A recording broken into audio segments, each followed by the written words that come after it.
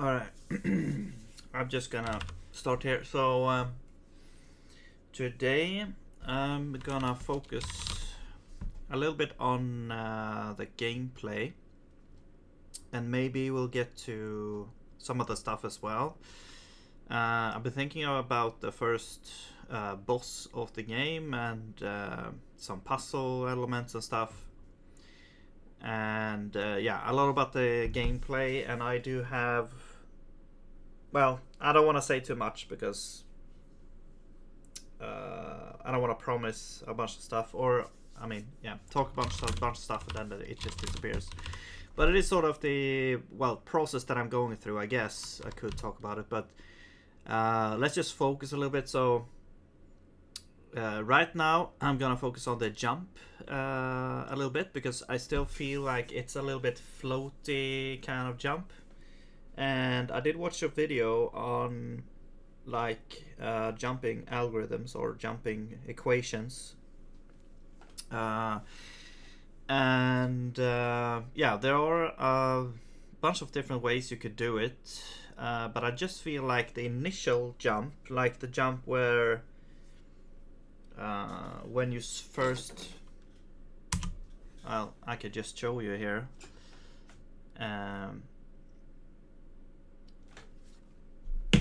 Let me see. Is it running here? No. Alright, so yeah, because I feel like the jump is a little bit floaty when you like first jump here. So if I jump up, you can see that, okay, at the start it feels good, but then when as it reaches the apex or whatever it's called, like the top, it sort of it feels like it takes forever to reach that top part, and I want it to be more snappy, I guess. I'm not sure about falling down, if that's supposed to be more snappy as well. Like, it feels also a little bit floaty, maybe. I'm not sure exactly, but I know that I want to fix sort of the jump up a bit, because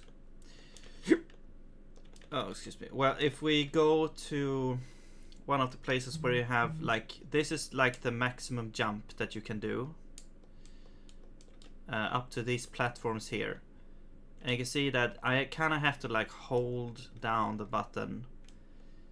I mean, of course I can release like this, but I want it so that it doesn't feel like I have to hold it forever to get up.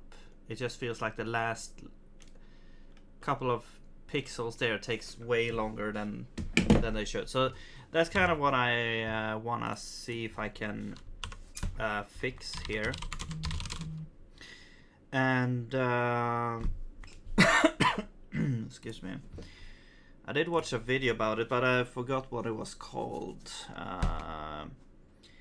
So like platformer jumping algorithm or whatever.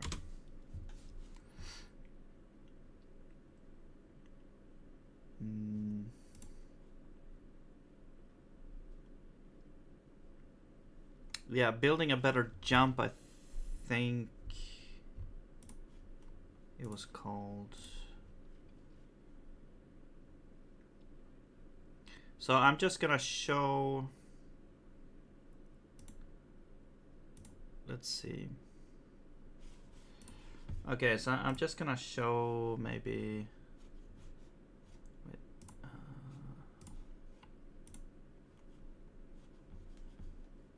I'm not sure. Okay, I'll just gonna,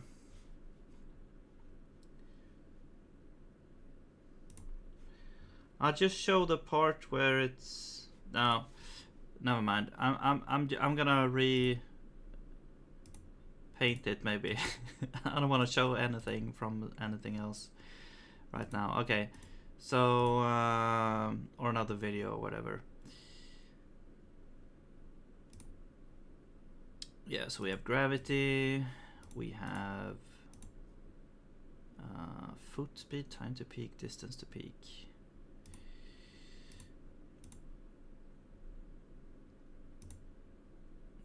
Yeah, fast falling, but that's not really the issue that I feel is happening. Variable jump, height jumping. So yeah, I feel like this is probably okay. I'll just draw something here.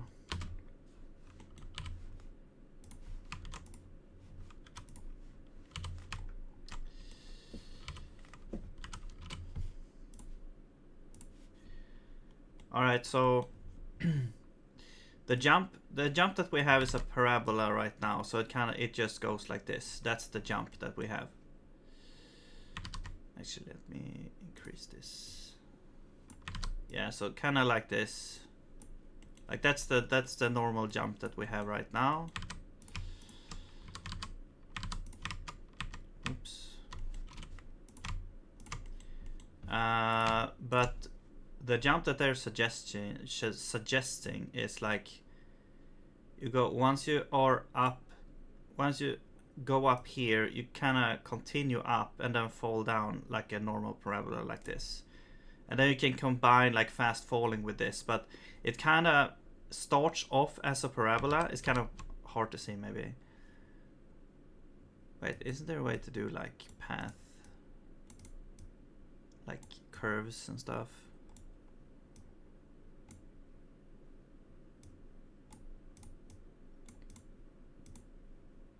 This one.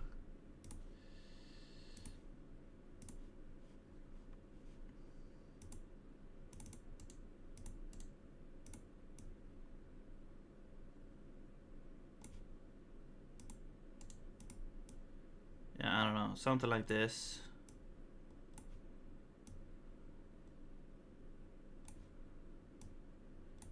That's the normal path. Oh. All right. That's the one. And then we have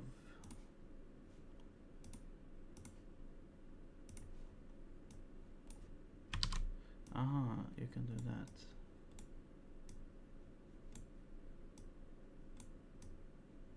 Or I don't know what the hell is going on. I'll just do this.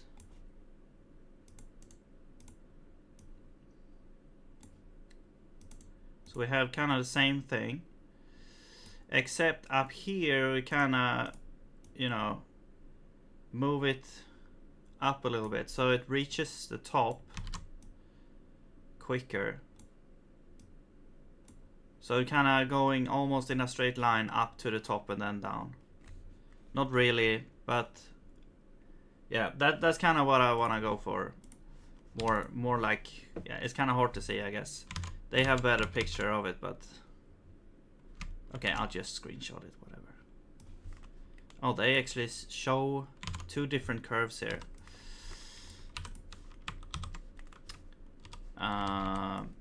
Okay, it's kind of hard to see, but you have two different curves. So you have one curve there. That's sort of the... That looks like the falling curve, actually. This is like the falling curve. And then you have the sort of normal jump curve. The initial jump curve here. There's actually three curves here in this picture. And then you have this fast jump curve, I guess. So you have one curve there, the falling curve, initial jump curve, which has a lot higher like magnitude. So the gravity is basically, the higher this curve is, the lower sort of the gravity is, because you can get higher.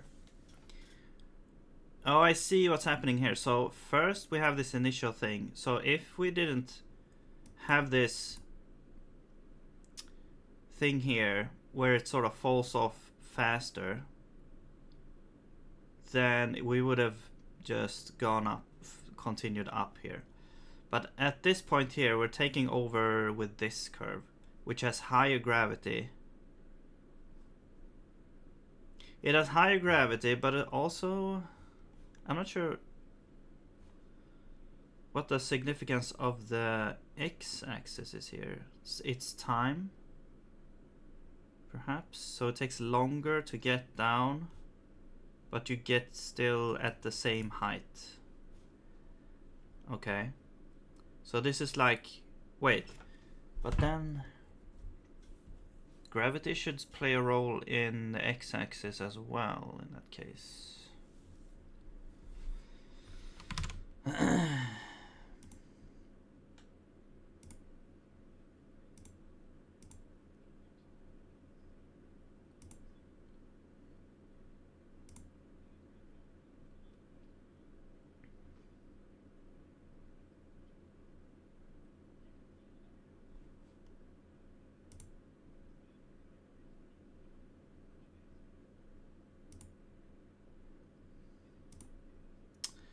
I'm just checking.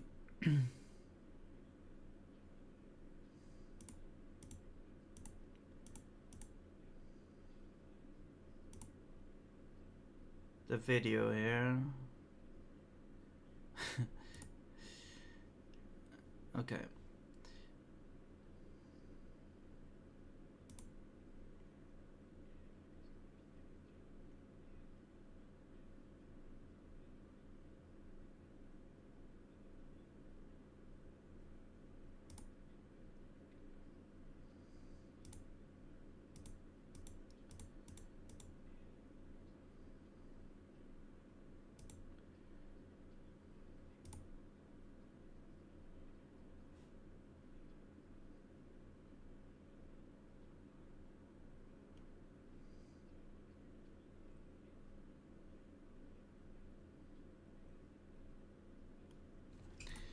Okay, so I think what I want to do is actually something like what we already have with the jump. So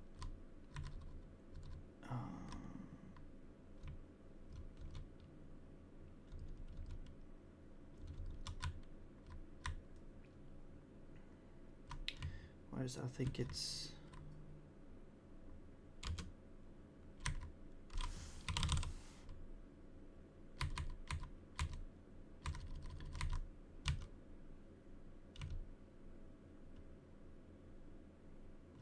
wait, where is this used? Is this not used?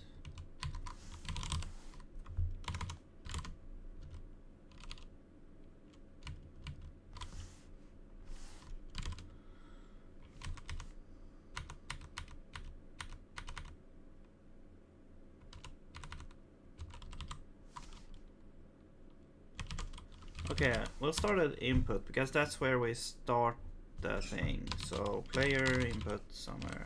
Yeah. Alright, now let's go to something jump. Right. So, well, we have both jump and double jump. So the jump here, we just set the velocity here to whatever we have. So yeah, that will not like do anything weird with gravity or anything like that. We're just setting the velocity to, well, we're setting the y component of the velocity to just some sort of jump factor here, or jump speed.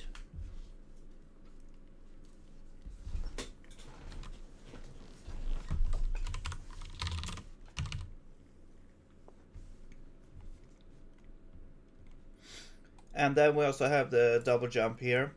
However, let's say we're normal jumping and we release the button. We're checking that here. So if the jump continuously input is not on, like if you're not holding down the button anymore, and the player is not on the ground, and it's not like climbing or anything like that, and we are still moving upwards. Hey, good morning. Abbreviated. What's today focus? So welcome, by the way. Today's focus is on the jump. Well, right now it's on the jump sort of feel in the game. Yeah, I figured it out. It took a second.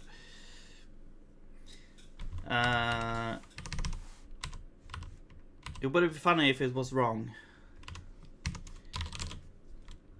If I was wrong there. Let's see. Yeah, so the jump mechanics right now is like, well, I'm just focusing on the normal jump. I want the jump to feel a little bit more snappy. It's a little bit floaty right now. Yeah. So, well, I can show you here. So the jump is like this. It's just I mean, this is just a parabola, really, you know. But what I wanted to have is more like increase speed so that the top of the jump does not take like forever to get. So if I show you over here, it's kind of hard to describe without actually playing the game, but if I jump up here, this is like the maximum. It's like, yeah, you can jump up to this height, but you have to, it feels like you have to hold down the button forever to get up there. It feels like a struggle each time you wanna like jump up this height. So what I want is to make the sort of the top end of the jump go faster, maybe. Well, my idea is that I would increase sort of the jump strength or the jump height so that the curve kind of goes up like this. Right now it goes like this because that's the height of the jump. But I want the curve to go like maybe up like this, like a bit higher. However, I want to cut it off up here. I'm not sure if this is gonna work out. I mean, maybe it will look stupid, but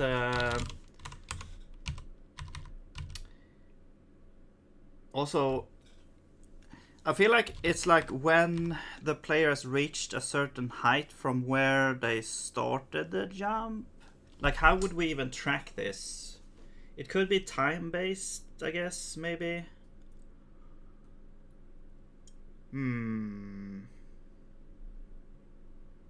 Because you can sort of, I want the same effect like when you're releasing the jump button. I can release it and then it like immediately stops the jump. So I want kind of the same effect except when you reach like a specific height here.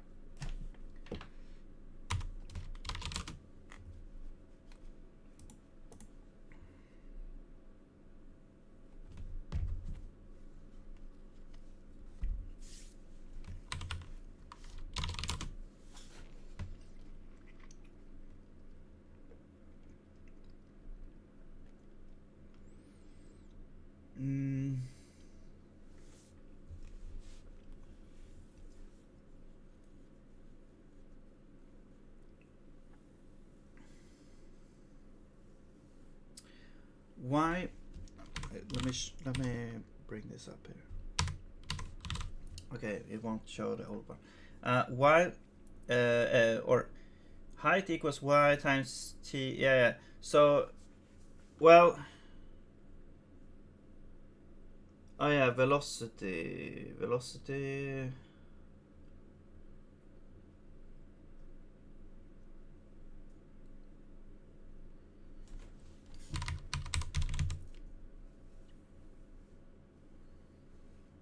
Yeah, I'm just trying to think here. Let's see. You start at 0.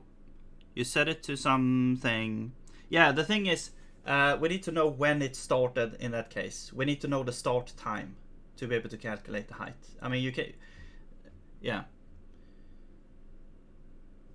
So it's like as long as you continually hold the button, it should have the same equation. But then you have to know the start time at when you press the button. So we can keep track of that. That's not a huge deal. we can just add a left ground at thing.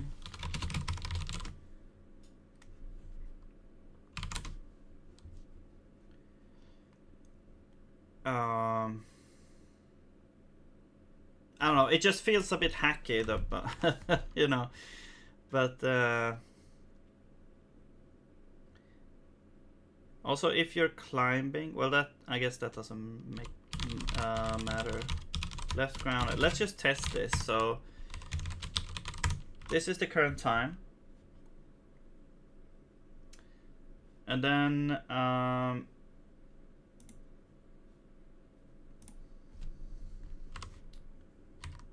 we'll check here. So let's get rid of this check.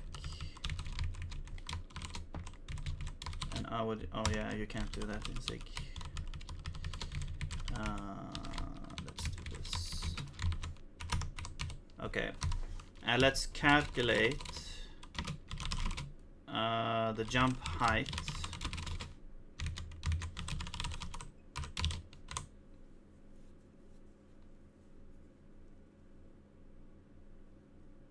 Yeah, no, it's fine. It's a good idea. It's just the equation probably is good, but I do need. I think I know. We do need to know when you start the jump in order to calculate. I think, because how, like, we need to know the t. The t is what? T is t, like in your case. I'm gonna call this delta t here, because it's the time from the, what's happening here?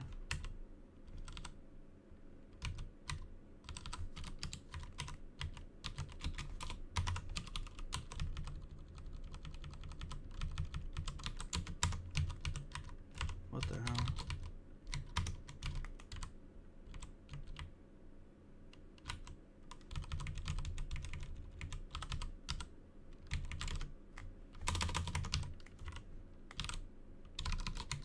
Oh, okay. Yeah, time since jump. So that's the I'm going with your solution. It's just that I needed to store the time somewhere. Oh hey, alternate question. Do you like how the free falls look? Like free fall from height? Yeah, I'm gonna look at that as well. I'm not sure if I'm gonna increase the speed or what I'm gonna do with it, but I do wanna just try it out. Maybe I'll play some other game as well to see if I can sort of feel the difference as well. But I'll just put something in place here so that we can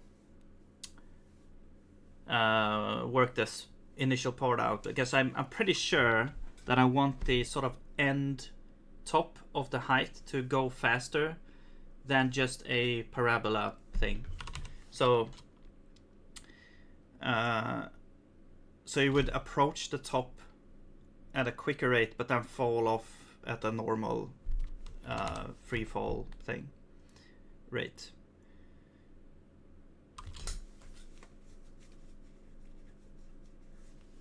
And you know, air resistance doesn't really get into play here. So, but let's see. DT is gonna be game T minus left ground at, or jumped at is probably a better, jumped at. Yeah.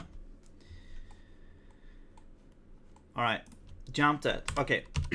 And so now we have that, and then we can say the jump height. Okay, let's look at your thing here. So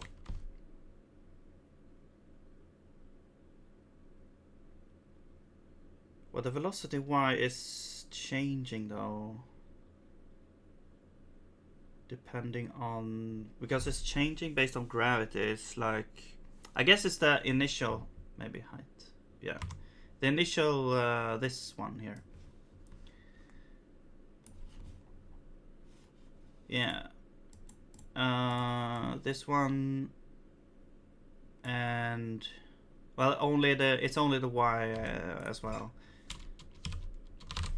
But yeah, and this is without mass or anything like that. Okay, so that's the initial thing. All right. Well, this is the initial velocity. Y. Current jump height, then initial times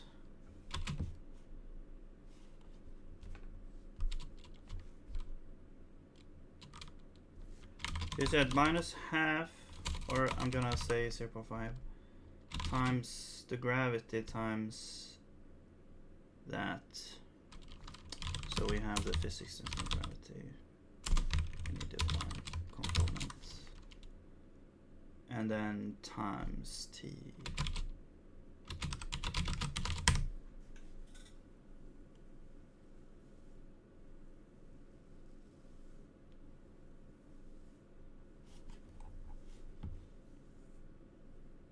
Because it's the integration here, right? Let's see.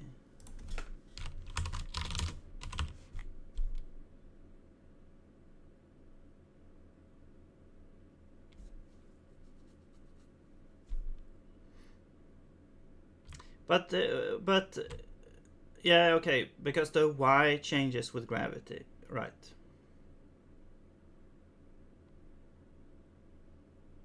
Yeah.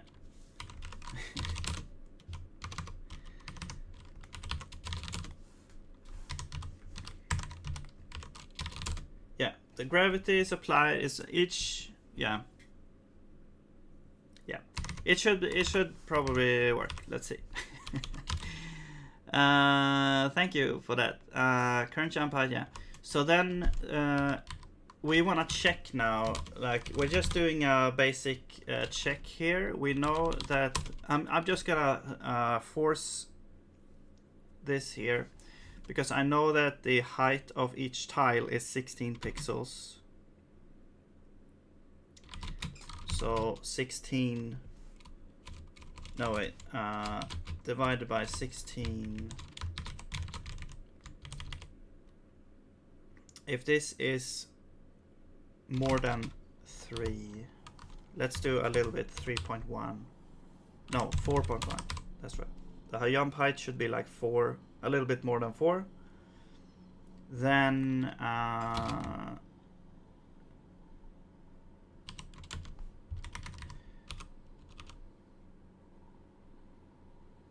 yeah, since this is negative, this is gonna be like a negative. No, wait.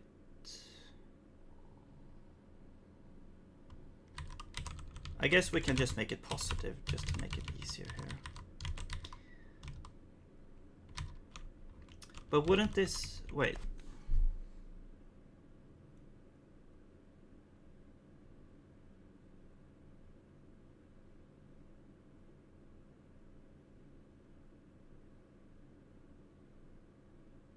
Shouldn't this increase in time?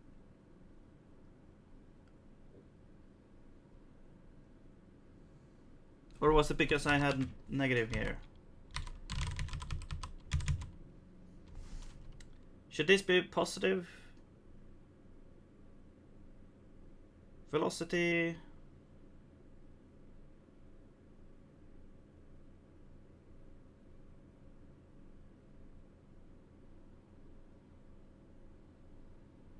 Ah, okay.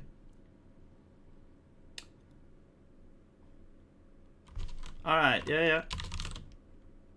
Oh yeah, because this is the height. If no gravity was applied, and then this is the gravity applied, and so it... Okay, yeah. Alright, yeah. Okay, so then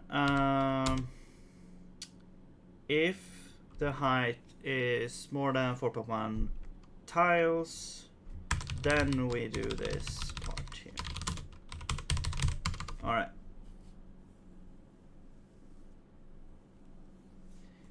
And we also need another check here because it's gonna go in here again.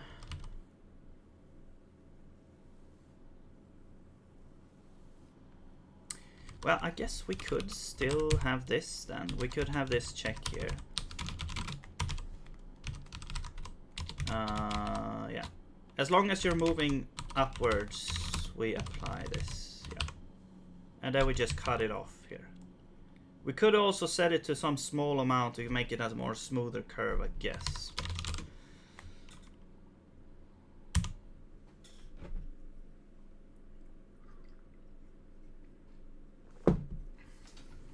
All right, let's see. Maybe things like that. Maybe we should use something like what's it called? Like Desmos. What's that called? Online sort of tool for.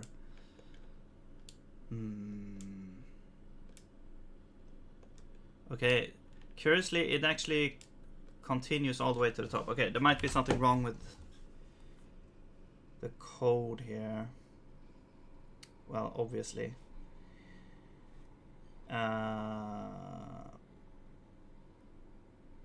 Does it even go in here? This is like going up. We calculate this. Let's log.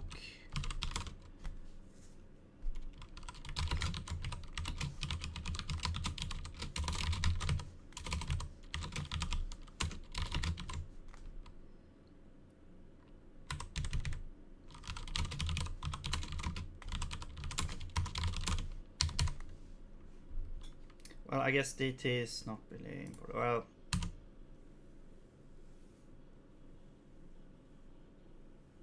yeah, Desmos, yeah. Oh, you were about to share that. Yeah, I've used it like...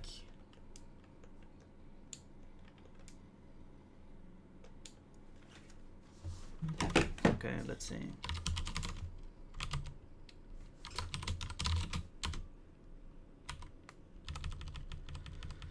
Initial 152. Okay.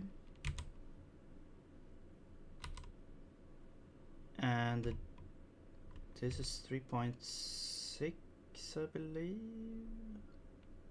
Or I mean 36. Hang on. Okay. So it's like once we reach that point. However, if the button is not on, then we should just, then we don't really care about anything here.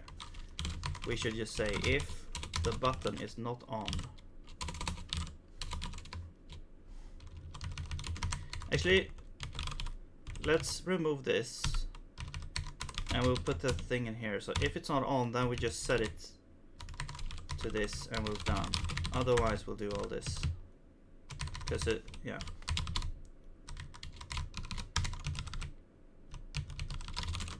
Although it still felt like there's something wrong with the equation here. Let's see.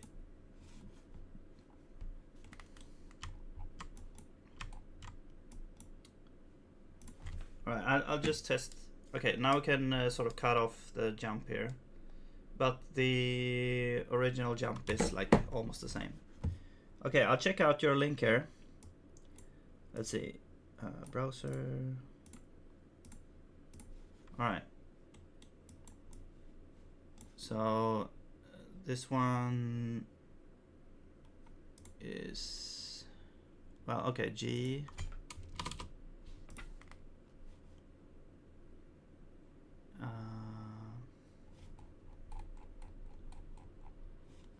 Right.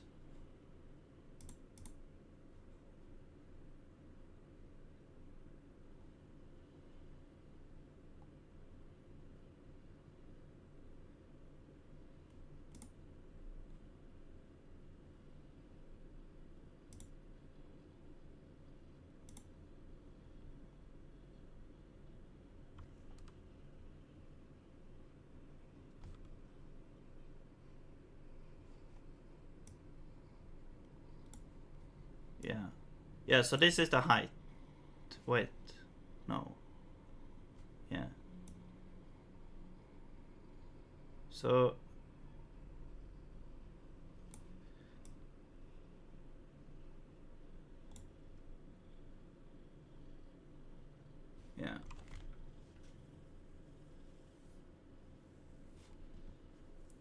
Right.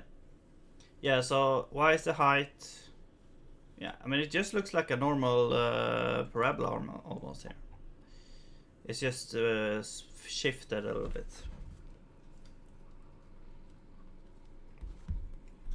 Maybe it's more straight.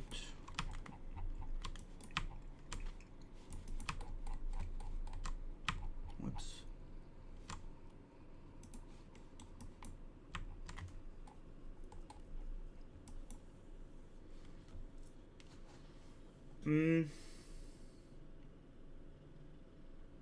I guess it's because of this.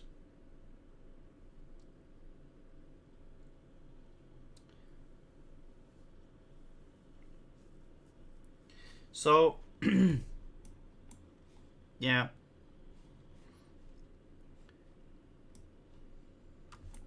Oh yeah, I'm stupid. What I wanted to have, let's see if I can do this. Let's do like, let's just magnify this here. And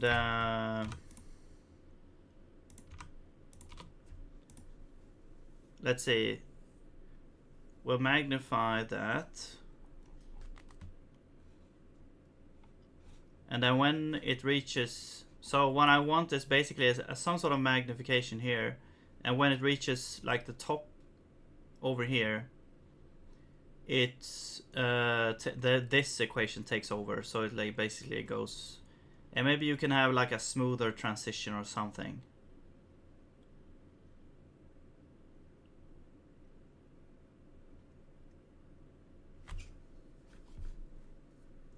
Yeah. So if we go here and we say, where is it? The jump factor. So let's do like ×2.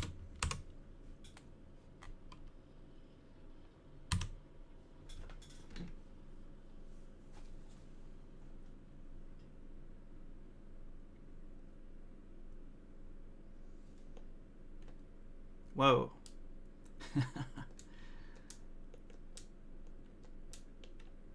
Okay, yeah. But okay. Well, let's do this. Let's do one jump up to the top.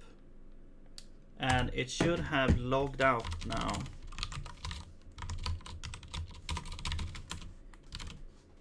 Oh, it's logging. Right, the last log should be the one that it's actually dealing with. Current, oh, it's the negative.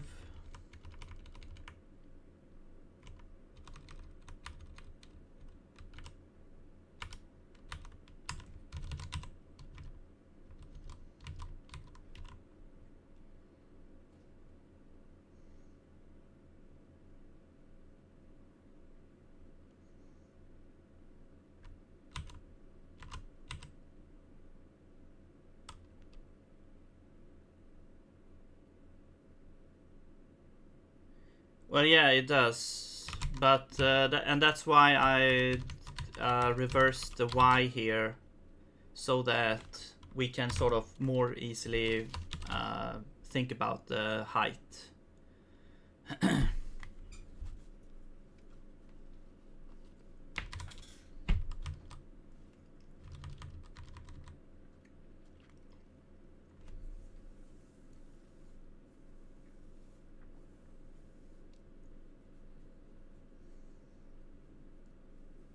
But it looks like initially it increases, but then it decreases.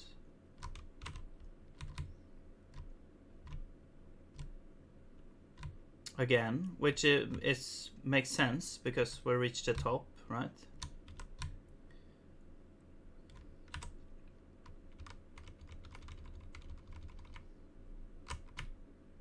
Right, somewhere over here.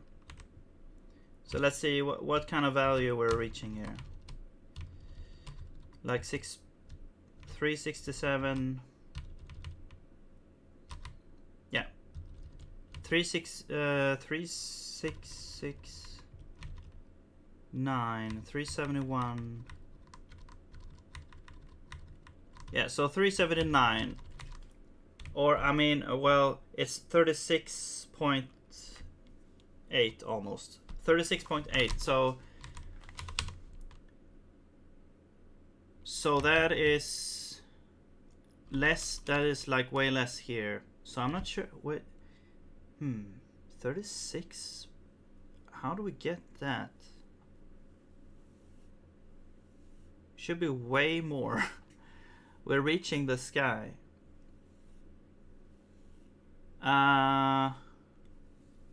Well, it might be because I'm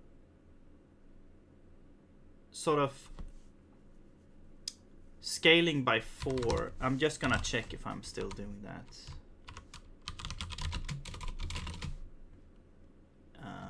Scale 4.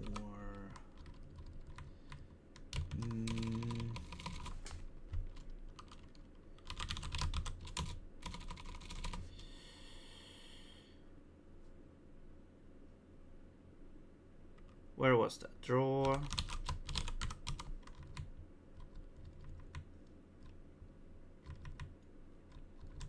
Or maybe I might have got rid of that.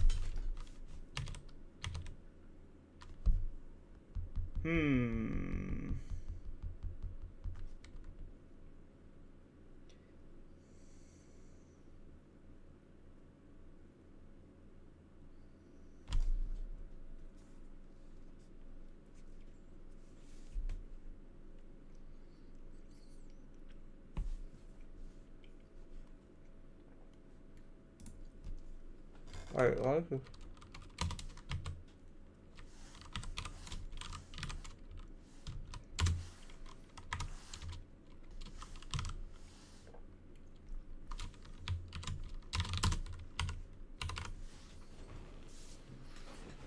Hello, Blue. Welcome. How's it going?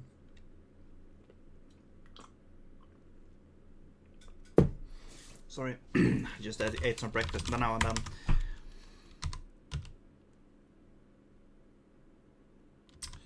Okay, so DT there. This.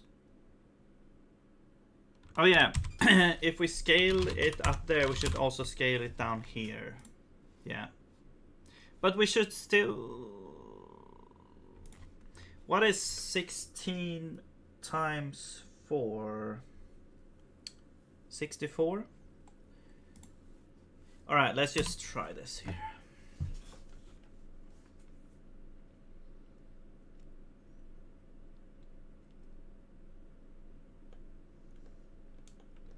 Oh.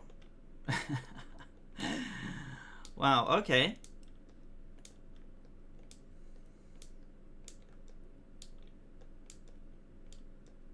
Whoa. Okay, well, it's definitely different. Also, the double jump is acting very strange now. Let's see how high this goes. It is sort of a nice way to make sure you reach a certain height, you know.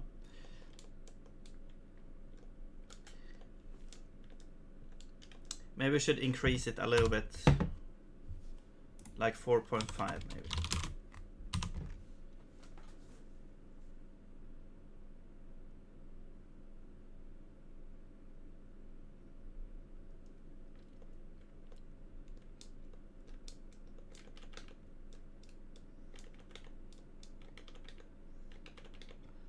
Well, this is not the final product, but okay, now you can see we kind of reach the top and it goes down. I do want sort of a smoother like motion there.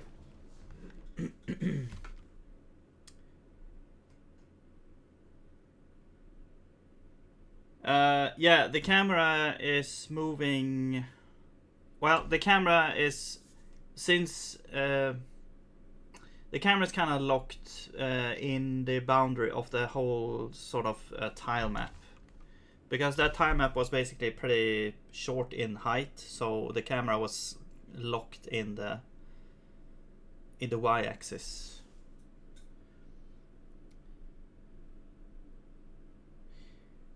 I imagine we could get rid of the equations and just compare it with dt. Yeah, we could also do that. But this is a way to sort of compare, okay, how many tiles have I jumped? So that we can sort of say that, okay, you're gonna be able to jump 4 tiles up. You're gonna be able to reach 4 tiles high. So this is kind of a way to sort of force that. I'm not sure if it's a good idea to do it like this, but I don't know. That I just saw that as a point of having this equation here.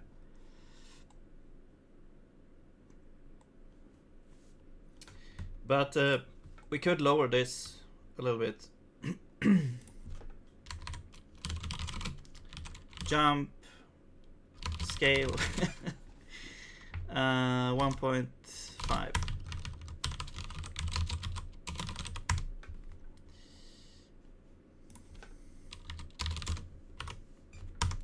This is like this is sort of, I guess, jump scale jump.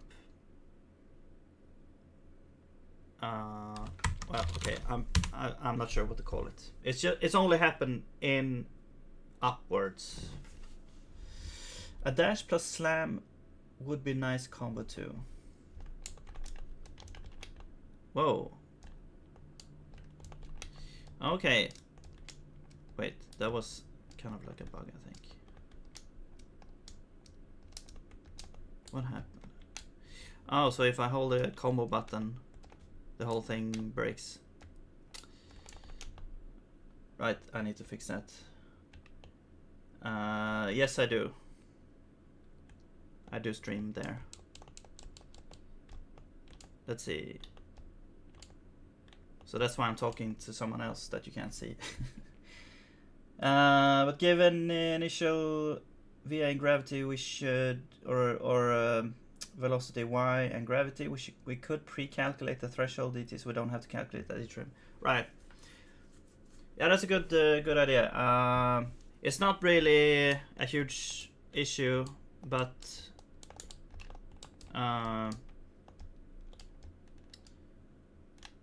let's see. Yeah, you can see I'm kind of, this is like a bug. I could fix that, but yeah, you can see here that we kind of cut off at 4 tiles. It's still, you know, it doesn't feel I don't know, maybe it's actually pretty good. Although I would lower it a little bit more.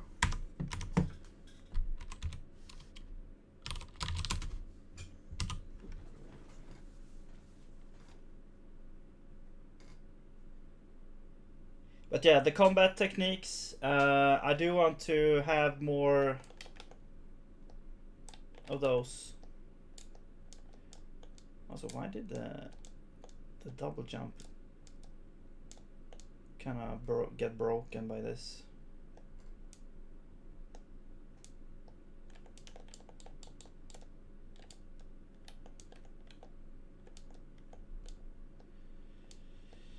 The thing is, I don't want to have too much state, like arcane states, flags and stuff. The thing is, right now we're checking if the velocity is like, if we're going down basically, to run this logic here. But I do want to add just a little bit boost upwards at the end. I don't want to, well, if we stop the button, we might just go down. Well, no, if we stop the if we stop the button press, we should just set it to 0. If we are at the top of the height, I think what we want to do is we basically want to switch over to the original equation. How would we do that though? We have to set velocity to something that would be equivalent. I mean, we could just, couldn't we say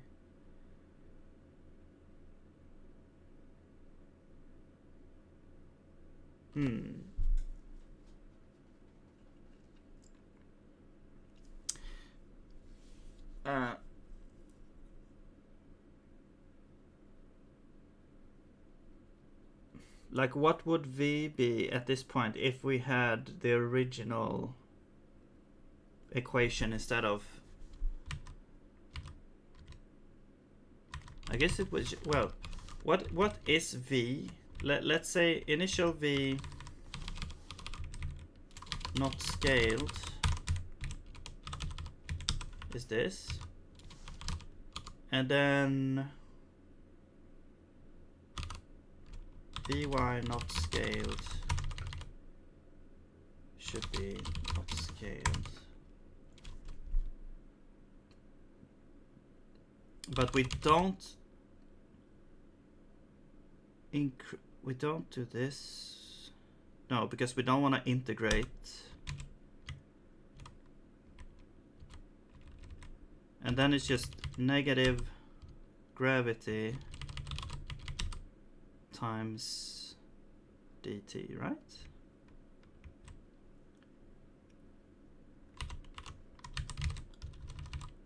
And then we set this to be that.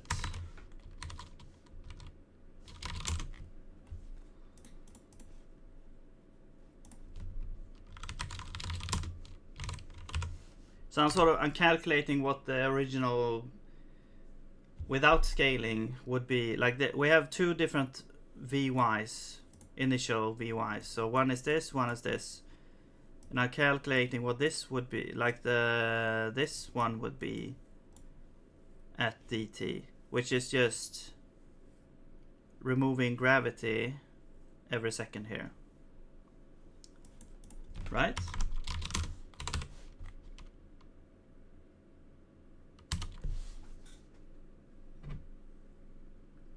Oh.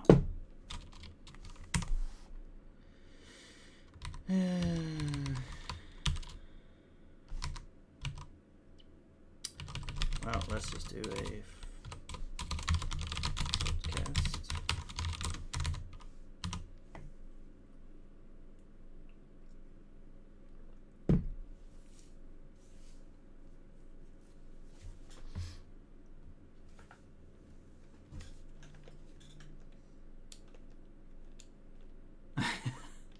Wait.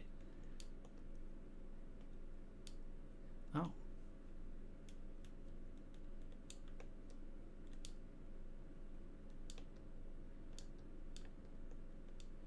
Okay, this now it feels super buggy.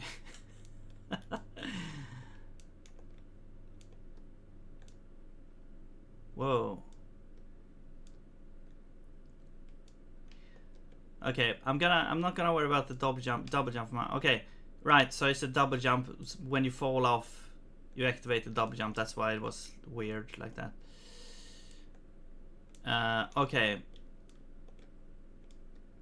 Well, now it feels like I'm hitting the ceiling instead. I think it's because the original... Yeah, the original velocity is not high enough to actually make a smooth transition.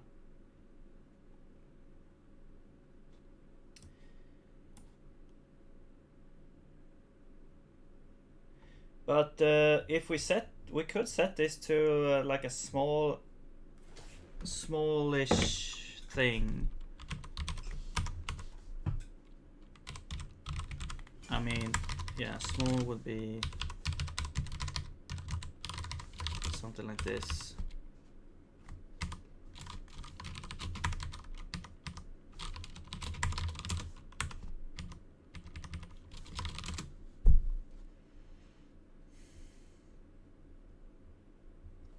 So what would the issue be now? The issue is that we still go in here and we will keep setting this to 2 because the only check to see if we should go in here or not is this check here, if the velocity is less than 0. And so, yeah.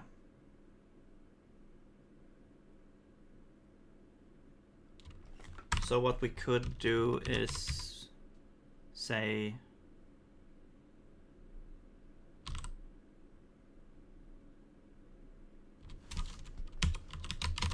Okay, I'm just gonna do something stupid here. I'm just gonna say, have we reached the apex or not? Instead of this check.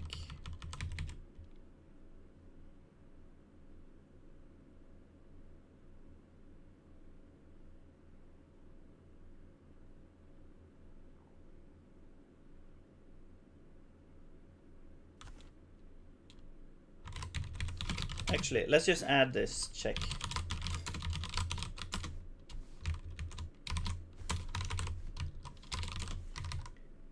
Wait, no, if we haven't, right? So if we are,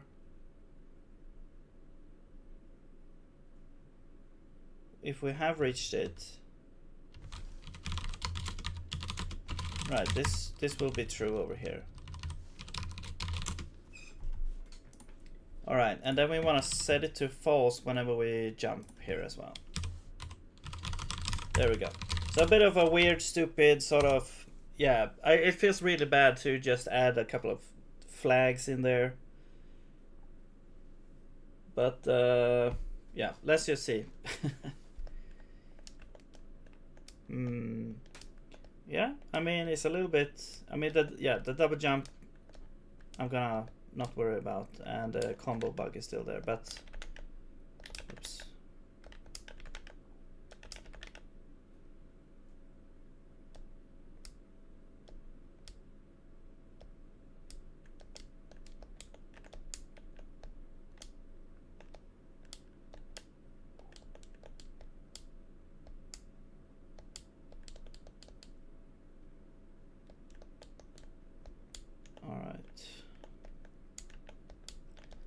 It's actually harder to like make these kinds of jumps, but it's not really, it's not gonna be that kind of game, I don't think. Well,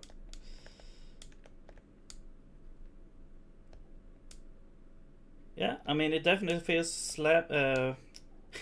snappier.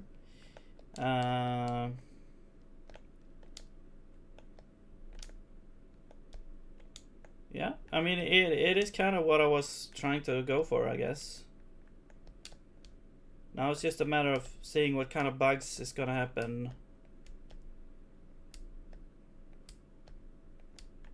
It feels a bit weird that the double jump has like a different, the double jump is more like a parabola. Is this even good? Well, do we want to fall even slower?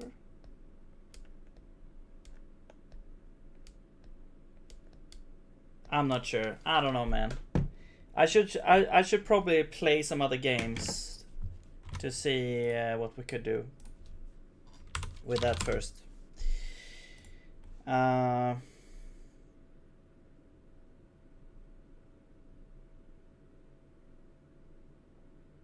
Or maybe it's just a matter of tweaking this a little bit here.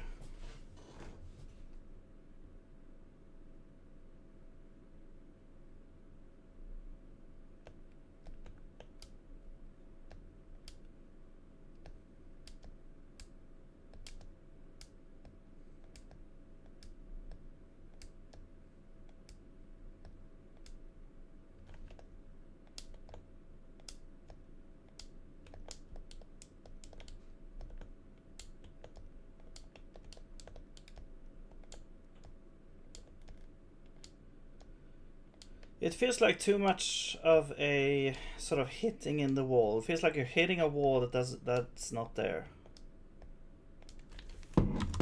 Let's do this actually. Let's take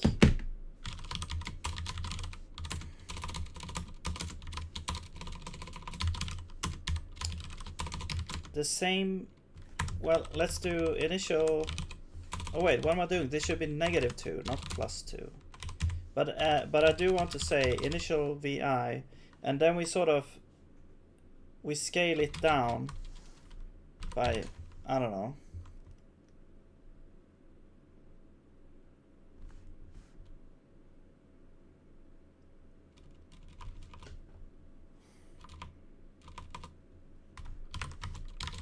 Or maybe it should be constant.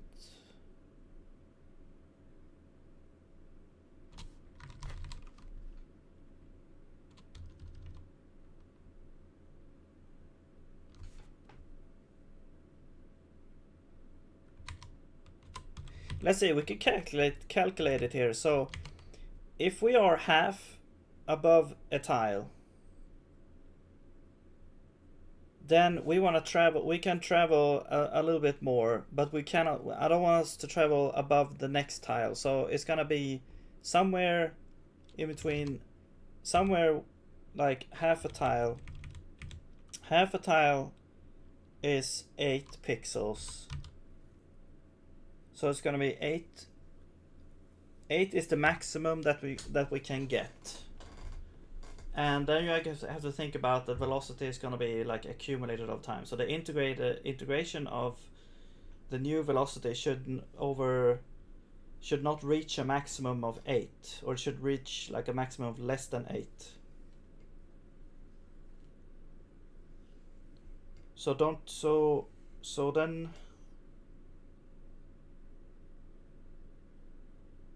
yeah, I don't remember the maths too much here, but don't you take you take the derivative and you find the maximum value where it's, I mean, it's just a x squared thing. So the derivative is 2x, so 4.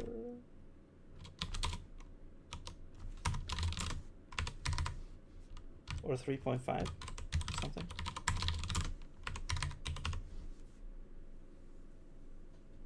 No, wait.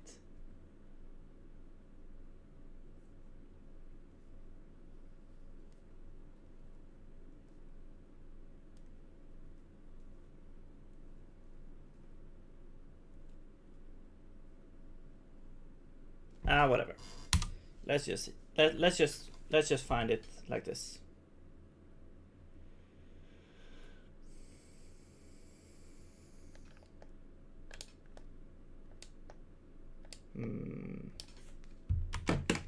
Oh, it still feels like it's like going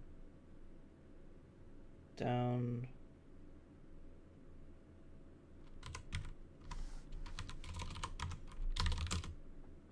Oh wait, it should also be pixels. No, actually no. That's just 16.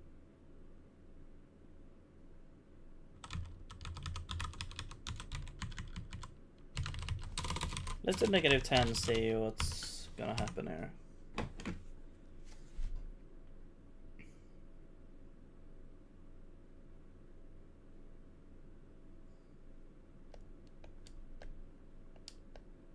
It still feels like you're hitting it like a roof.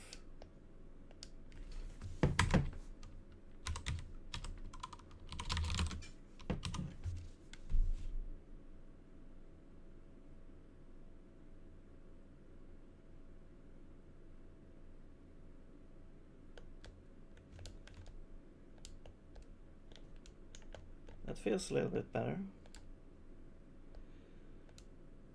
Hello, Plusser27. How's it going? I'm not sure what that means.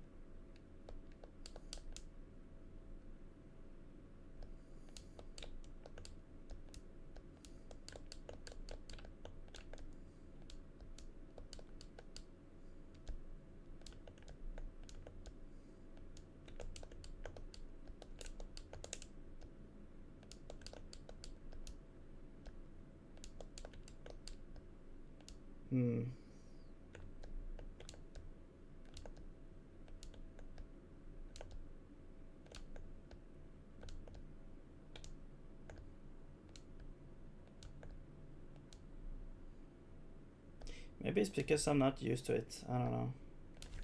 We'll see. I think we'll keep it like that for now, and we'll see. I think yeah, and I have to fix the combo thing here. Neat is equal to not in education, employment, or training. Okay. Game looks nice though. Oh, thanks. Not in education, employment, or training. So what are you doing?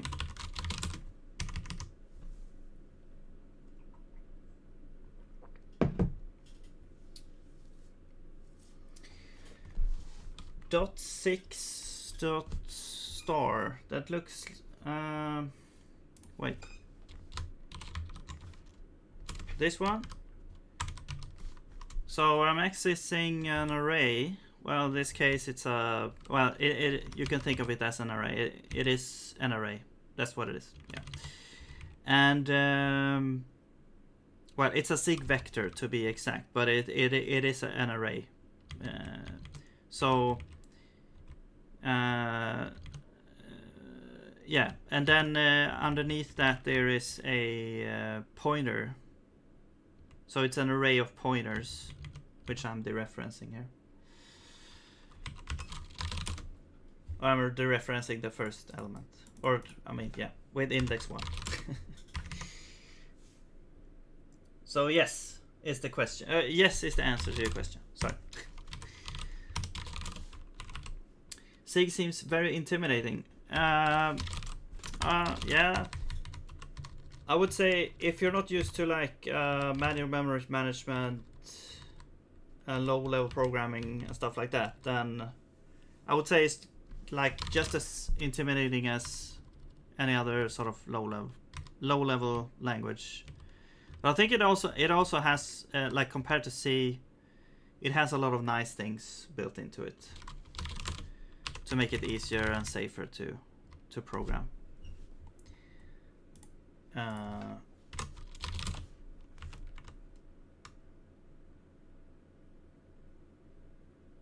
Let's see. Yeah, so we have the, where's the combo thing? So if we're handling combo input, we should still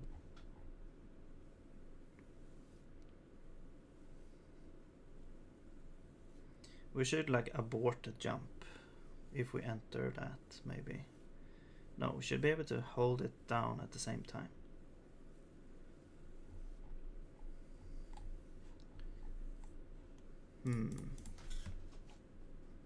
Especially the explicit memory allocators filtered me when I tried learning it some 4 years ago. Okay. Yeah, I get it. You know, new things are scary.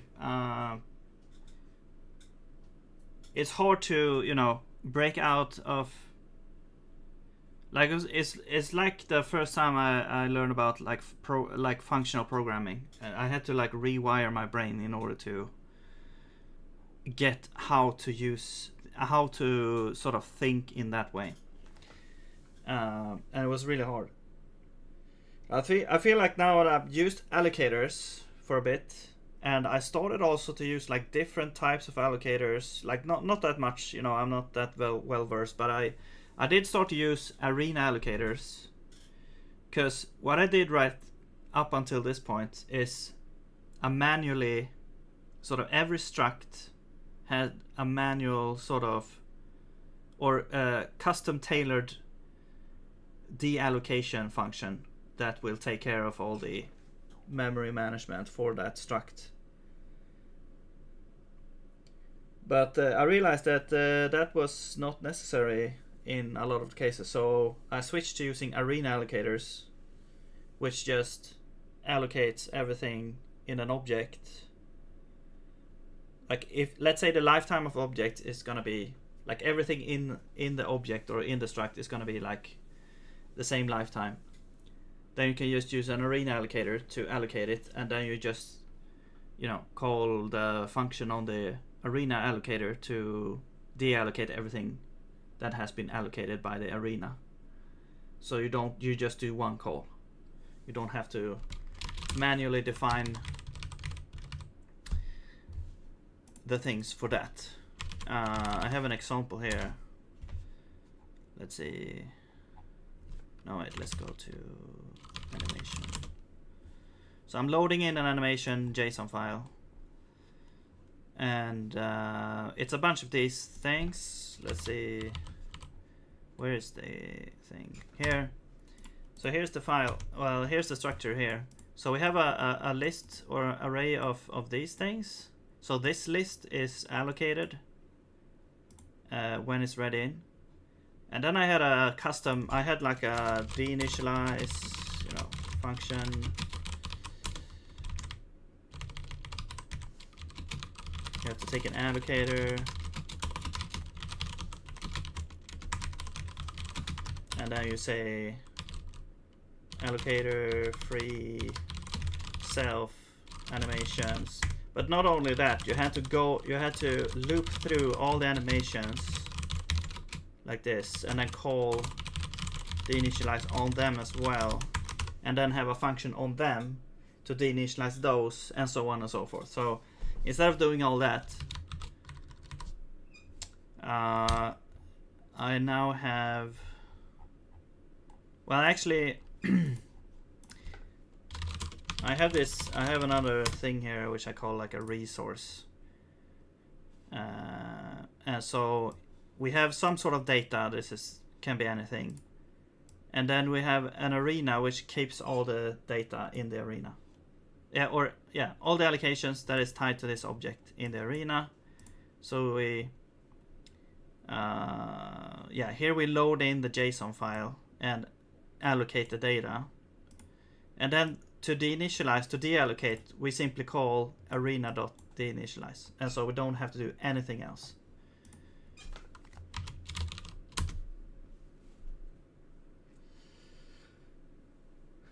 I keep hearing about people using arena allocators, but to me it seems limiting. But I think that's a definite skill issue on my part. Do you just use the arena for everything, or do you have different arenas for different scopes? So this arena is only for this. I mean, first of all, I'm not saying I'm an expert on this subject. I just recently started to use arenas instead of manually defining all the deallocation. I just recently did this, so I'm still sort of in the evaluation period to see if this actually works good. But so far it has reduced a lot of code and complexity there. And keep in mind, this is only for the thing that I've used it on for now is only for sort of data that doesn't change as well. I mean, you could technically use it for data that changes as well. I don't think there's an issue using it on data that changes, but this is basically just allocating a JSON file that I read in, basically. And I'm using this arena here and I'm deinitializing it, and so it works really well so far, and it also became a pattern in itself, so I can use it for all my different sort of data files that I read in. I would say it's really good, but I don't use it for everything. I have a lot of things I still manually sort of deinitialize, or deallocate, or free, or whatever you call it. So I don't use it for everything. I have different arenas for different things. But as I said, I'm not an expert on this. There are like articles and stuff out there, but I have not gotten to actually deep dive into it. I'm kind of exploring it for myself and feeling like, okay, what do I actually get by doing this, and exploring it by myself, or for myself, for now. And I have looked a little bit into what kind of allocators there are, but the most one used is this one, general purpose allocator. That's just, you know, it's just an allocator. It's kind of like the, you know, malloc or whatever in libc. And then we have other stuff like page allocator. Yeah, there's no documentation here, but I would, well, page allocator. Yeah, I don't know. Wait, where the hell? Where did I go? Page allocator. Here. Page allocator. There's also this one, which is like a thing that you always can access. On operating system support memory mapping, this allocator makes a syscall directly for every application and free. Okay, that sounds. Otherwise, it falls back to the preferred single. Okay, yeah. So there's a bunch of different like allocators you have. Yeah, I can't go through them and explain them, but yeah, there's a bunch of different things here. But the ones that I'm using is general purpose allocator and the arena allocator.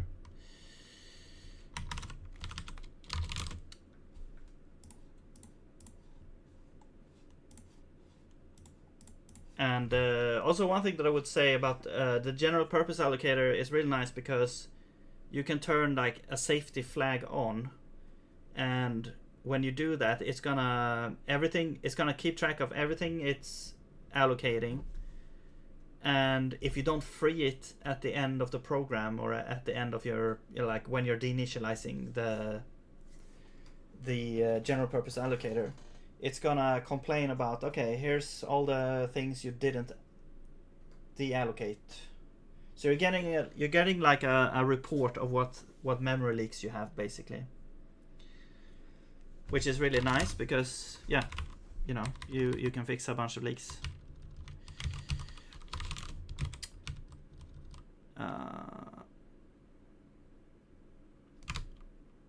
Now, okay.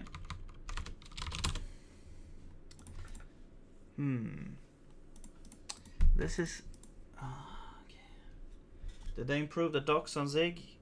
I think they have improved it a little bit, but I mean, it's still lacking in a lot of places, I would say. It's still, you know, it's not a stable language yet. So each major version is probably gonna break something. Last time, like from 0.13 to 0.14, which is the latest sort of release, I'm using 0.14.1, I believe. They broke some stuff like, well, it was pretty easy to upgrade, but it's still, you know, if you're using libraries, you have to wait for them to update.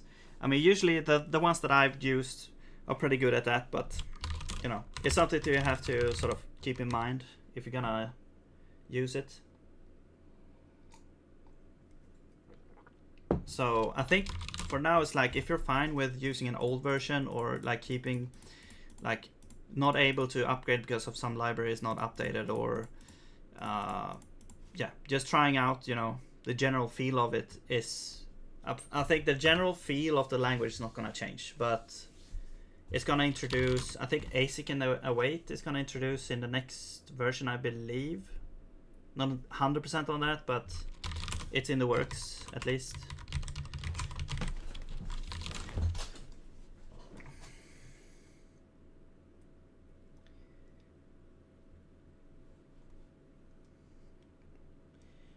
Did they write their own compiler, or is that another thing?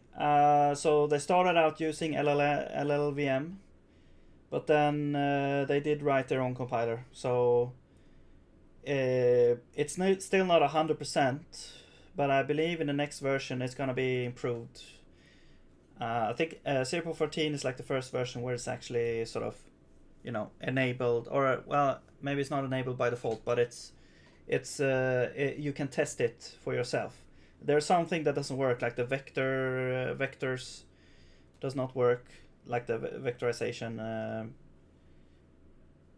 well, the built-in sort of vector type in Zig, and yeah, that because I'm using that a lot. It doesn't work for me, so I can't use it.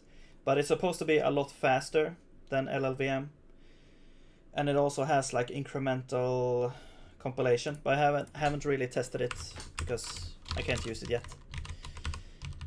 But I think the next version will, which you can actually use and start to use like 0.15, but it's not like 100% complete yet. But it's available on the master branch, I think. So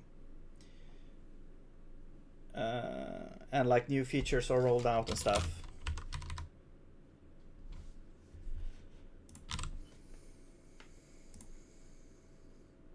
Let's see, handle combo. So how would we? So I would probably wanna move this part into like handle jump.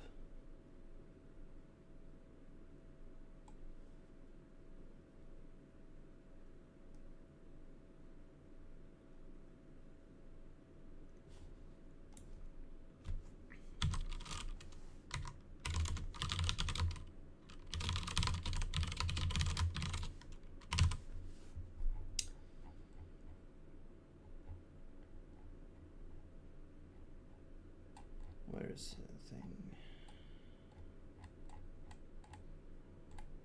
Oh, this is the player. Yeah. So handle player jump input.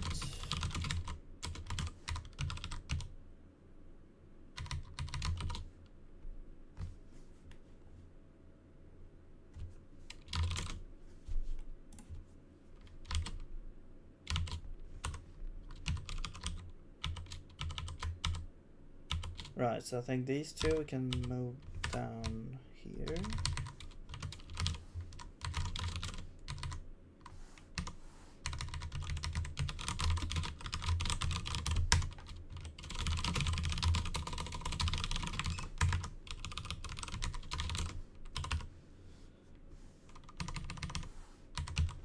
So are you C or C++ or what you usually use? You see, use, yeah. Well, let's just pass this in there.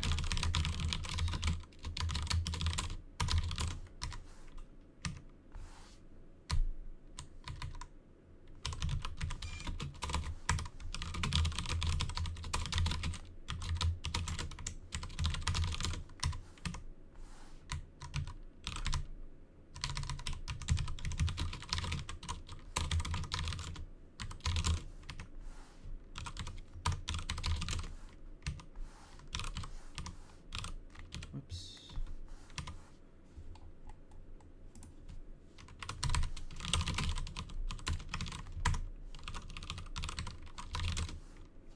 There we go.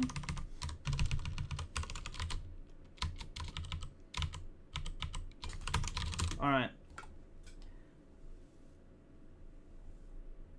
Now we can say here, yeah, handle jump, and we pass in the registry, play component, play body, game.c. There we go. All right. We're gonna see if this makes a difference. I'm pretty sure you can't combo while climbing, but now we can call this in this function as well.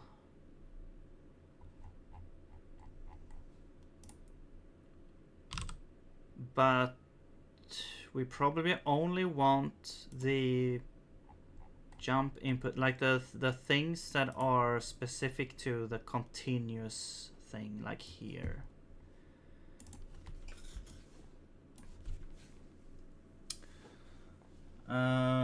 Go JavaScript. We wanted to learn some low-level language, but cannot justify C for anything useful. C++ will take like 6 months to a year to get comfortable. Yeah, I see. Also, you have Odin, which is also like, I guess a modern take on C.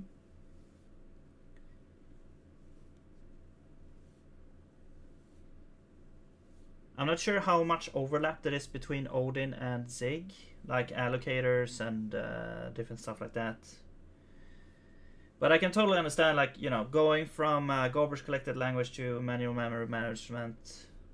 I mean, you also have Rust as well, but I would say it's probably a bit harder to learn, I think. Odin syntax seemed too high level for me, as in it was hiding too much stuff. Oh, okay. I haven't actually tested it myself, but it's just what I heard, that it was like a modern take on C.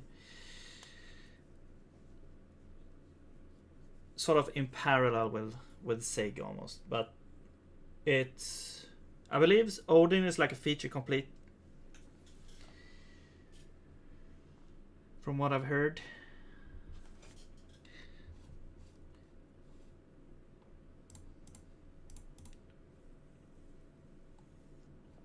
All right, I think we copy this.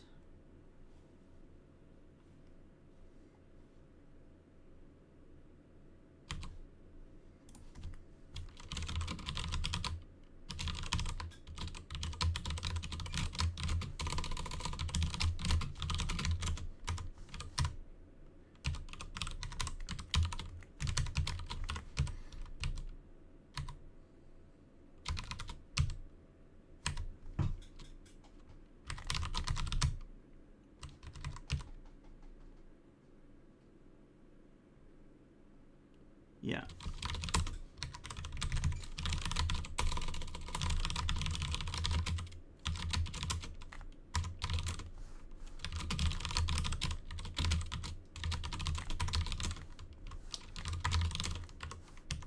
And oh yeah, and you know, pointers, stuff like that. You can run, like, the issues that you can run into using manual memory management and pointers and stuff can be pretty hard to sort of debug and understand what's going on. Like, getting a seg fault is like, okay, you get a vague understanding of where you need to look. I guess the best thing to do is just, well, in that you could also always debug the program, but if you have a lot of sort of loops that you need to go through and stuff, and you don't really know exactly where to begin, then I think the better thing is to do small increments and test that it works. Because then you can more easily isolate like where the issue is.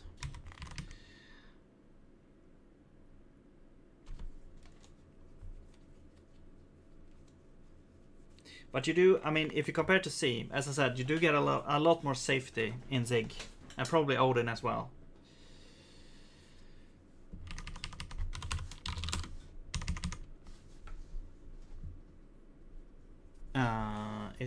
Yeah. So let's just put in the state here, I guess.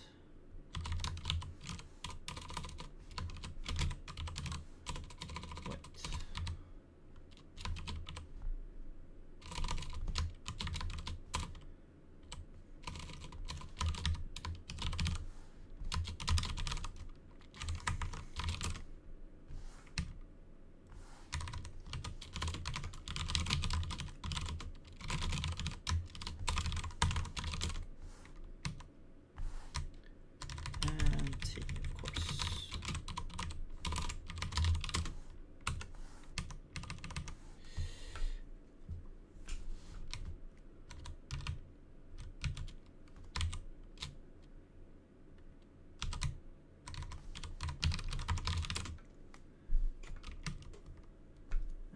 When I played with it, I stumbled upon some poorly implemented standard lib functions. I think it was string contains that was using some weird algorithm, and just doing a double for loop looking for the needle in the haystack was faster.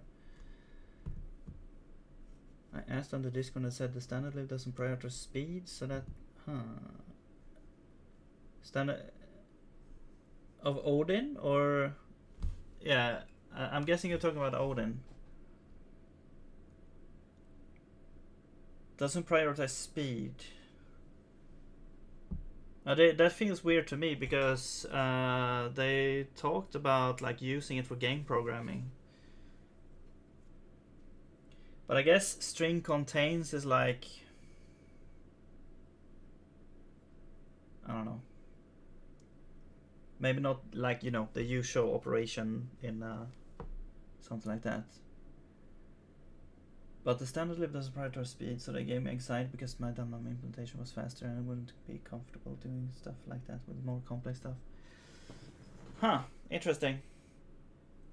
I mean, for my impression of it is like they can use it to make some really amazing stuff, like game dev stuff.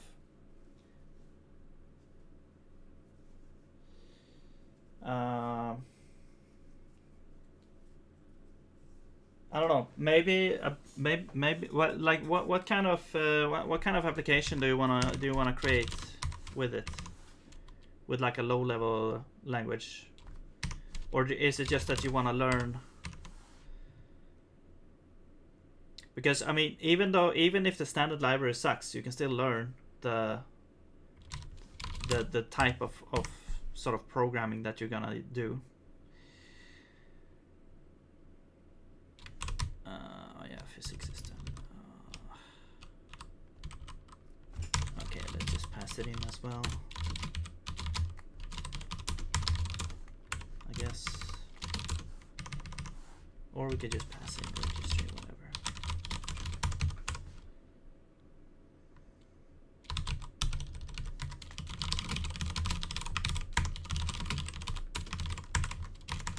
Alright. So let's do else. We do that. So we have to do it in the else here.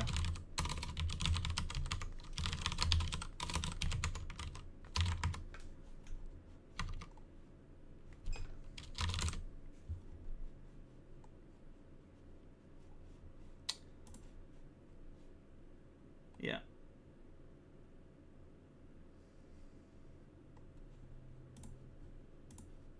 All right. So the idea is we call this function from the combo input and it will handle sort of the end of the jump as well in there. I mean, I know it feels bad doing it this way because we have like multiple points where we call this function. I don't know. But yeah, and probably other stuff that's supposed to be sort of happening is not happening again. But it's like this is sort of a special thing. I'm pretty sure I'm gonna scrap this whole system anyway, like the combo stuff, and replace it with just natural combos happening.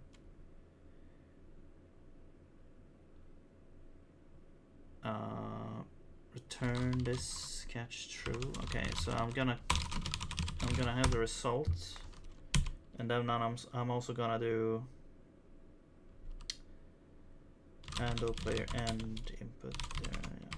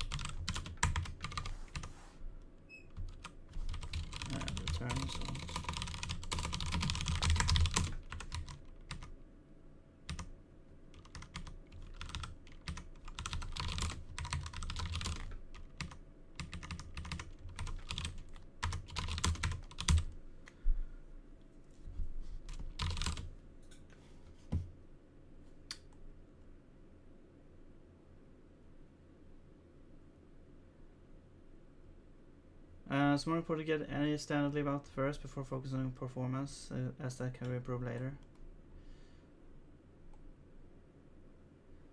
yeah. If it's like an early language and you want that thing standardized, it's better to, you know, have the users be able to use it, use the standard version, so they don't have to like invent their own or spawn a bunch of libraries and stuff. I guess, yeah. The algorithm was used best. The algorithm used was best for longer, something like 12 plus length strings. And even then wasn't much faster until you reached very long strings for programs to make. I have no idea. I guess just learning about memory and being able to use it for something useful always seemed interesting. Yeah. I mean, yeah, it would be, you know, just for optimizing, like having a performant program.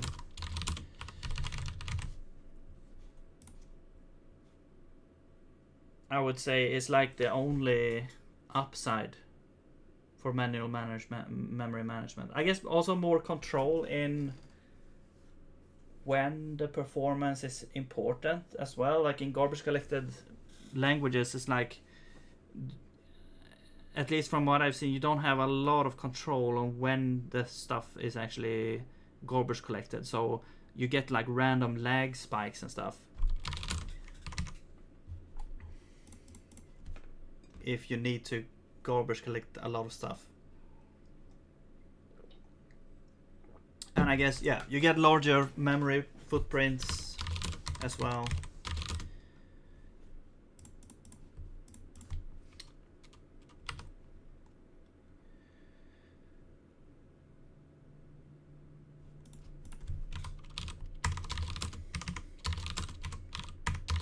Okay, so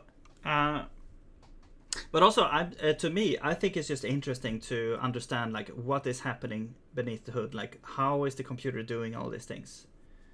You know, how does this? I've delved a little bit in how the CPU works and the memory. Like, how does the hardware work a little bit? Not super, you know, into the weeds of it, but more like abstract. And all. I did learn a lot about how the super basic, sort of the first CPUs worked, and how they actually sort of access the memory and access different devices in the computer and stuff.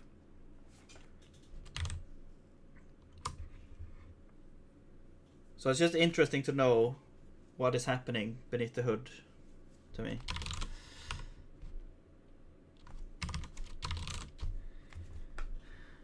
And yeah, but for programming, it's like if you want to go even deeper, you could go into assembly language. But I would not recommend actually building like projects in that. But it's interesting because that is sort of the language that the computer is actually using to run the stuff. So every language is compiled down to that basic thing.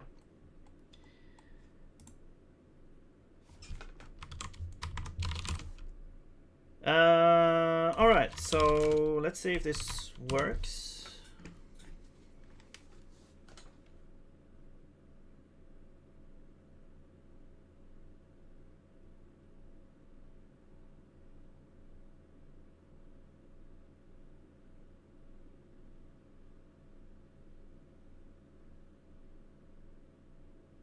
Well, okay, I'm gonna correct myself. Not every language actually compiles down to assembly. There are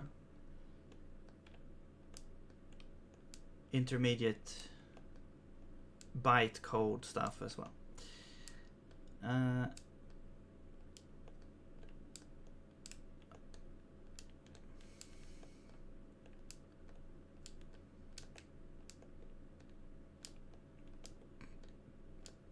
I feel like when you're trying to do like a maximum double jump, the sort of cutoff is still very sharp.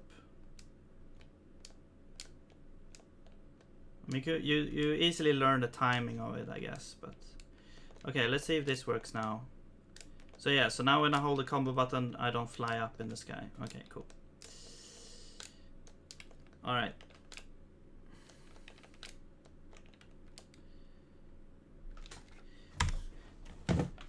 Okay. There we go. All right, so I'm still not extremely happy with the jump stuff. Maybe it just requires a little bit of tweaking, but I think I'm not gonna do that on stream. It's just, you know, tweaking a bunch of stuff, making it feel better. I'll do that off stream, but yeah, we have a little bit more sort of, you know, more advanced, you could say, jump equation going on here now. And we also have this, like, a way to sort of set the jump height. Like, you could say, like, jump height, jump normal tile height is 4.5. Just, you know, the whole magic number discussion. This is the case where I feel like it's nice to have this here. There we go.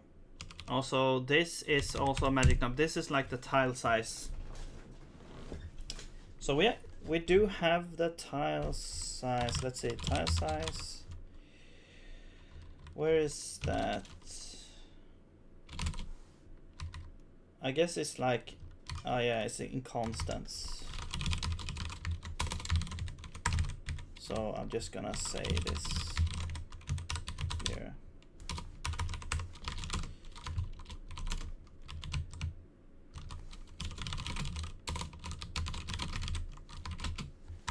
Wait, we have, I think, config.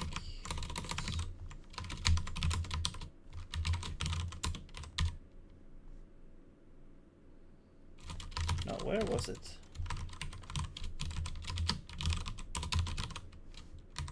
Constant game constants. Oh yeah. Oh yeah. So then we have it in here.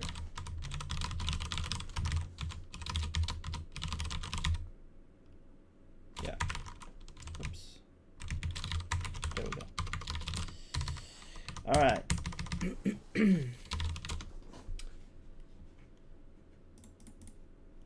Okay. So I'll put this there, but I'll say like needs tweaking, let's say. So it's not exactly done.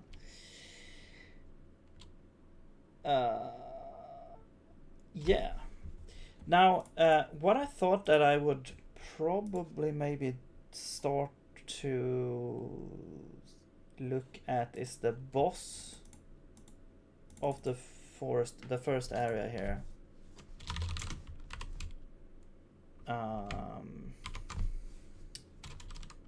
Let me open the editor here.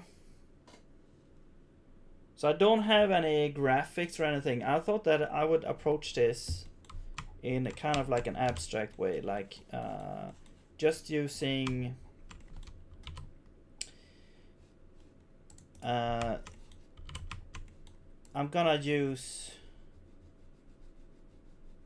sort of, you know, just squares that move around and a big square for the boss, and yeah, maybe like indicators or something. So I'm not exactly sure exactly how this will plan out, but I have a vague idea. So I'm just gonna create, just to have a little bit of graphics in here.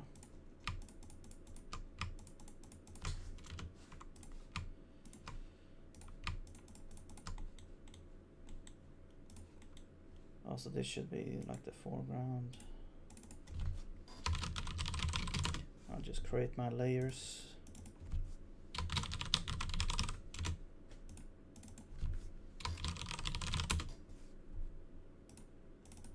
I usually have these layers here. All right, focus. Paste it in there.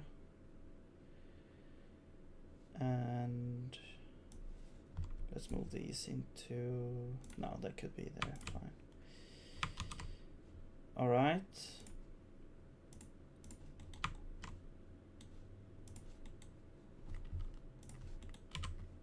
Whoops. Now I want to have...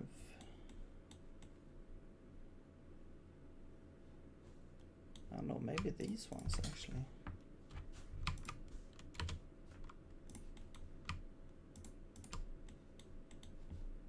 A little bit of variation here for the boss room.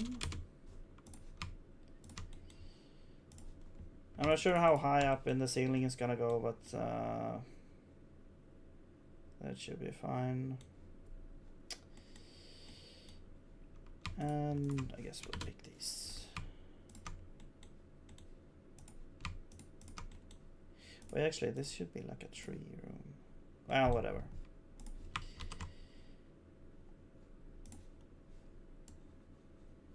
Right, I'll just delete all this.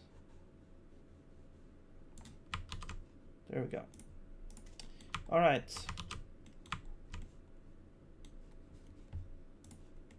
So what I'm thinking is the yeah, the boss is gonna be here, and you're gonna go in, you know, face the boss, whatever. And then I think I want to have some sort of puzzle element as well to it.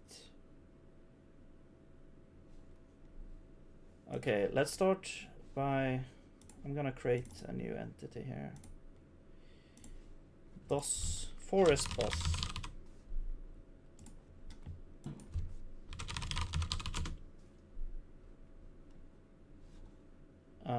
Yeah, we don't have any graphics, but we can take any texture, I guess. We'll take this.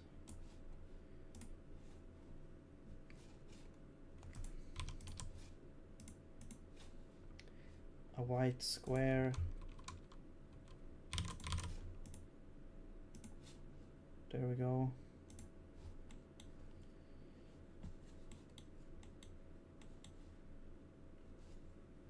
Animations. I'll just add one because it's easier to add the graphics like this.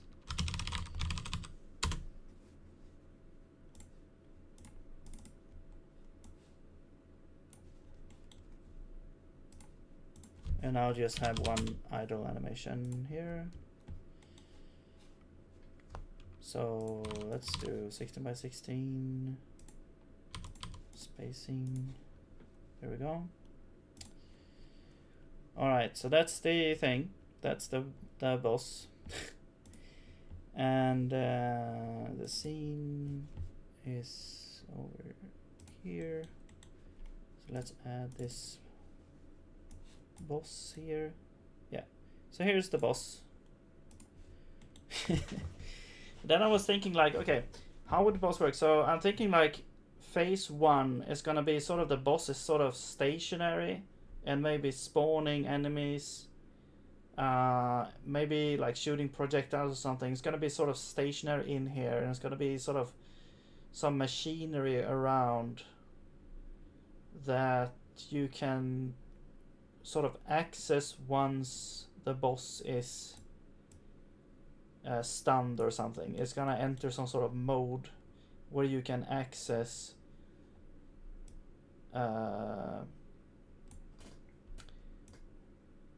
another place up here, and then you're sort of activating. Where's the steering wheel?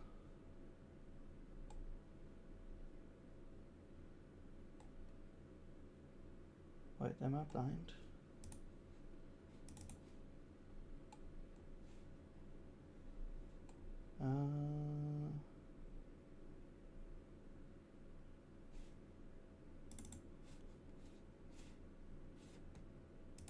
Also, how is that the thing? Oh, the thumbnail, it doesn't work.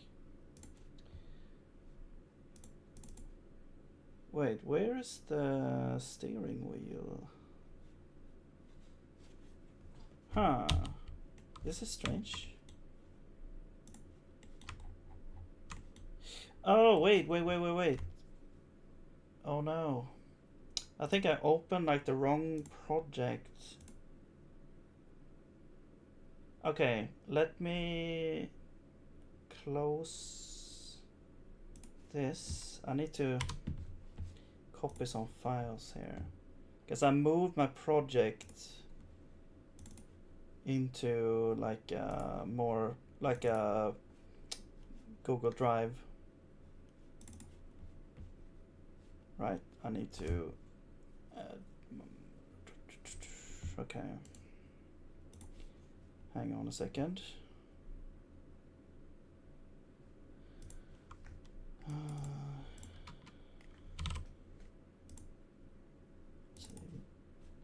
Save editor projects. There we go. Entities, steering wheel.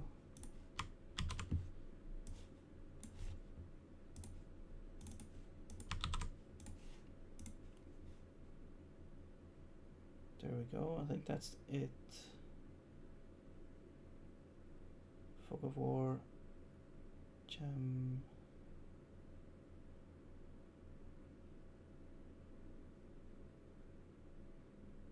Yeah. And then animations.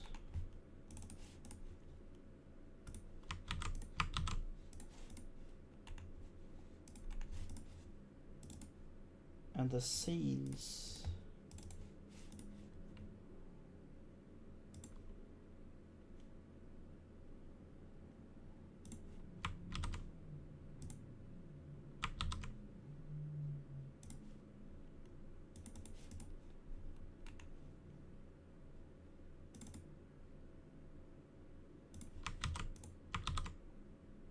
No. Time lapse.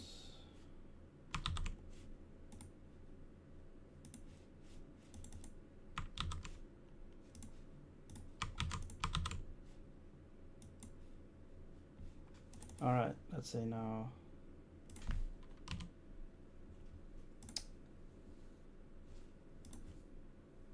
Okay.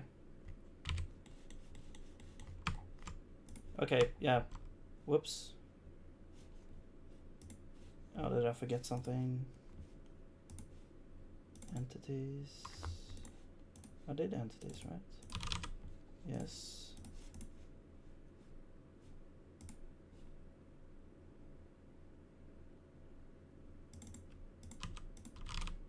Oh yeah, the chest. Oh yeah, the chest as well. The chest, I added a chest, that's right.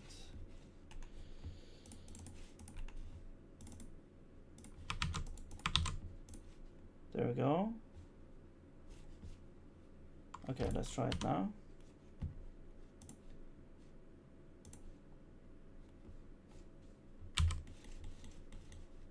There we go. All right, yeah. So I added this wheel here.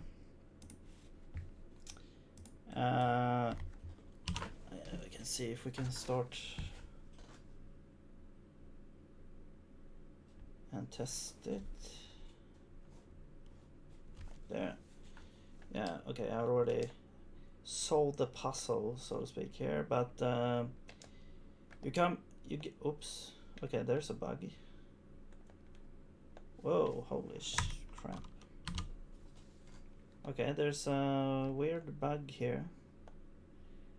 But you go into the room like this, is the idea. And you're like, okay, normally, okay, let me restart it. Normally, you're supposed to sort of activate these by shooting this beam, but it doesn't reach here. So you have this device where you can move it over there, and then you're like, oh, okay, now I can activate it. And then the door opens here, and you can go up here and grab the chest up there. But, okay, there's some weird bug here. And when that happened, we get this thing happening. Okay, interesting. So is it when it's like to the right, or is it like colliding with something else here? It's like in a very specific spot, and it causes the player to, yeah, do some very strange things.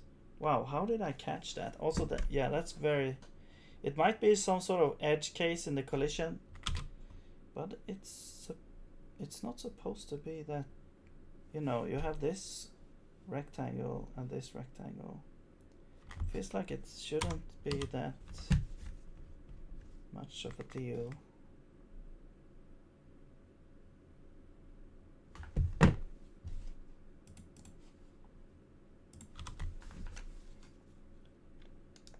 Strange. Oh, maybe it's because, maybe it's when it's like still moving. Oh yes, I see. I think that's it, actually. And I think the reason is because the mass becomes infinite, because it becomes like a static object. So if it still has velocity, or if it, yeah, I think it's when it has velocity, it, yeah, okay. All right, I'll just write that down as a bug and I'll fix it later. I'll write it here, sure, why not?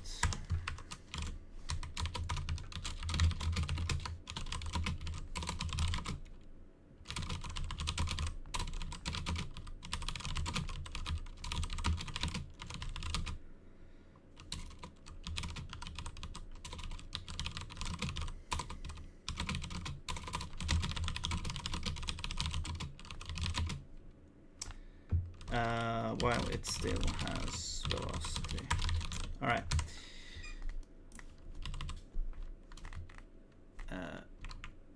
Okay, yeah. But anyway, what I was trying to explain here or show is that I want to sort of have this steering wheel as an element in the boss fight somehow. Well, at least that's my intention. Well, yeah, I did these things as well. I need to copy those as well. I'll do it later. So you would have something like I'm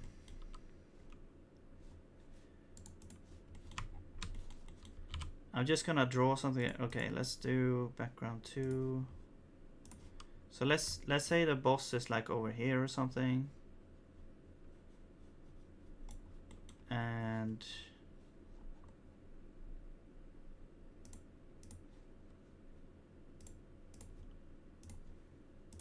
you would be able to jump up here probably.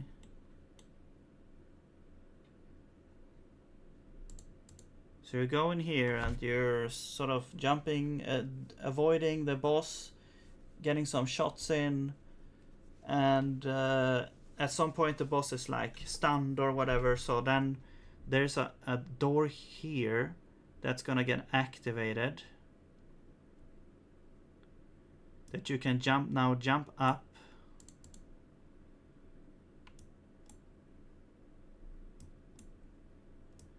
Actually, it needs to be like this.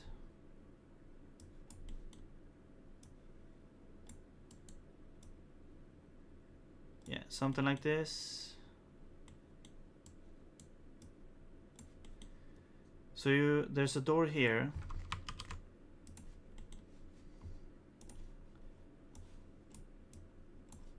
And then there's a... I need to save them to get the thumbnails here. Back here, and then there's a steering wheel over here that you can then activate to like yeah, I don't know, move.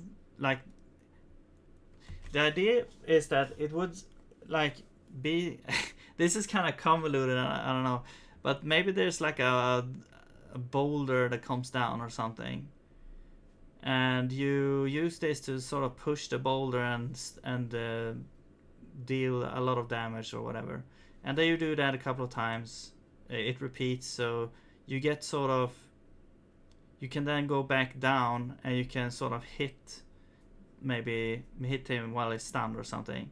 And then he like goes back into the mode again, closes the door, repeat the pattern. You go up, do the same thing next time. So then the idea is the phase change. So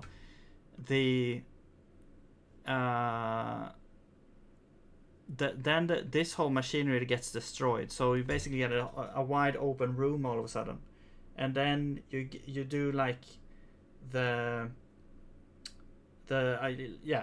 just like a normal boss fight, except it's like a little bit harder because it's like phase 2, and then you defeat the boss. Anyway, that's the idea. But I was thinking like this, I'm not gonna do any graphics for the boss or anything. I'm just gonna try and do all the gameplay elements and do like a gray, what you call it, box prototype thing. So that the boss is just like a box, and it spawns boxes that you fight or whatever.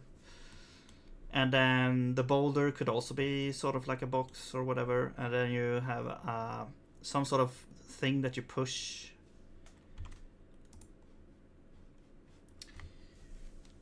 Finished adding TTS to my Twitch chat client to play TTS when a channel goes live. Oh, okay.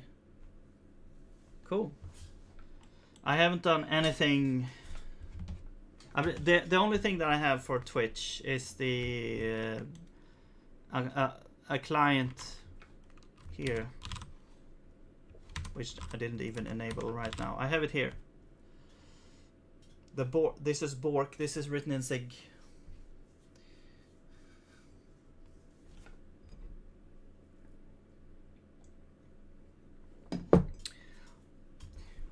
All right, so yeah, so that's the idea with the boss. I'm not sure what the phase 2 would look like. I'm pretty sure, like phase 1, since the boss is going to be stationary, maybe spawn monsters and just projectiles, it's going to be pretty simple. Well, I guess the hardest part would be to get all this working, like the machinery and stuff. But this door, this is activated through the boss, so we would need this to be sort of linked to that. The steering wheel should be linked to something up here. So I will also add a wall here. Let's actually lower this a little bit.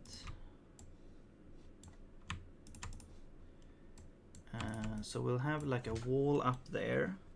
And the device should be over here. And then there's a boulder falling down or whatever when he's sort of, when he's stunned, there's a boulder falling down. And then you can use this to push the boulder over. It's kind of a, convoluted way, but hopefully it will work here. Also, I'm not sure how to keep the device up here while the boulder goes down and still have the machine. Maybe the machine is like 2 parts. It's like one part, like collision here, another collision here, and then the opening is over here. Maybe like this. And so when the machine comes over here, it's like blocked over here. But the boulder still goes down and hits him. I don't know. Something like that.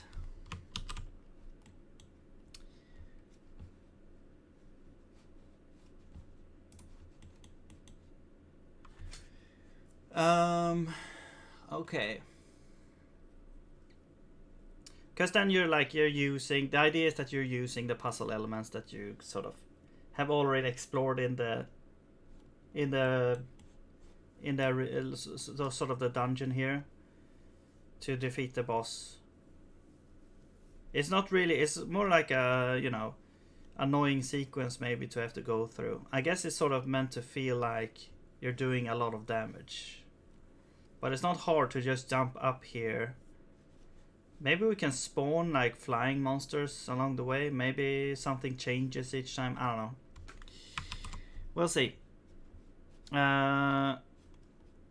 It doesn't have to be perfect, you know, the first iteration either here. So maybe I'm doing too much actually. Well, oops. Let's remove this.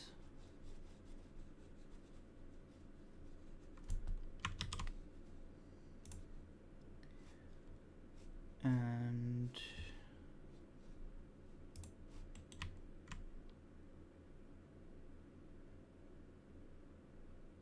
yeah, so let's just I guess, well, we need the thing up there as well.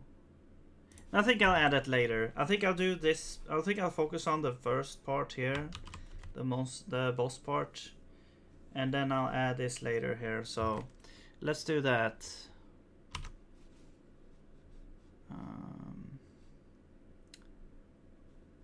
Here. All right. So it was called the forest boss.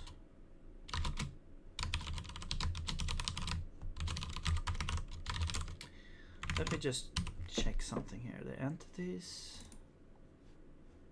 So we have forest boss somewhere here. Yeah, this is, it's supposed to be like this. There we go. Alright, forest boss. So, but the forest boss does not have any sort of properties or anything. There we go. Right. So now we'll start the implementation here.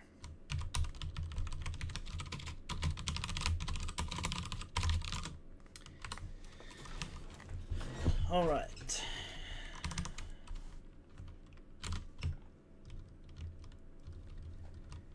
So what is a forest boss? Well, I mean, is it a monster?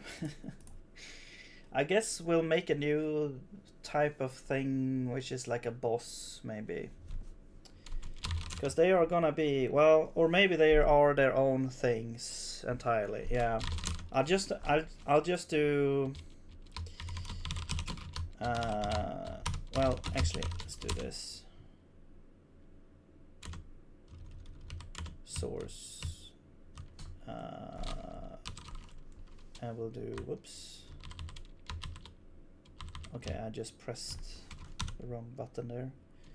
Bosses. And forest boss. Alright. Forest boss.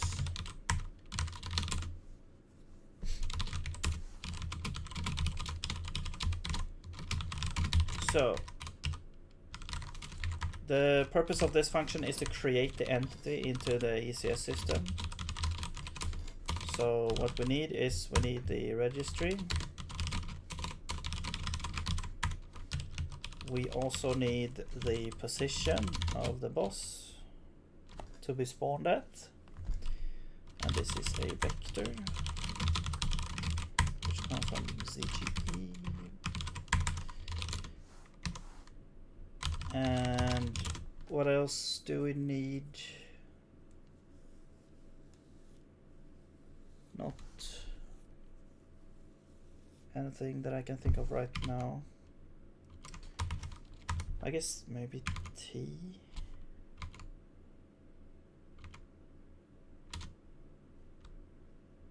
And the draw layer. Okay, yeah. So draw layer.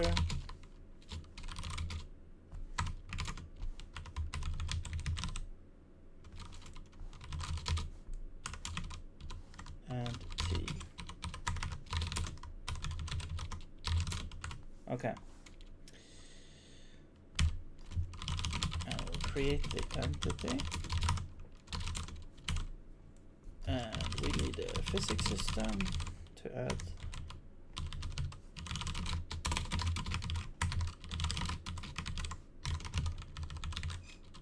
Wait, it's like this.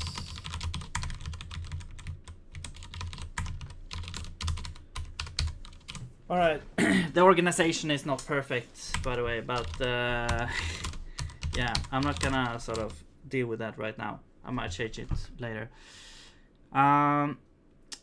Physics system, right? So we use the physics system to add the rigid body, as I call it here. So we'll add it to this entity. We have some options. So we have position is equal to this, and the static parameters, which I don't get auto completion for right now. Why is this not working? Whoops.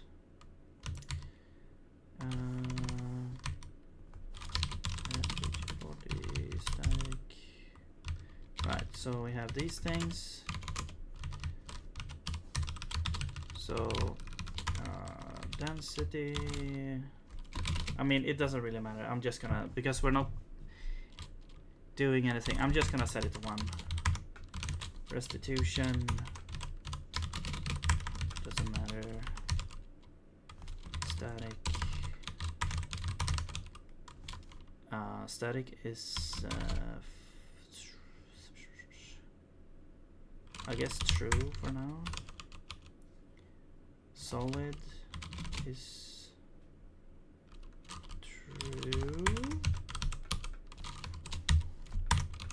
Shape.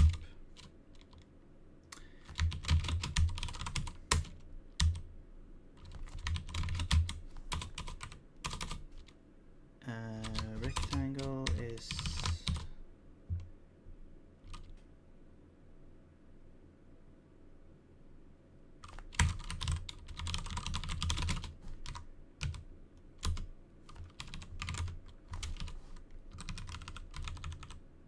size.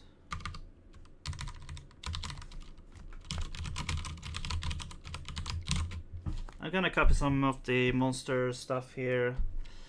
We're gonna have some sort of hitbox for the boss. That's a vector. Don't require any data for that. That's just a constant. This is gonna be. Oops.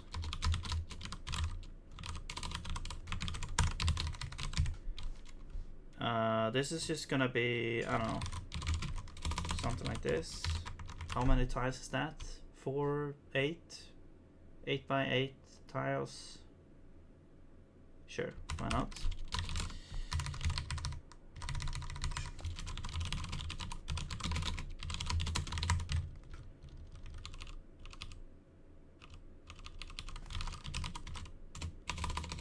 Hitbox. No wait, that's the size. Yeah, it's gonna be an AAVP.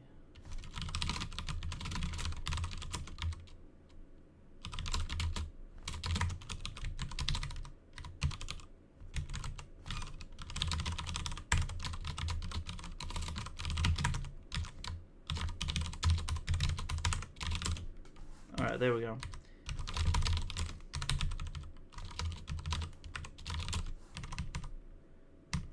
And yeah, we need a whole bunch of like animation stuff. I'm just gonna pull that in from the monsters. So we have like init entity somewhere, or init monster. So we are going to copy basically all this.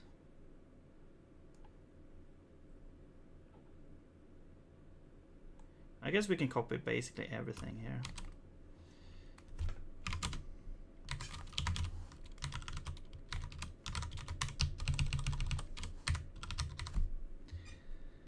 But drop on death, we'll remove that for now. Horizontal direction, sure. Draw layer, yes. death settings. Yeah. Health. These things. Damage on touch. Monster AI. No, so it's gonna have monster AI. Animation. So we're just gonna do idle for now, because that's the only thing we have.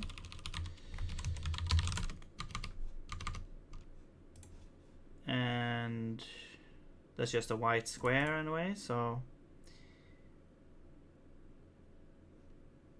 yeah. Texture is what? The texture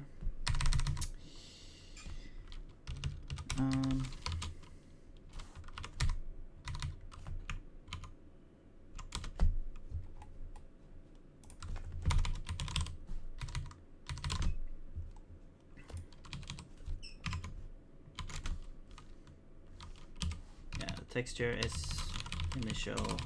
Well, it's tile set initial, I believe.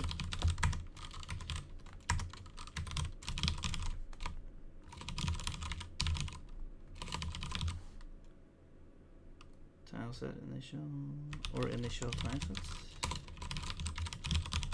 No.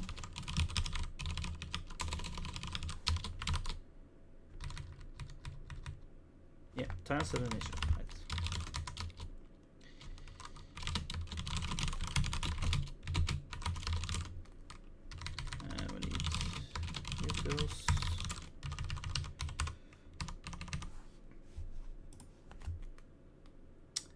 Animation container instance is this.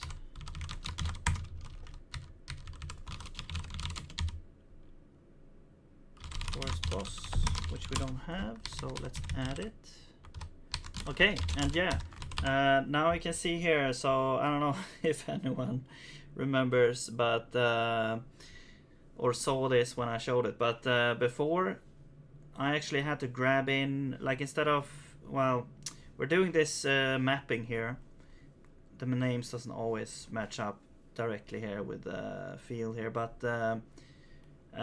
before I had to actually go in and grab the ID. Well, that's how I used it before, but now I actually implemented a way to grab an asset using a name instead. So yeah, and it also, you know, it makes sure that there's only one of that asset, so there's no real problem here. So we're getting a forest boss. I'm pretty sure this was what it was called. I'm just gonna double check here. Animation forest boss. Let me save these things so we get a thumbnail there. Oh yeah, the forest boss looks like this. Yeah, it's forest dash boss, so that's the name of it, so that should match up there. All right, it's the name of the file name. Okay, so that's that. Right, so now this should exist. There we go. All right, anything else? Max health. I guess this would sort of depend on which phase the boss is in.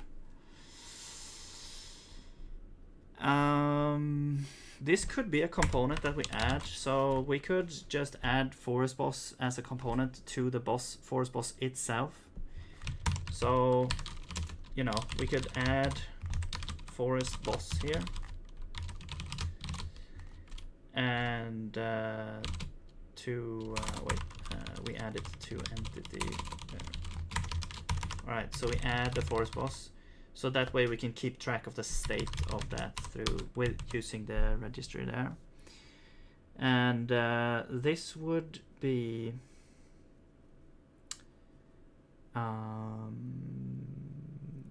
I guess you could have like face, max health. I mean, it could be sort of, you could have like a list of faces. I don't know.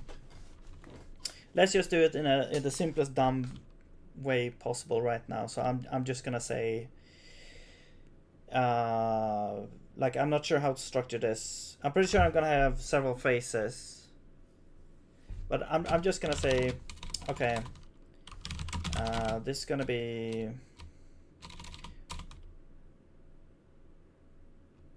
well, yeah, just max health phase 1 is, I don't know, let's just set something,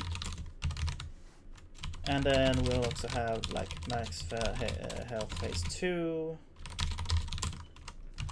Alright, so that's the max health. So we'll start by setting it to phase 1. Now there's no sort of state here yet, but also the health component, yeah, the death settings, let's see, we should not kill the thing when health has reached 0. Actually, you know what we'll do? We will say the max health is like the everything, so we'll actually just have a max health. So let's say it's like, I don't know, 50. Because then if you have a boss bar, it should show the whole health. It shouldn't hide.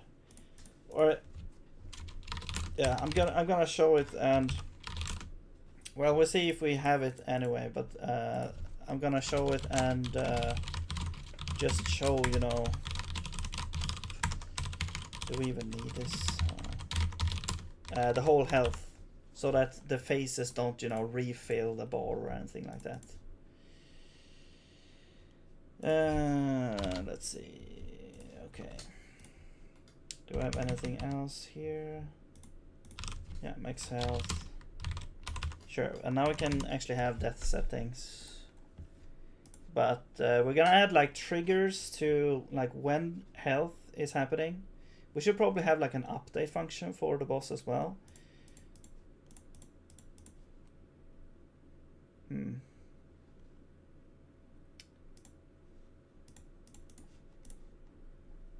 So when health is like at a certain point, we have a flag. Maybe we'll set, you know, the face.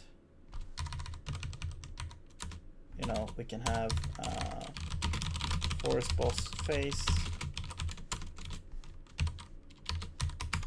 Phase 1, phase 2.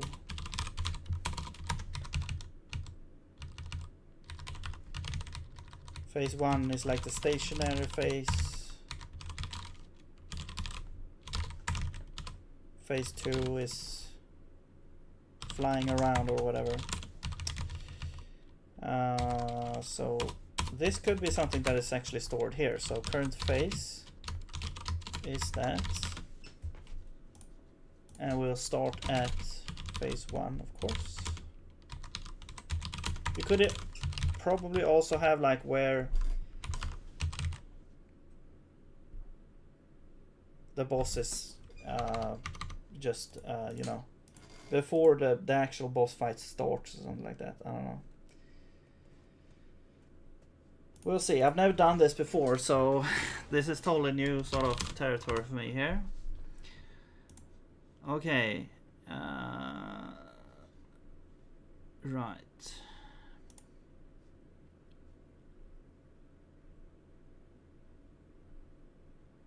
I'm just picturing in my head how it's gonna be, and then I'm trying to just implement it.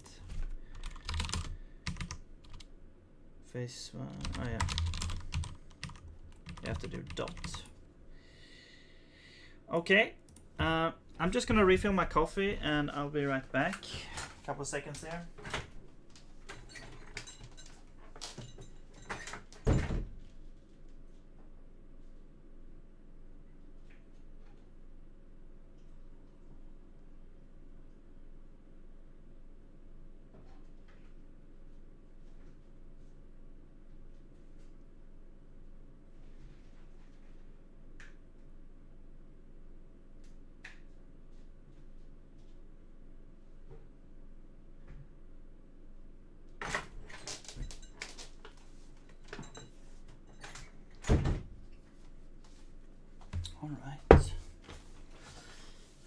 it's kind of exciting, creating my first boss. Let's see. Okay, so right. What we'll do is, I think we'll go to main. We'll change the starting area.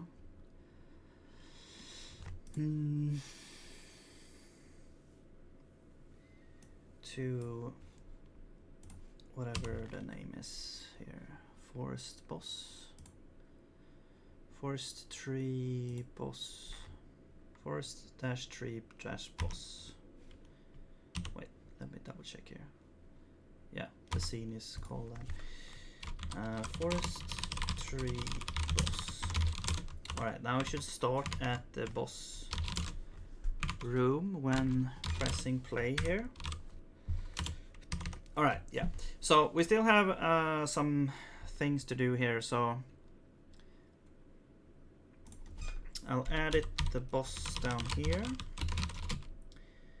And this will be forest boss that we don't have yet.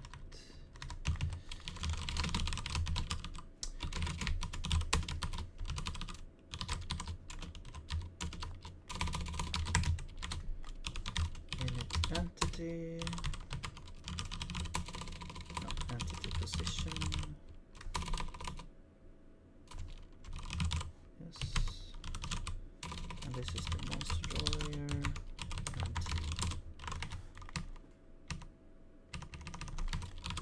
alright, anything else? Here we have some things now, value ignored, yes.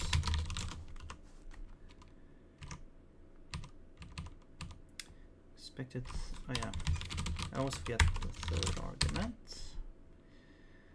Doesn't matter in this case. Alright, there we go, no more compiler errors. Let's see if we can actually start this up now. We should get a small, we should get a little white box, I think, unless we crash, of course.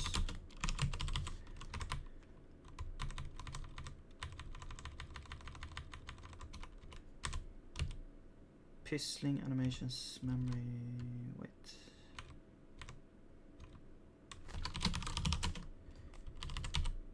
Leak, yes. Could not find forest boss type animations. Oh, wait. This is actually wrong now.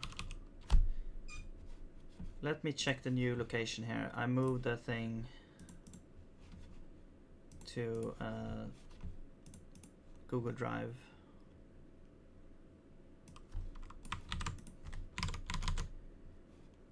So this is now this. And whatever this is. Do that. There we go.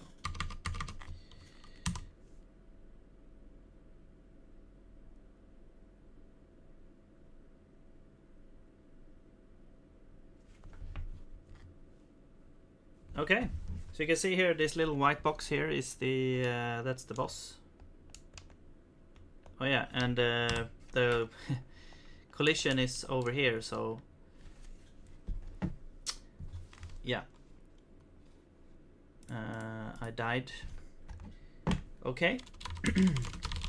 So the boss is spawned, that's good.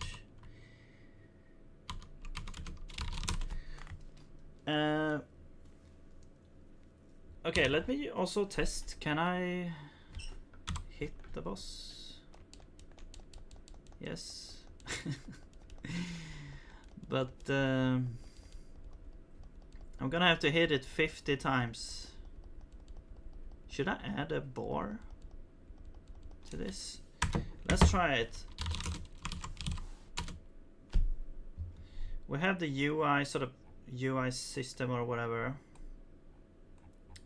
No, this is the UI library. I guess we could have like a boss UI system or something. Health. I'm pretty sure there was like a health UI system. Oh yeah, wait, did I?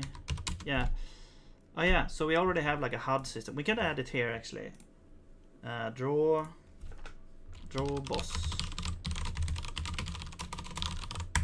We don't need player. Boss bar. Or boss HUD. Another HUD should really be like large or capital letters, but I don't care. Okay, so registry, easiest registry. There we go. All right, so let's get. I mean, we don't really have like. We're gonna have to change this later, but I'm just gonna get the boss right now. So I'm just gonna get the boss, the view here, or I'll call it bosses. Basic view.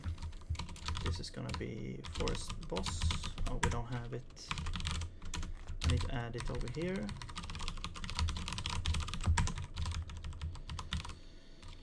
Bosses, forest boss. There we go. I have like one place, so I don't have to like import. So I just have one thing that I import, and I have everything on there for components.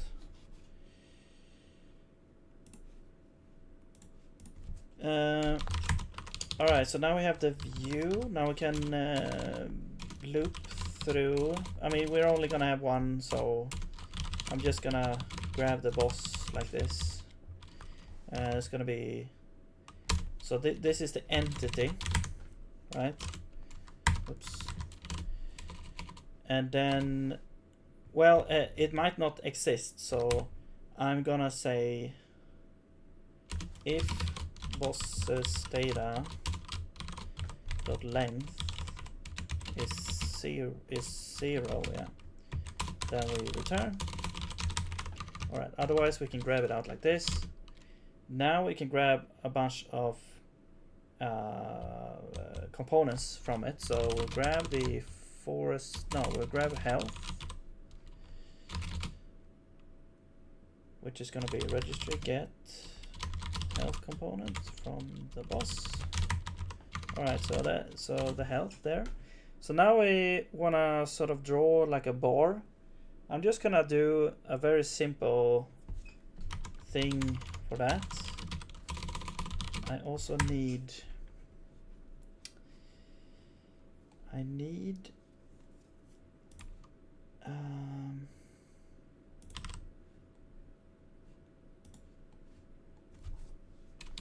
guess we could just draw here. It doesn't really matter. We don't really need like the draw system or anything like that. Well, actually, you know what?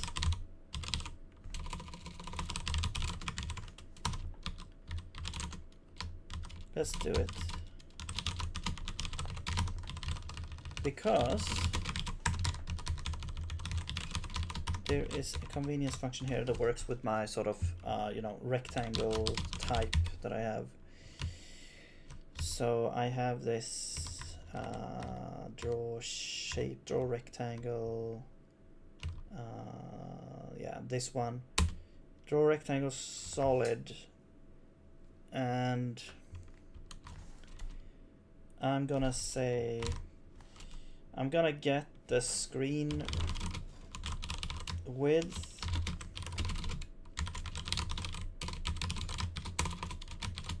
from Raylib, which we don't have. Get screen width, and yeah, that's it. And then screen height there. All right, and then we're gonna get the position of the thing. For position, it's gonna be screen width over 2, and then screen height times 10% or something. Actually, you know what? Let's just have pixels. So let's just do like I don't know, 32. Well, let's do like 19 from the top. Sure, why not?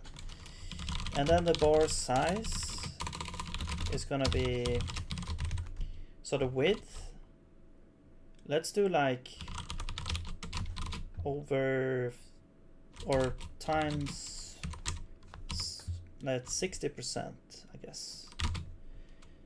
And the height is 12 or something. All right, so let's draw one where the entire thing is. From center, let's do bar position and bar size. And that I'm gonna draw that with a black color. Can't you do this? No. Okay. Now we should get a black color there. And then we're gonna draw over that, we're gonna draw a red, but it's gonna be like,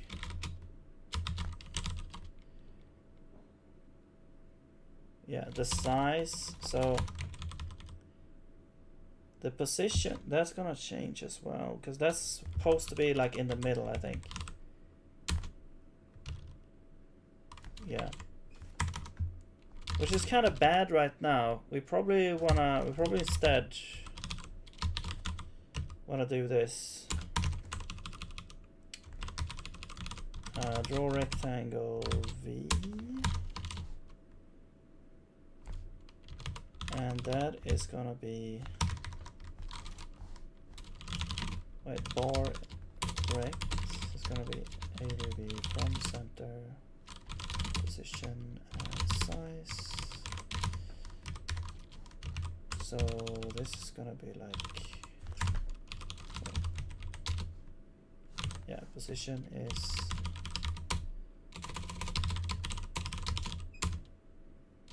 rectangle top left plus 1, right?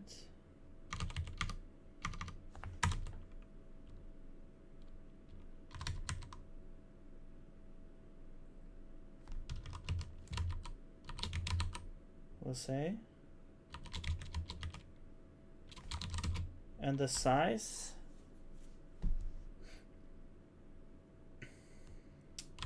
is bar size -1 plus whatever max health. Well, this is only X, and health.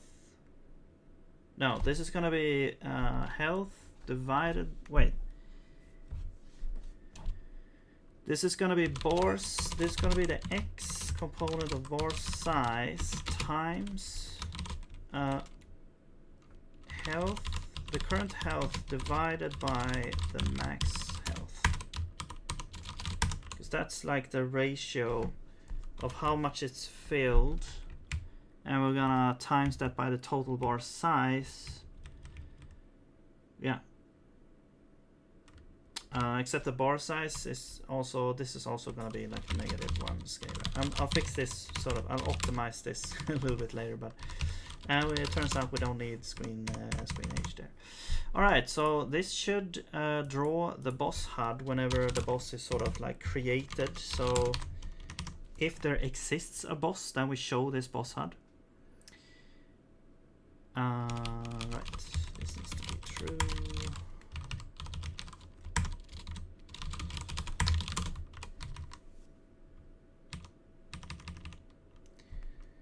What's this? 3. Oh yeah, and oh yeah, the color. Yeah, that's right. Color red. There we go.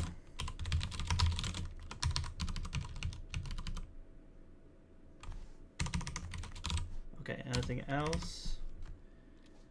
Which one is U32? What?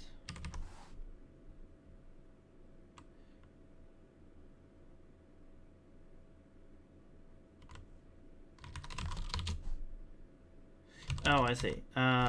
This needs to be to Rayleigh as well. Yeah, because I'm using like my own sort of vector thing, and like they are basically built-in vectors, like the built-in vector type in Zig, but then the Rayleigh library is a C library, so I have to convert it into their version of a vector here. Wait, but what's happening here? Which one is F32? Which one is U32? Is it this part? Oh, this is U32. Oh, okay. Yeah. So we have to like... Okay. I'm just gonna do it here. Health ratio. This is health.health. F32. Over...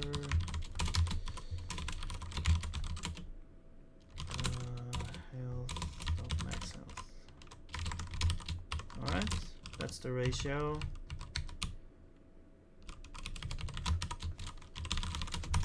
There we go. And inner bar size is bar size. Actually, that should be like -2, right?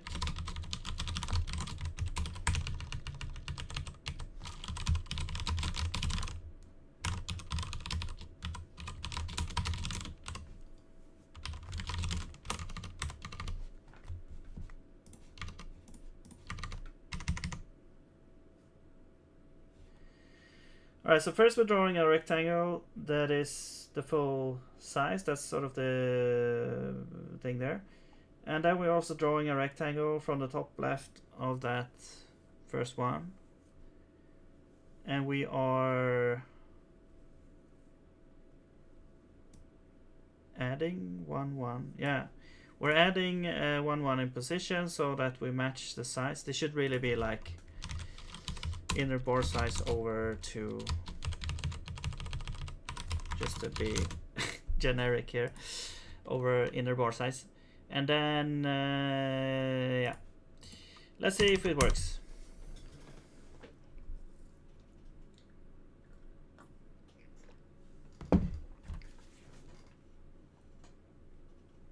Okay, we get the thing, but I miss... yeah, the position of the inner one does not work that well. Also, I probably want another outer one as well. Let's actually increase this by 2. And I want the... so let's call this the red bar size. And I want this another one, which is like the background bar size. So that's... because I want a white border around it so it's easier to see as well. So we want a white border, a black background, and then the red inside. I just want to make this a little bit so that you can more easily see it. All right, the health ratio shouldn't change. Now this is a white. I know there's a way to draw it as like I can draw a rectangle instead.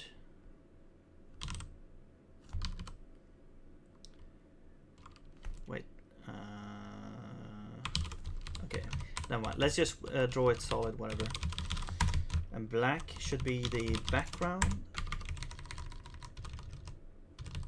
And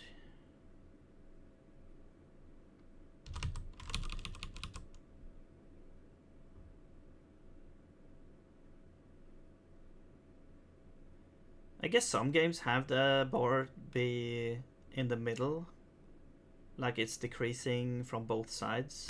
I guess that's easier to do in this case. Let's just do this. Bar position and red bar size, and this is red.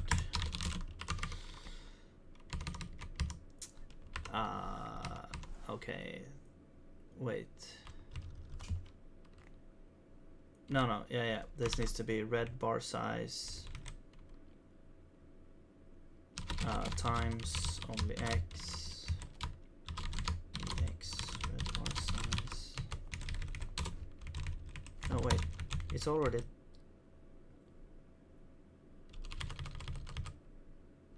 wait, Wait, no, it should be this. X should be health ratio and Y should be 1. Yeah. Okay, there we go. Now this one is not used anymore. There we go. Alright, let's see now.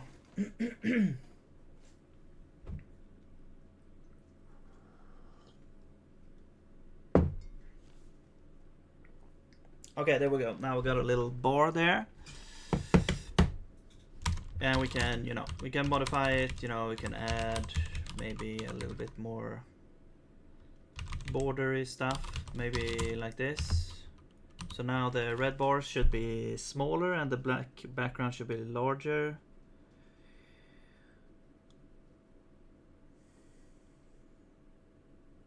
Because it doesn't really look like the rest of the pixel size. So actually I need this to be like ×4. I need this to be, I need this to be like times the UI scale actually. Where is the UI scale? Border thickness.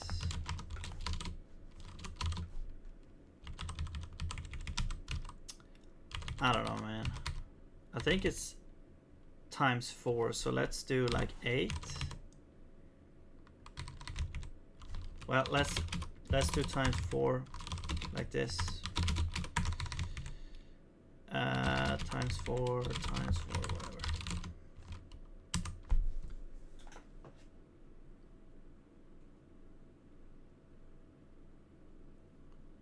I'm not sure where that scale went. Let's just do it like this. Well, okay, now it's way too big. Let's do let's see, let's do just 6 maybe. And this could be over, wait, no, this could be like 4.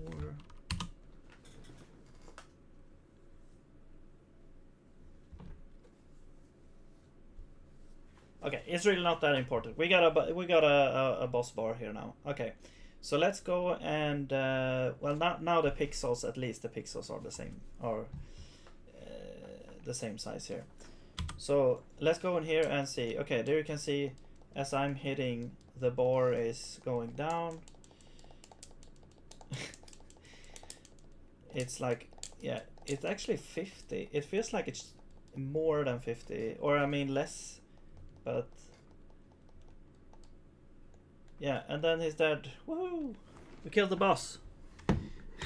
So that's the boss. Okay.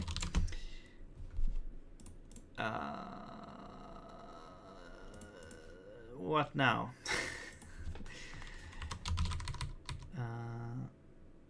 I really like this.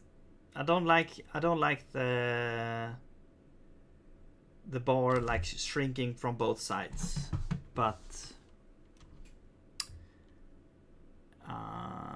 it was a little bit pain to wait, no, top left, that's like plus the size over 2. No, that doesn't make sense.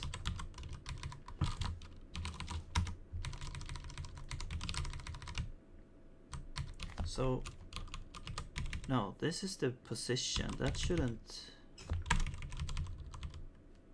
Wait, why did I put this here? It should just be this.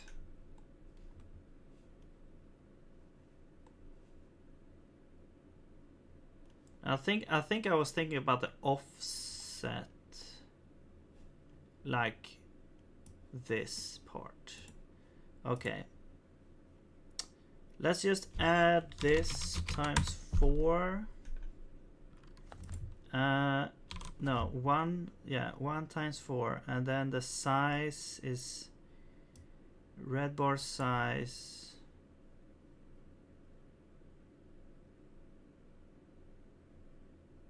times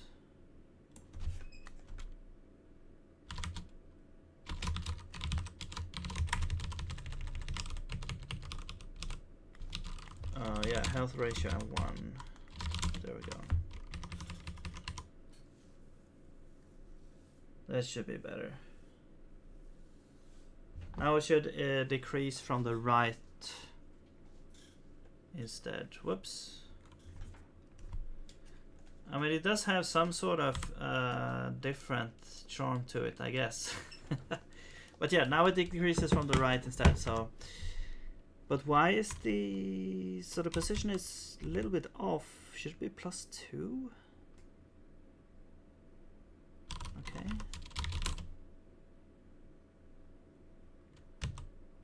Oh yeah, because one is the white and one is the black. That's right.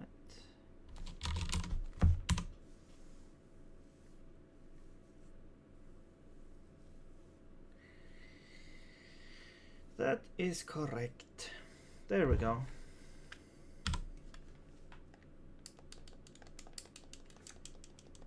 All right. Right. So what now? We got a boss bar, so we can see that actually it takes damage. Let's see. Okay. Where do we go from here? Right, so what I'm thinking is that the boss should sort of spawn like a bunch of monsters, so I think we'll have a timer that goes like while the boss is in like the phase 1. I guess we can have different things here. This should be like active. Then we can have stunned. And then it goes back to active. So while it's active, it's spawning. While it's stunned, it's just, you know, some things happening, and you can hit it. Well, I guess we have like 2 different stunned phases. Or maybe not. Yeah, or maybe we do.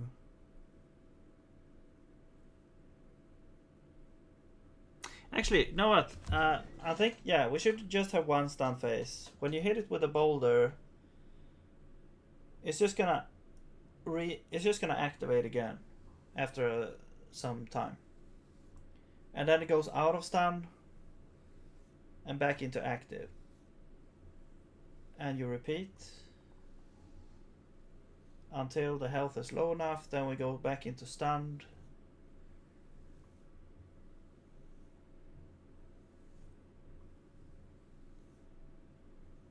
Oh yeah, and also I guess to prevent the boss from being sort of hit, let's see, while stunned, or while you're supposed to throw a boulder or whatever, we could have a door that closes over here as well.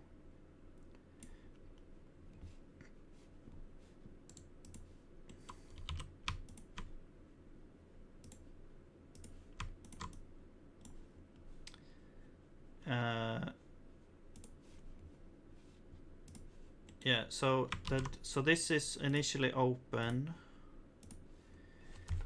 Okay. So it's open, you go in here, you hurt the boss gets to a stunned state, so it, or actually maybe the boss could sort of, it pushes you off and starts to regenerate. Then you have to hurry up here and throw this boulder on it. Then it gets stunned, the door opens again, you go down, you hit him a bunch of times, it goes back to being active. Yeah, the process repeats, and then it's phase 2. Something like that. Okay.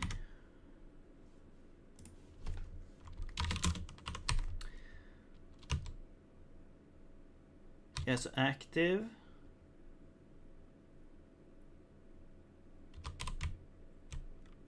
Actually, we can have regenerating and stunned. There we go. We have 3 things, 3 states, like 3 different states happening there. You could also organize it like this. You have phase 1, which is like, you can say phase 1. Okay, so you'll have phase 1 is a enum as well.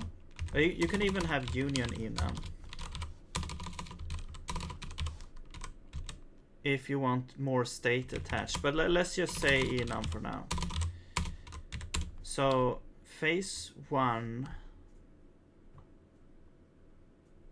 and then you have like active, regenerating, or stunned. That's like the states of phase 1. So then you don't care about that. And then phase 2 is just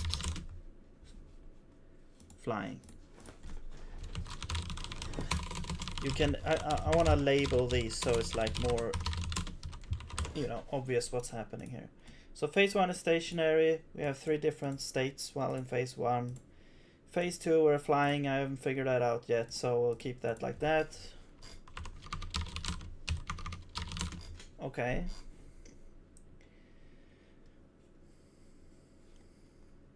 I guess technically we also have like phase 0 before you actually engage the battle, but we'll figure it out. It is easily fixed anyway.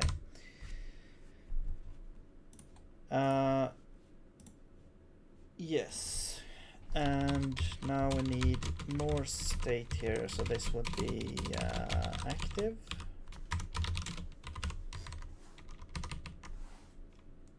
Enum fields, that's not, oh yeah, so now we need to change this into a union enum. There we go. That's easily fixed. Okay.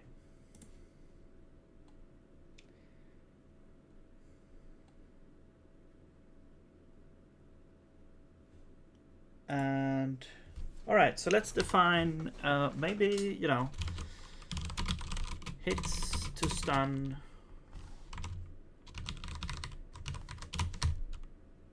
Like you could have phase 1, so you could add here like hits to stun. I don't know, 10. I'm just gonna throw something out there. 10 hits to stun. And then how many hits do you get while he's stunned?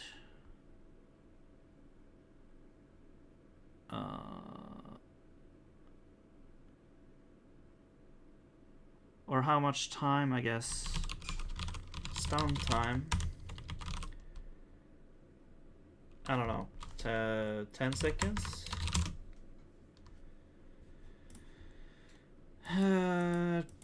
Should the regenerating could also have like a max, so it doesn't like regenerate the full each time, it just regenerates to a maximum value. But okay, whatever. That's just balancing stuff here. Let's so now we have access to these 2. We can check those in like the update function. I'm not sure where to put that actually.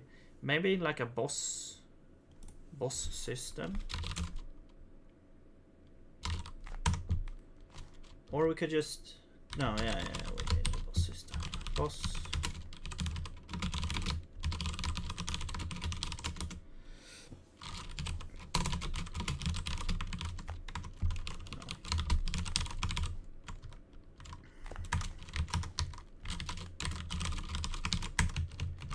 Alright, so we'll do the same thing here. I'm just gonna grab this part.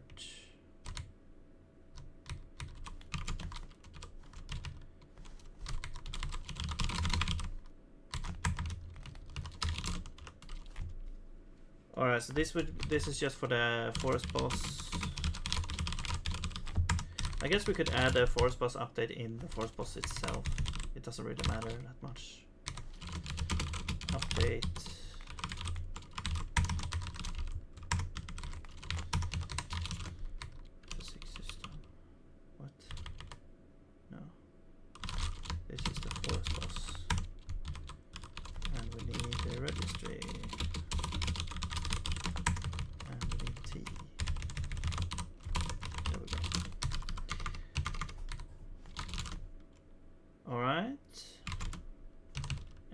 just say boss. Actually, this should be now raw. Update. And we give these two things. There we go. And then we go to game update. And we put this somewhere, I guess, close to the monster system, I guess. Systems.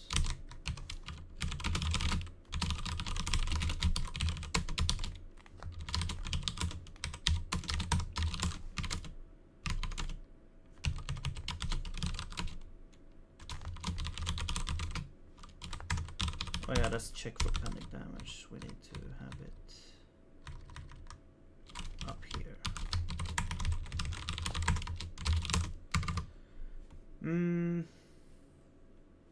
Yeah, we'll deal with the damage system. I mean, it seemed to work anyway, so the pending damage, like, I think, well, don't remember why we have this. Check if dead. Right, we're setting a hurt state. Okay, whatever. It's probably gonna work a bit different for the boss, not sure. Okay, but anyway, now we call this function every frame when the boss is active.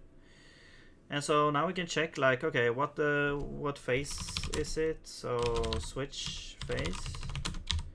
So if we're in this phase, we get this out, and we can switch on that as well to get active, regenerating, and stun.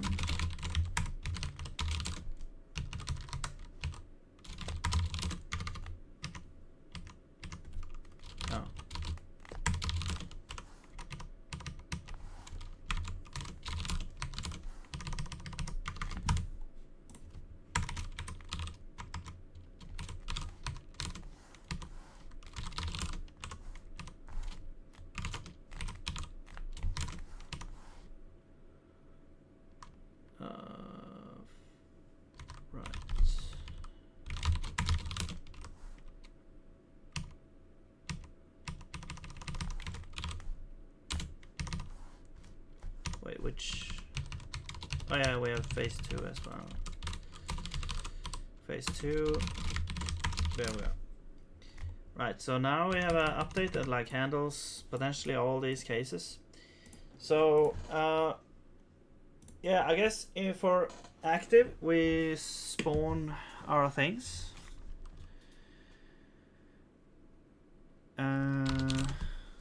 So there could be sort of like a timer that just spawns things based on a timer. So if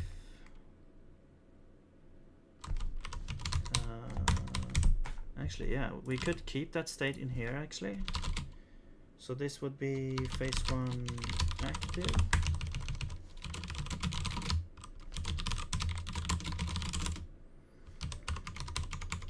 Spawns at.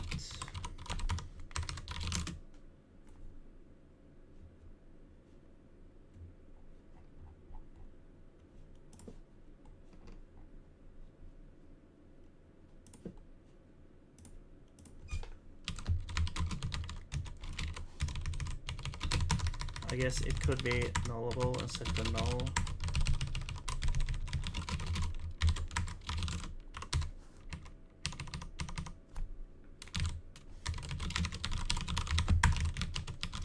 If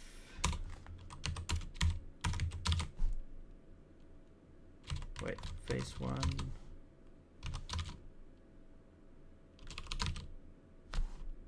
Why does it say phase 1 here? It should be phase 1 active. I am confused. Okay, it's probably a bug in LSP. Because it, yeah, that's usually how it is. You can't trust it. Okay, so spawns at. So if we have a spawn set, we grab it. I know that this is like super nested here, but it's pretty easy in Zig to get super nested. But what you can do is break this out into functions. I'm just gonna put it right here for now, and so we have to live with this for now. Okay, so if we have a spawn set, we check if the timer is no, if spawns at, well, it doesn't matter, but I'm usually doing it this way. Spawn set is less than or equal to t. Then we engage with spawn stuff. Otherwise, I think we should just set spawns at. No, actually, we should always. No, let's see.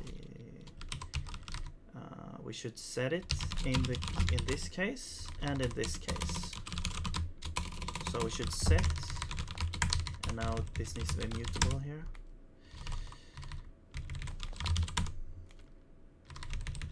And self is, yeah. Okay, now this, we set this to be t plus, and then spawn, I guess time or whatever. I'm not sure what to call it. Well, I guess this would be like spawn time over here.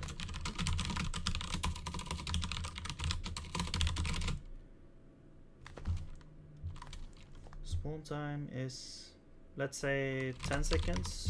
A lot of 10s here.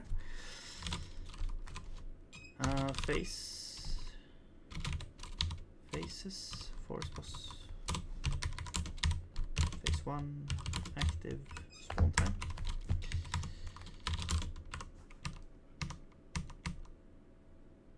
Enum feels not. Oh, maybe that's why it doesn't work, because this needs to be union enum. That makes sense?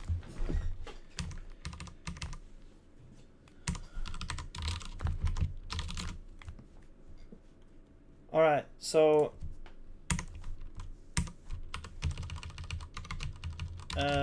we also want to set that in this case, like if it's null, that basically means it's like currently initializing, I guess. And we'll just set it here if it's null.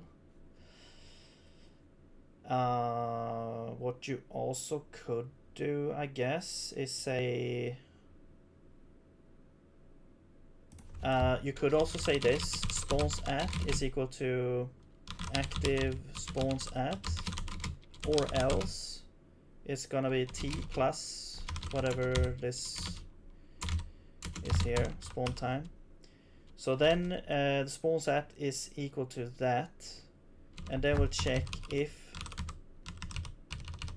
this is less than that, then we do that. However, if spawns at is null, it's always going to be pushed forward here, so that doesn't really work. I guess we could also say,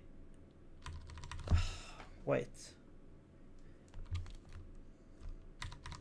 No, I mean, you could do this as well, or else we're gonna break out with this value, but we also set active spawns at to that value. So this is gonna be. Can you shadow it here? Is that possible?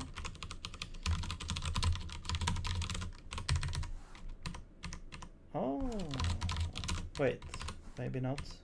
Did I find the only way you can shadow stuff in Zig? Or one of the only ways? Well, I guess this doesn't exist in this scope yet, so it's fine. It's really nice that you can do this. Usually Zig complains a lot when you try to sort of have the same name things. Okay, so either we have a spawn set saved, or else we create a new timestamp, we set it to this, and we also set like the result is over here. So, I mean, you could also do, there's like a million different ways to do it. I'm just gonna settle with this. Just so we don't have to do this in a whole bunch of different branches and stuff. Alright, so spawning. What do we do spawn? How do we spawn it? Where? I think we just spawn like these basic enemies.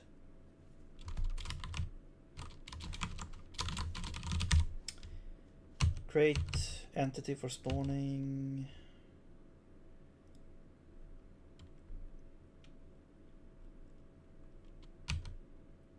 We could also just have a spawner. Well, let's do this. So we have entity for spawning. Scene entity is gonna be actually init with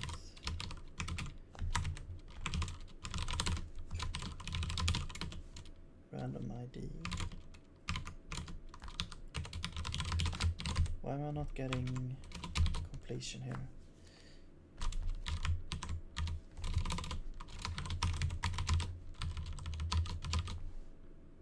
Scene entity. Okay, so position and entity type. Right, position.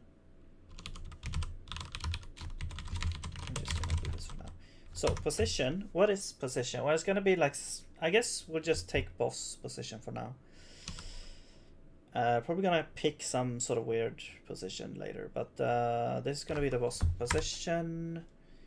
We don't have the boss body here. Let's just grab it here. Boss body.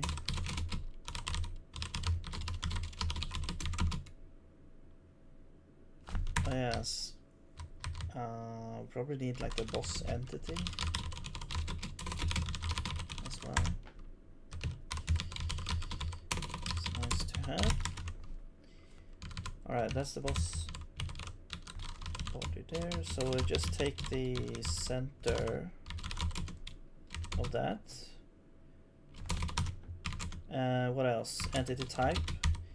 So this will be a mossing.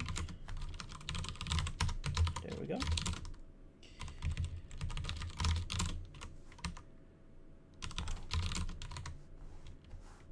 All right. So that's like one like per 10 seconds. I guess it's we can just see if it works for now. Member function expected 3 arguments. Right. So you need. Okay. Boss entity. No, this is the. Yeah, this is the force boss thing. This is the entity. It's in data. We don't need to grab the thing here. Boss entity. Was that it? No, entities first. We should probably just switch those around there. That's right. So there we go. All right, let's see.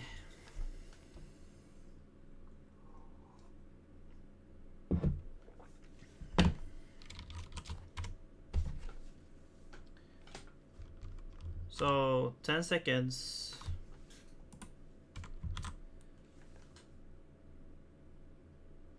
There we go.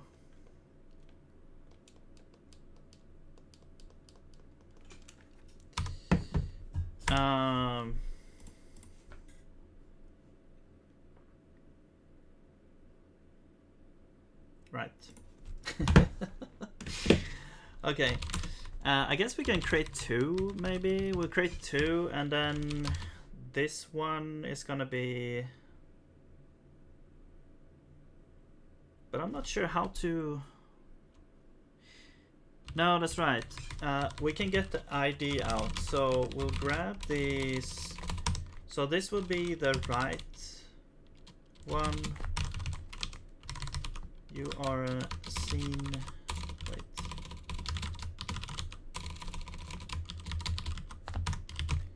I need to import.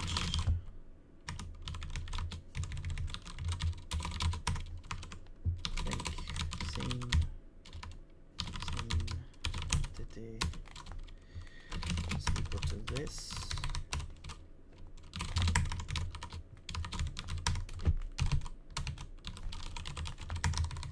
Wait.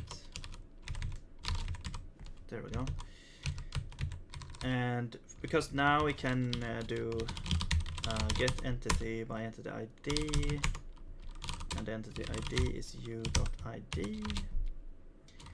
Right, so now we get the right entity, and now we can use. Now we can get the direction like this, and we can set the direction to opposite. There we go. Okay, so now we should spawn like two, and one is going to the left and one is going to the right, I guess. I mean, I'm just trying this out here. Okay, and let's increase this, or I mean, yeah, increase the rate of spawning.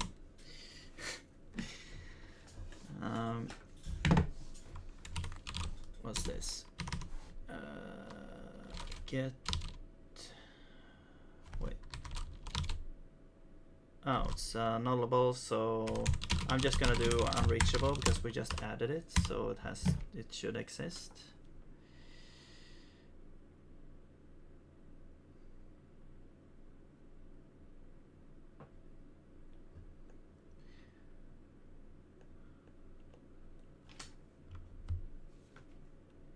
Oh, it crashed. Okay.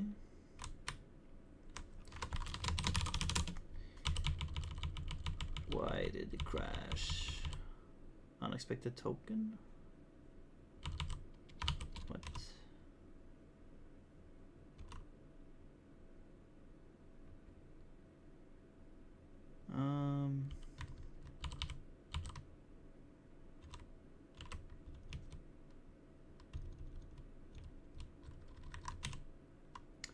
Oh. Oh, I see. This is a different error here. Okay. This is the error. So, yeah, it was unreachable. Or, I mean, we did get to the unreachable here. Interesting. Okay. Oh, yeah, because it doesn't exist yet. Right. This doesn't actually spawn it right away. It waits until the spawn system kicks in. Okay, yeah. So, I mean, I would ideally want to have more like settings to be able to sort of set whatever we need to set when it's spawned, but we don't really have. I mean, technically, you could add like a pointer to a function that gets called or whatever, but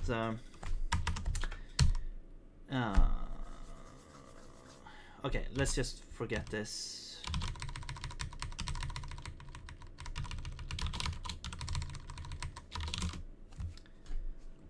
I just wanted a little bit of variation there. But anyway, so that's great, I guess. We could also add another reason here that is like specific to the forest boss, so that you can't.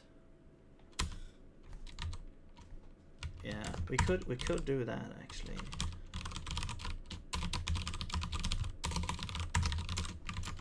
This feels very specific, but it is sort of a way to sort of pass down, like, okay, what's the reason? So then you can sort of modify whatever is going to happen because of that. Let's see, where is this actually used? Over here. The reason. Yeah, you can use it in. You can pass it down here if we want.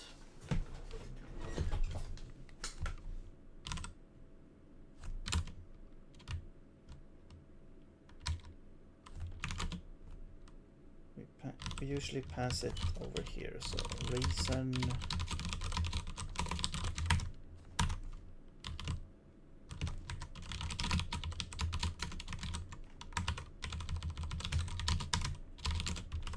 This feels very convoluted, but I guess it's fine for now. functions reason. I guess it can be nullable then, since we don't always have it. Okay, or I mean optional, it's called here. Okay, so we initialize the monster. We get an actual entity out here now. This is the easiest entity. Yes. And we check if we have a reason. If we do, then we check which reason it is. If it's the forest boss spawn, we want to change some things.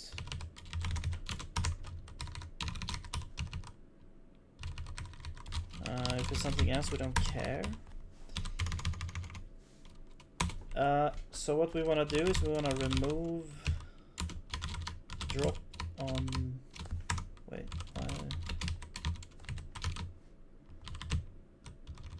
Oh, this is like a really old file.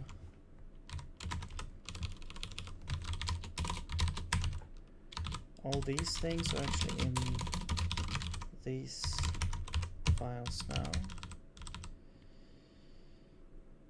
Alright. So I want to remove the drop on death. There we go.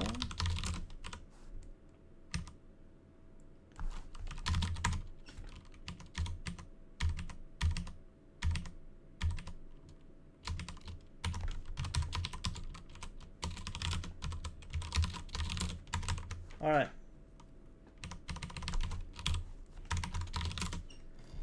So at least now they're kind of a little bit modified, that we remove that if they spawn from this boss here. You could also, I mean, technically you could do a lot of things. You could change their health or do whatever you want, but for variation though, do we want to sort of add like a little bit of random velocity maybe?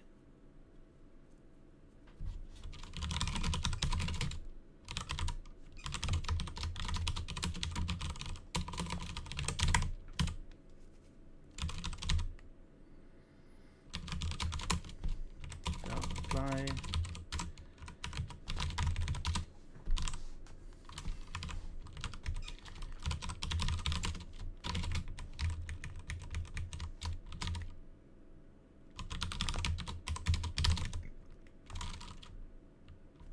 I don't know, man. Crypto, random, float, times, I don't know, 10. Okay, so now it's just randomly pushed in some direction. So then the reason is like, when I want when the spawns, if I want multiple spawns, let's say I want like, I don't know, 3 spawns here, then I don't want them to spawn in exact same position and move in exact same way. They should like, I mean, I think maybe we should have like different spawn points. That could also be a way to fix it.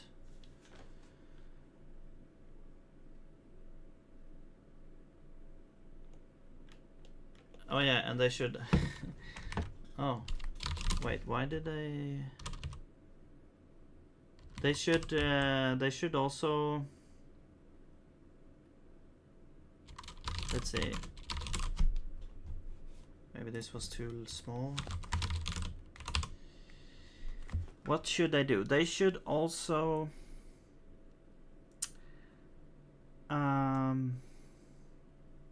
yeah, automatically sort of activate. So I'm gonna get the monster thing from them.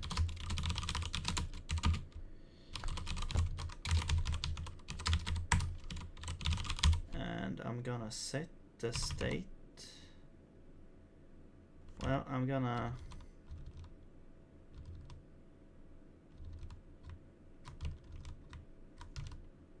yeah, I'm gonna set state to walking. Yeah, just to walk.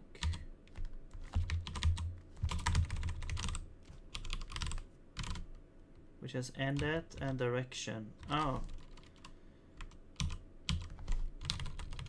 So ended could be null, direction.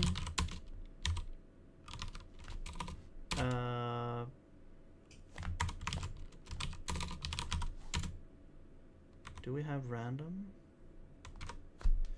We do have random, but oh yeah, we can do init.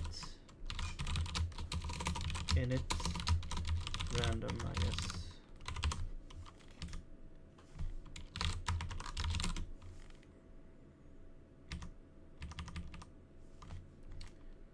Or something. Oh, I see. Yeah, like this. So it's random. It's like it's either left or right.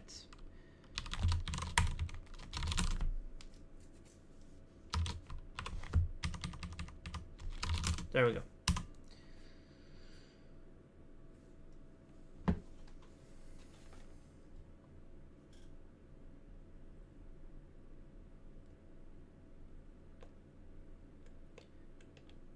So if I stand over here, normally monsters... Okay. Wow, this is weird. Okay, they don't drop anything. So, okay. So, the thing is that normally monsters, like, if I go out here, let's say... Well, we don't have monsters here, but... normally monsters sort of are in this non-spawned state, and when you approach them they kind of enter the spawned animation, but now this is like the first time where I'm actually spawning enemies like this, or these ones at least. And so we need to set, I mean, I guess we could set the state to spawning.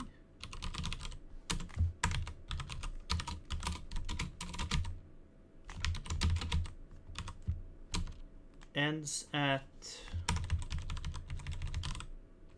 well, I mean, it's gonna be the same.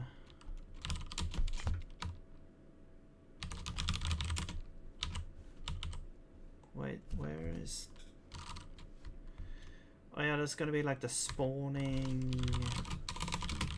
monster animations.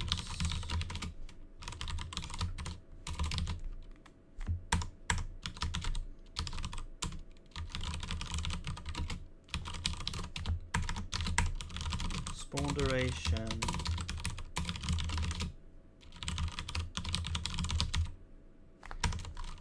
Actually, let's do. Wait, where is this happening? It's over here. Spawning. Yeah, okay, so we basically take the spawn animation and we just take the duration of that. That's the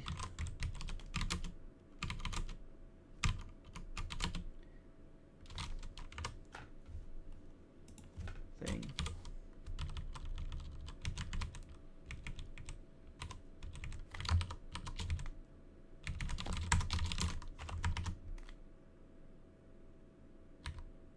Right. We also want to set this animation. That's right. Okay, so we don't need to do anything there. We just do this. Set animation to spawn. Yes. All right.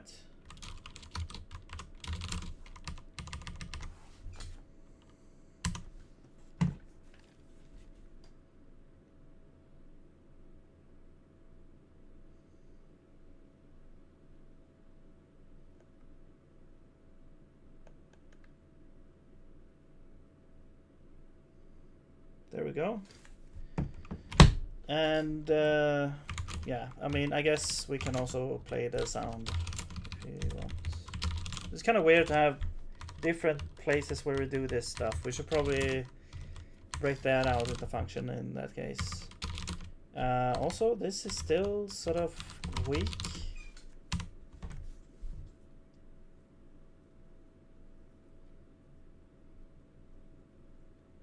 I guess maybe it's because it's an impulse. maybe? I'm not sure.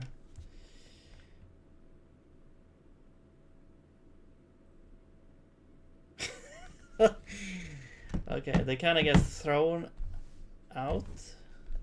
It looks kind of funny. Oh, wait. It only does it in like a negative, or I mean a positive direction. It should actually be... Okay, let's do... I want it to be always upwards. So the X could actually be like in a random... Well, okay. Let's do...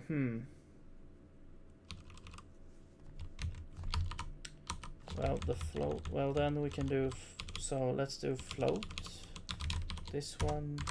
Let's just do R. QR R. So that's R for random.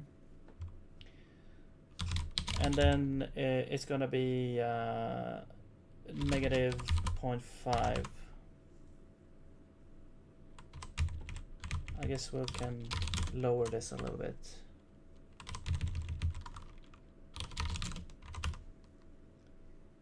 Because now it can be both positive and negative.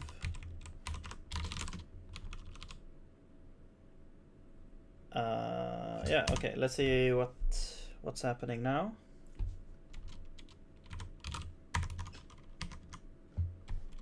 R shadows. What? What is R? Oh, it's reason. Oh, okay. Let's call it rand then.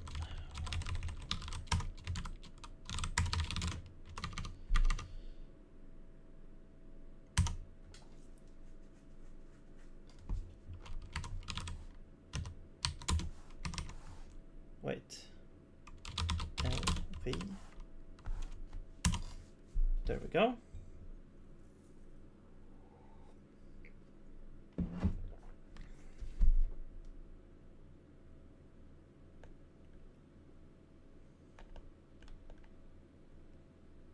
Now it should be... Wait. Okay, so now it's technically always in like a different position.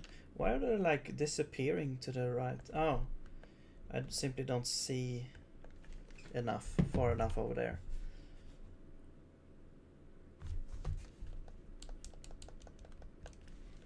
Okay, but does it make sense for them to go over to the right? I don't know. Maybe I'll keep it like this for now. Let's see. But what I did want to do is to take. I want the X position to be like from negative to positive, but then the Y is only negative.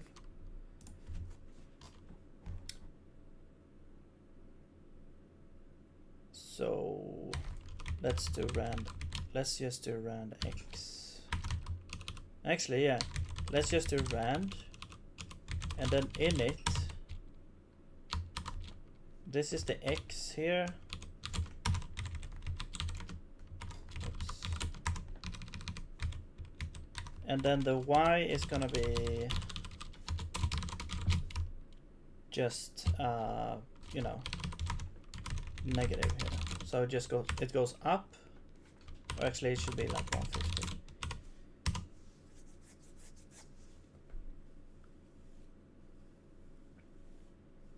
Yeah, now it should be launched up a little bit.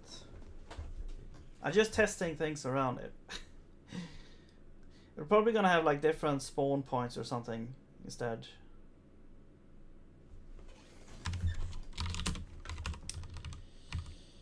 We should also add... I'm also gonna add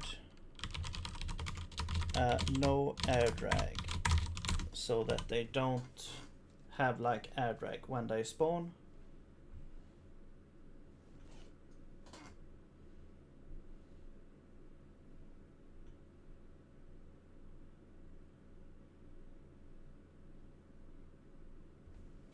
Okay, they still have air drag. Or, yeah.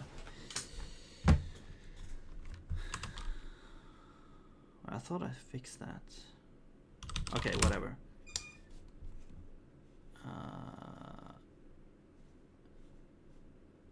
Let's just have it like this for now. I guess we could just lower this a little bit. Okay, whatever.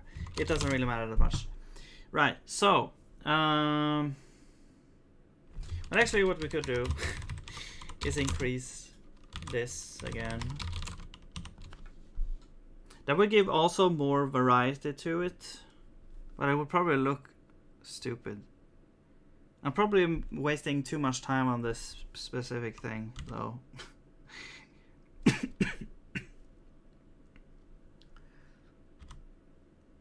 Yeah, okay, whatever. Let's just keep it like that. Right, so I want to fix a bit. I want to do so that you can see the entire boss sort of hitbox.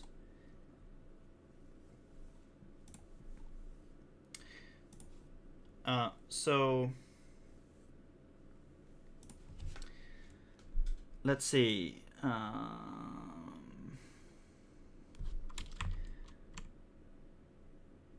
How would we do that? I guess we would have to... Okay, I'm just gonna do this weird thing. I'm gonna add a draw. A draw component. Where it's like a debug draw thing. Or like a draw... well, I'm just gonna call it draw debug, which is gonna be like draw rectangle component. So it's basically gonna be we're gonna draw the hitbox as sort of like a white or whatever color we have here rectangle. So let's have a color. This is gonna be Vaylib color. Right, and that's it. And then I'm just gonna add a function called draw, and we need we need self, and so we're just gonna draw a rectangle and like this. And also we need self, and we need registry, and we need the entity.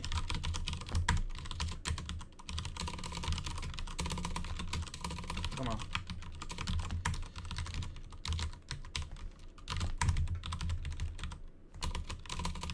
Self color. All right, so the position is gonna be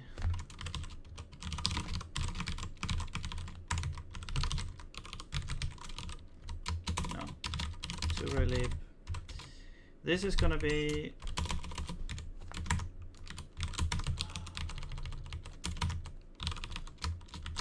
I'm just doing this for now. We're gonna grab the rigid body from ECS. So we're gonna grab the body here. This is gonna be register get rigid body. I need to import C from there, from the entity, and then we can say body ABB top left, and then the size is the size. There we go. All right, so we're drawing this rectangle with the color, and that's basically it. And then we can go to our draw function. We'll add a custom draw here, draw rectangles or whatever.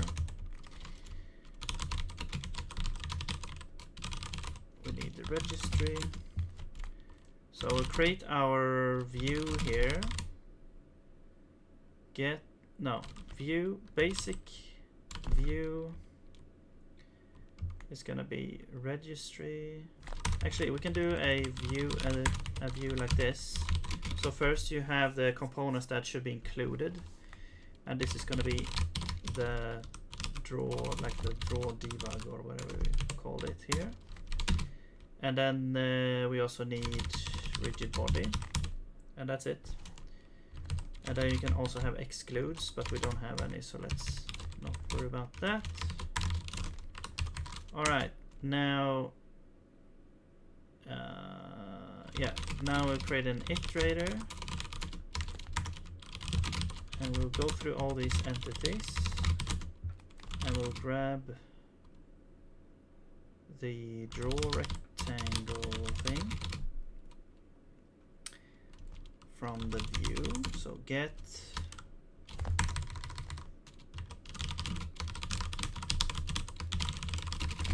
I'll just import it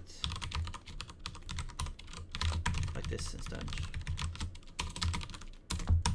so we can more easily say that this is going to be just a simple piece of code to just draw some rectangles on the screen that conforms to the hitbox of the entity itself. So right, so now we have the draw rectangle component, and we can call draw, and we can supply these things here.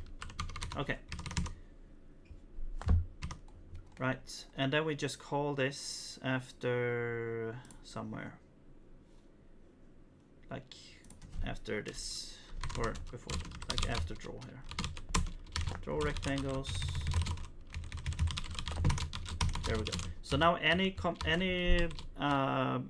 entity that has this component will get drawn with this rectangle. And so if we go to our forest boss, we can add this thing here now.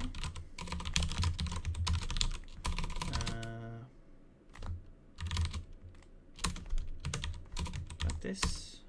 Oops. Where is it? There. And we can say color is equal to something here, so this would be relib. And I'm just gonna say red. Sure, why not? There we go. So now the boss should be red, a big red rectangle.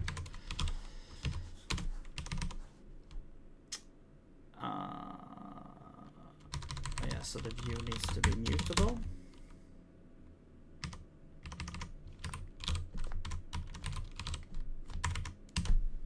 All right, no more compiler errors.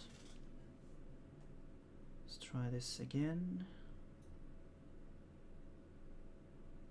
Okay, there we go. Now we can see the boss. If we enable collision thing there. Oh, it's actually drawn in front of everything else. Let's actually...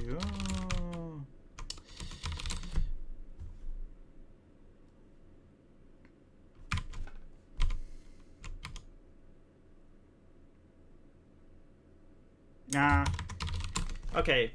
I'll figure something out there later, but at least we can see it. Where sort of the things... actually, you know what? Let's also go to our mossing. And we can, if it's spawned by this monster, we'll just add... Or by the boss, we'll just add here. We'll add the same thing. And this one is, I guess it could be sort of green or something. I don't know.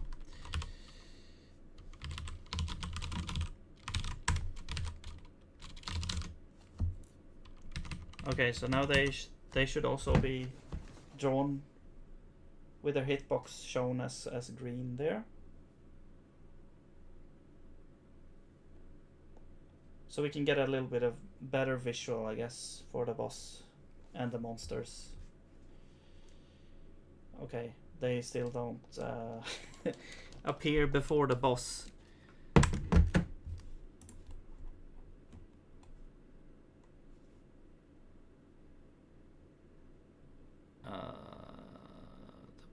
But they are spawned after the boss, so that doesn't make sense to me, but okay.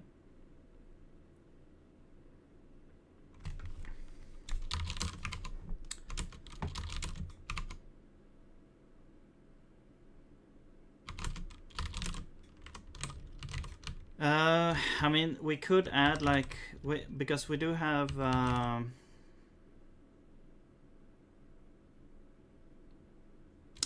Okay, you know what? Whatever. I'm not gonna worry about that for now. What I want to do is I want the boss to also throw some sort of projectiles, or yeah, shoot some sort of projectile. So I'm gonna say that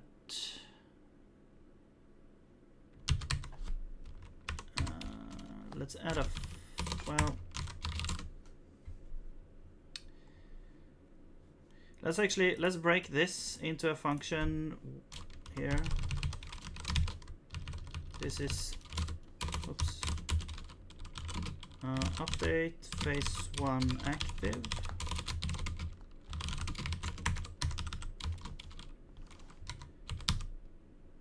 Which takes active, which is phase 1 active. We also need T. We need registry.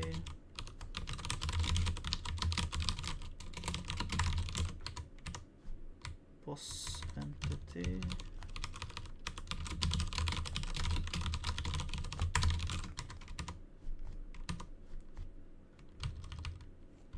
Right, so now we can call this here, update phase 1.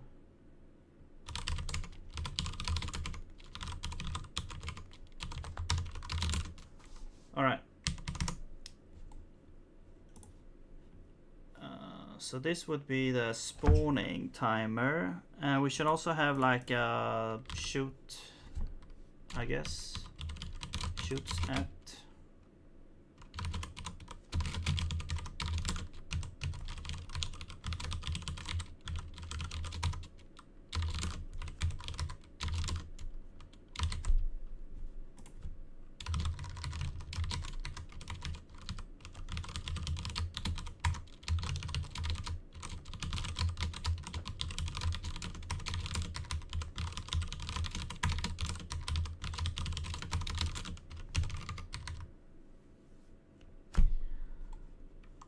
Right, and then we basically do the same thing here.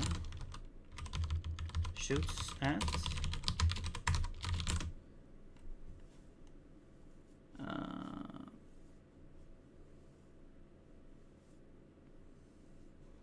I'm gonna check. We do have another Und Blomma, which is also spawning projectiles. So yeah, this one. Let's just copy. Whoa, copy that.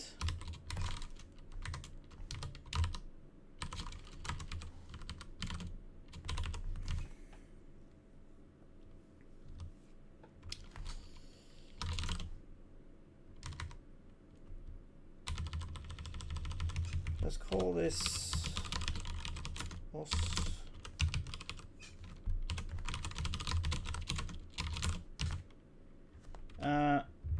Right, the animation. So actually, I would want to get the animation that is for the Und Blomma. I want to call. Well, do I want to do that? Maybe not actually. Well, let's just not worry about this. Direction, we don't. Well, yeah, I guess we can take the direction. Projectile, damage on touch and shield blocks is true. Destroy on touch, yes. Animation, we don't add an animation. We do want a, no, we don't want a texture. We do want to add the draw rectangle thing. Let's just do this draw rectangle.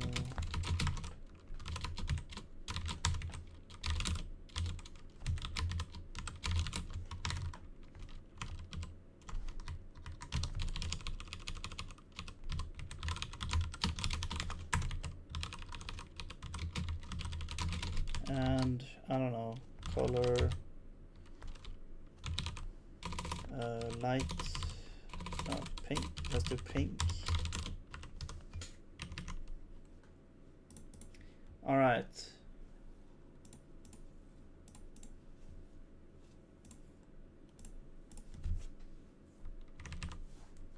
Projectile speed, right. 100, okay.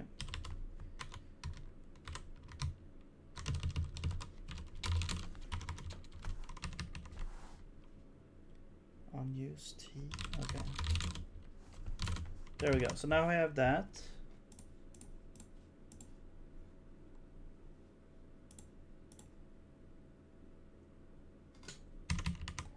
But I'm curious a little bit here because the spawn projectile, like we have this spawn system, which the whole point of it is to sort of delay the spawning to happen at a certain point in the updates, which is over here, because if you spawn things in the middle of like an update function, it can invalidate a bunch of stuff. So that's why we have a separate thing for that, a separate step for that, basically. So where is this actually called is the question. Well, it's not called from the spawn system, so that's interesting. Maybe this is like a one-off.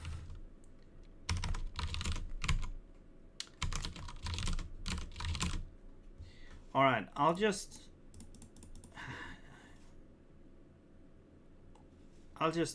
do it like that anyway. Because the issue is that I think the issue is mostly this: when you add a new body to the physics system, if it has to sort of remap the memory, it can invalidate all other pointers based on body and stuff. So you have to be careful about that. So for example, when we add this here, then this pointer might get invalidated, but it's only used over here, so it's fine.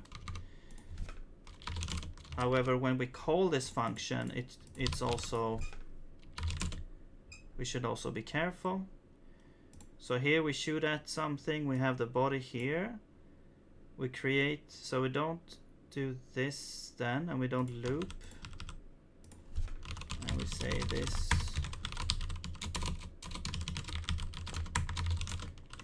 there, and we don't need to do that. We can say spawn projectile, yeah, we just do that.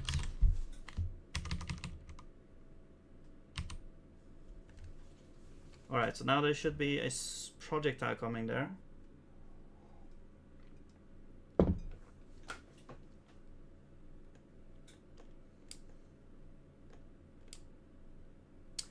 Or it could crash. That's also an option.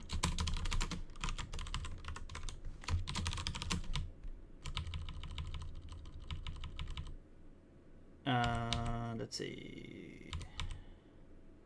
Wait, where's the actual error? Reach unreachable code. Contains add. So it's some destroy and touch on projectile. Oh. Wait. Let me go. Wait. Let me go to Unblom. So we have enemy. So destroy and touch. Alright, so I'll just remove that. I accidentally copied the line there.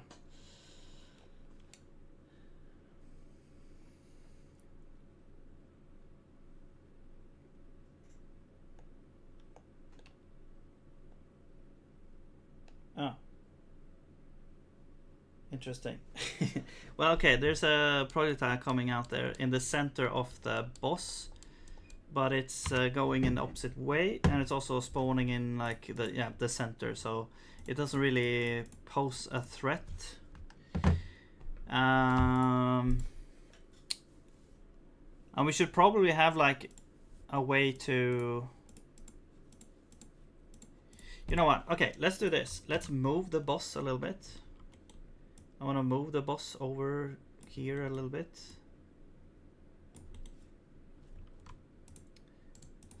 And then this part.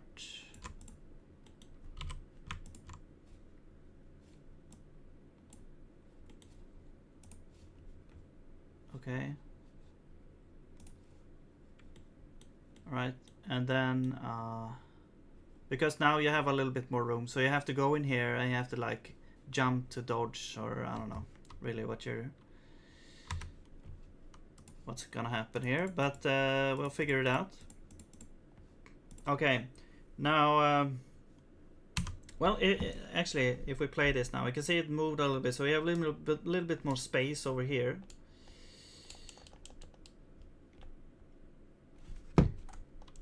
Okay. Let's see. Actually, you know what we could do with the draw thing. Let's go here, and let's see. Let's say if view it if has forest boss, then we want to draw it last, so then we just continue. Yeah. If we have the forest boss, we continue, and then we go through. Let's just go through it again, whatever.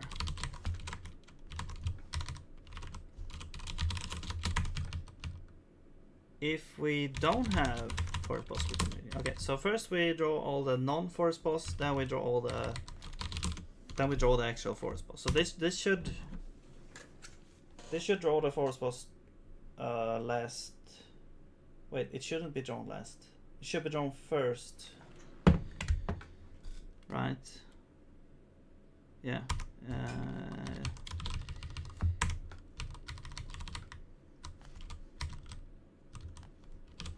There we go. There we go.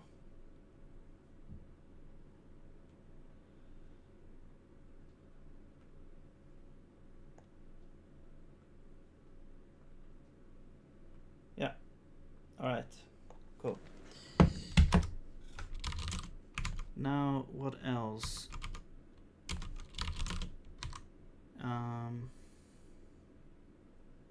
Yeah, I want to change. So, I want the projectile to spawn not in the center, but it's gonna be sort of maybe random. Like, let's say we have 3 different or 2 different or something, I don't know, different spots where the thing could, like, it could be either high or low, or maybe above the head.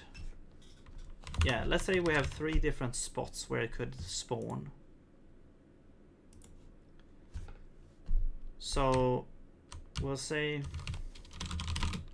spawn points.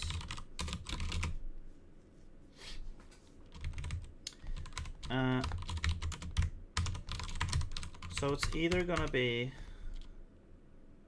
like above the player or at like the top attack line or the bottom. So it's gonna be like on the ground or 1 tile up or 1 tile up above that, basically.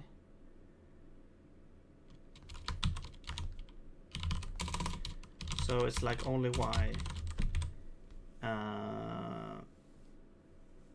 So I'm gonna say this is like based from the bottom of the boss. Bottom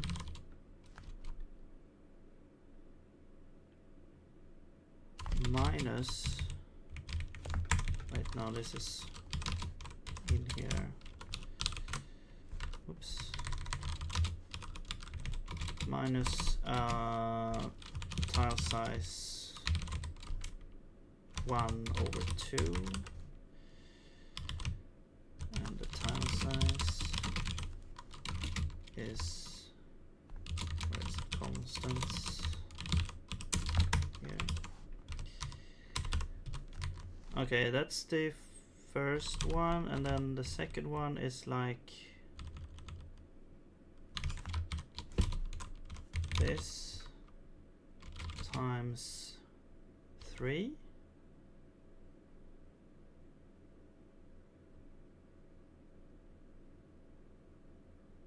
Yeah, it's one whole tile up. So actually what we could do is, oops, we could say minus tile size 1 and then times 2.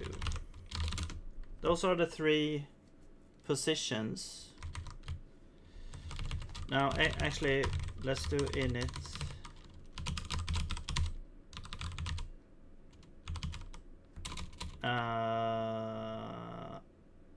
And this would, wait, bottom is,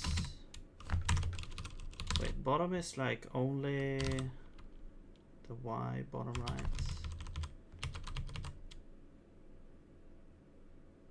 Center X. Yeah.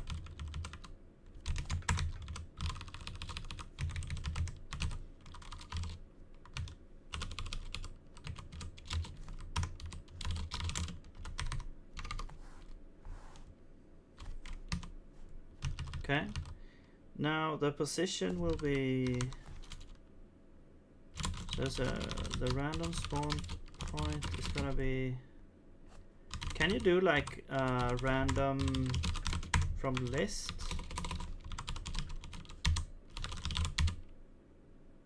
Slice, shuffle with index? No.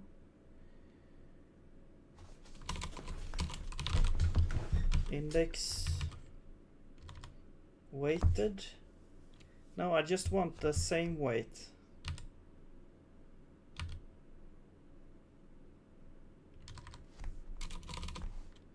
I mean, I guess you could do like int or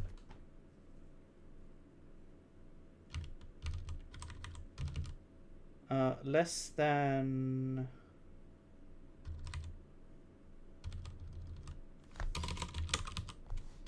right, this one. It's a use size. Well, I guess there's no what I wanted to, like, you put in a slice and you just get a random from the array or from the slice. You don't have to, like, this is the index, right? And less than is spawn points length. This is actually like vector array or something. So this should have a length of 3, yes. So then you get this index and you get the spawn points. Okay, that's the spawn point.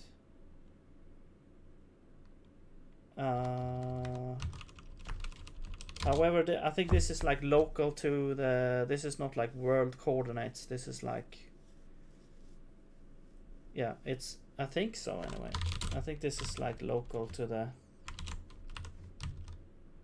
or is it? Maybe the, yeah, we'll see. Anyway, I think so, I think it's not local actually. It's actually world coordinates. Okay.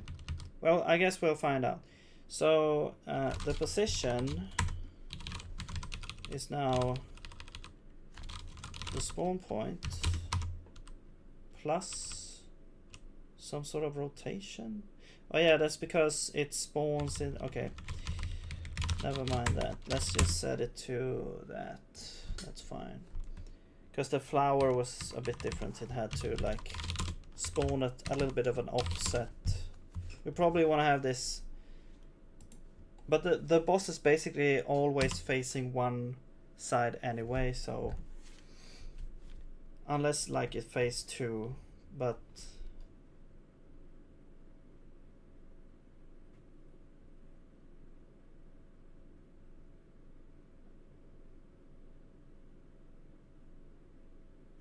what's happening? Okay, there we go.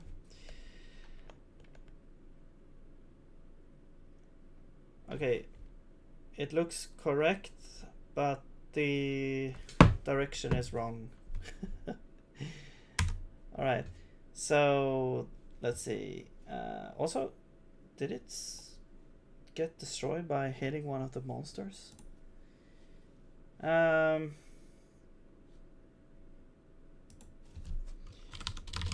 View.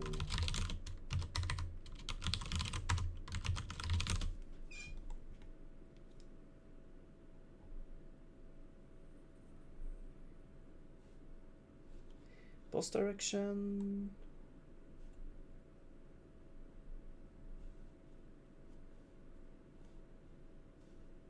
Wait, right? Boss direction radius. Does this has to be like the other way around? Is the boss actually turned the other, like the wrong way? It should be left.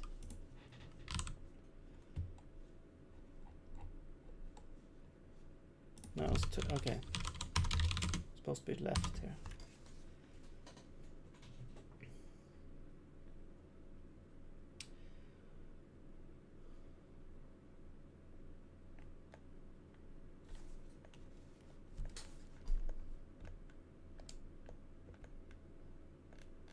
Yeah, okay. So it's spawning. It's supposed to be random. Maybe I'll have like dynamic weight, dynamic weight randomness.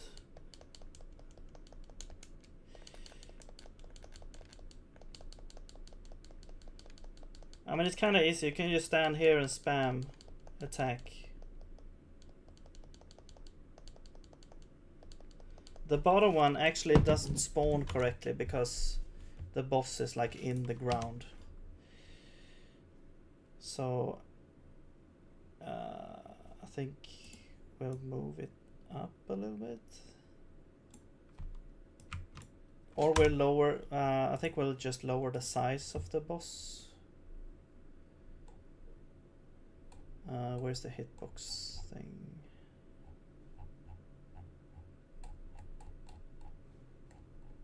Here. Yeah, the size, let's remove, I don't know, 16.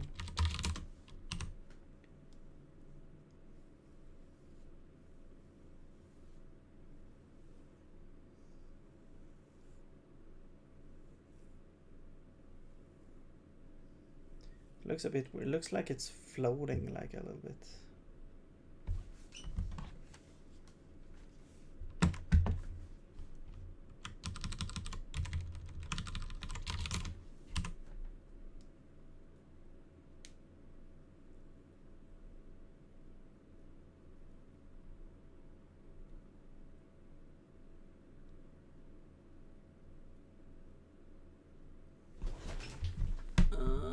Yeah, that's fine. All right, and there you can see he actually hit me there. Because the low one now, when it spawns, you have to duck. Also, need to make sure that the projectiles are basically visible above the monsters so that you can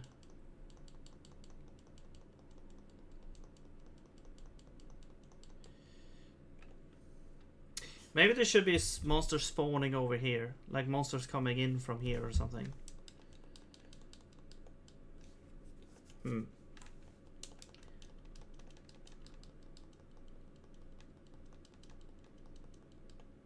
There we go.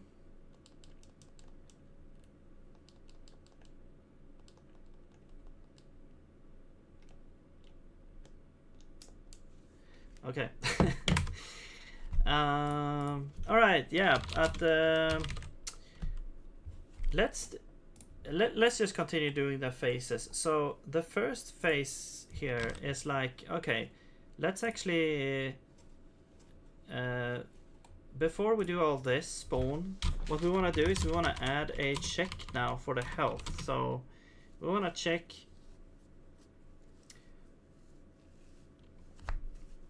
Let's see. Let's do how many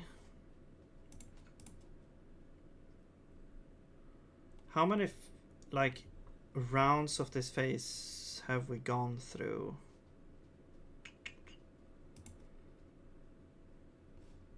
We could probably do this. Phase 1. This is actually like, it's still the same phase, but you go through it twice. Okay. So that's how you can sort of, I guess we can say that we can progress through the phases without having like a counter or something.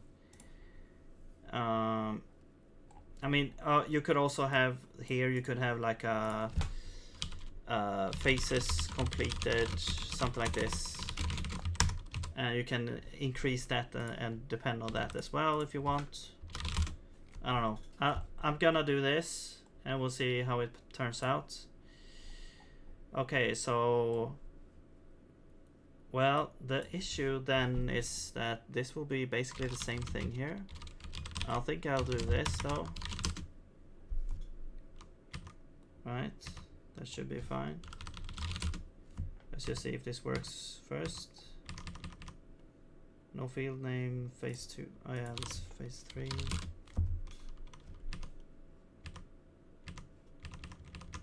Alright, now that seems to work. If it's phase 1 or phase 2, we go into the same thing. Right, so the idea is once you hit like, I don't know, a bunch of times, we go into this phase and then you do the whole puzzle thing and he gets stunned going to this phase.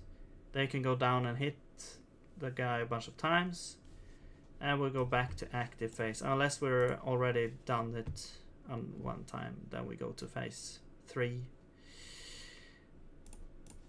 Okay, so how many times do we need to hit the guy?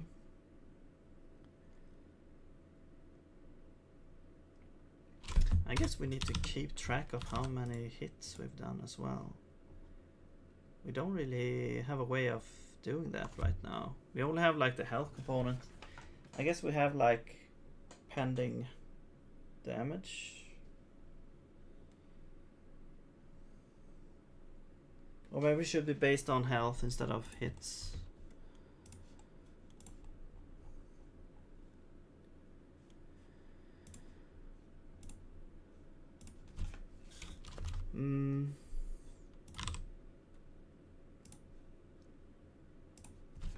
Let's do like this. Next phase and then this is like the health that he's supposed to have when going to the next phase. So I'll just, well,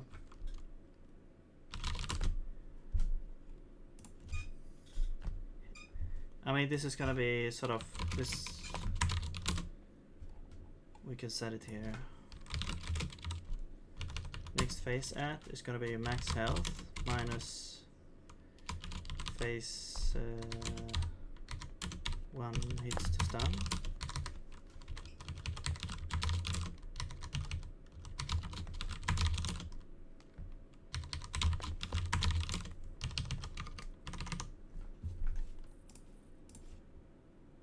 So that's the health that is supposed to be at when going to the next phase. So we can just say now if, well, we get the health component.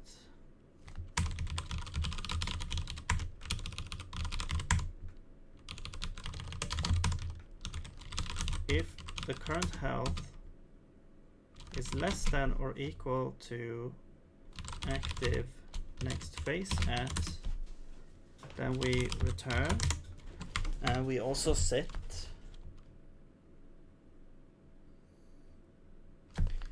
alright, so now we need face thing.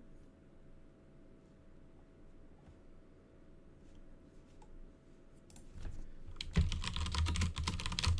can just do this.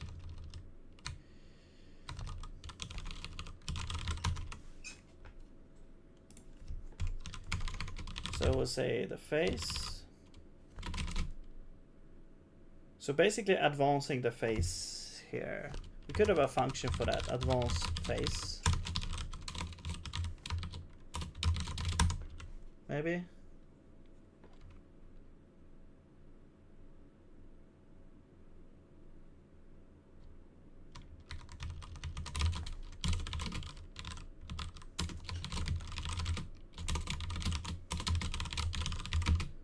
First boss.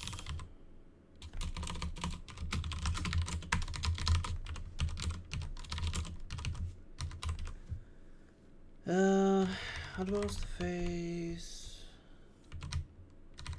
Yeah, so switch on self.face. If we're on phase 1, we get that.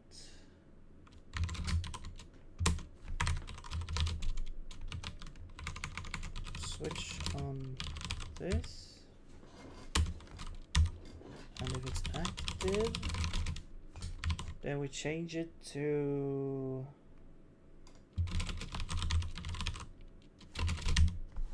phase 1 stunned, or no, regenerating.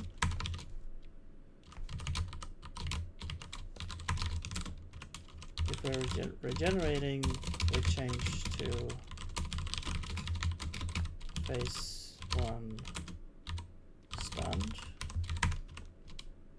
and if we're stunned, we go to phase 2 stationary active,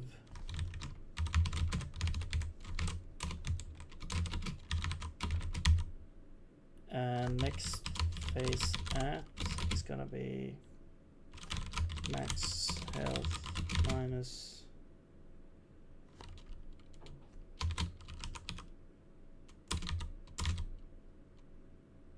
hits to stun times 2.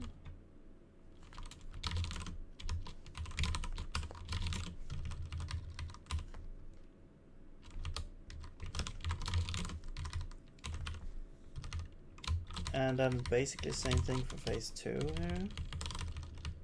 Except all of these are phase 2, and then this one is gonna be phase 3 flying.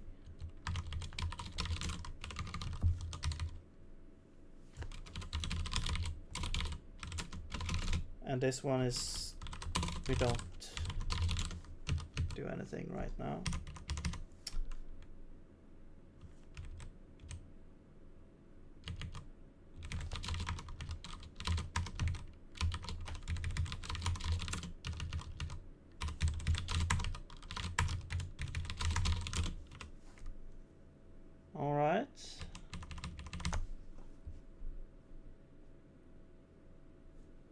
Oh.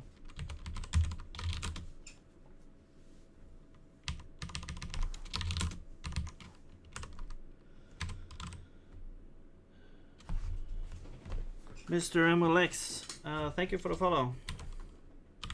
Not sure when that happened, but because I don't have like notifications stuff, but thank you.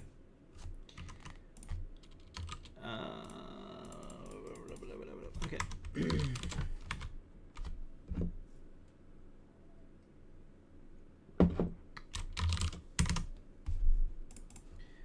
All right, so we have this little like advanced phase thing, and so first phase, yeah, we go to advance from active, we go to regenerating, we go from that to stunned, We go from stunned to phase 2 stationary, where the next phase at is now double the hits to stun.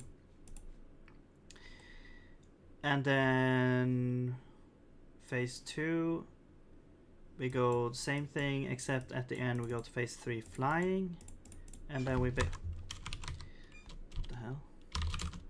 Basically don't have any thing happening there yet, but yeah, that's gonna be the sort of the, I think that's gonna be the last phase, and then you just kill the boss. Okay.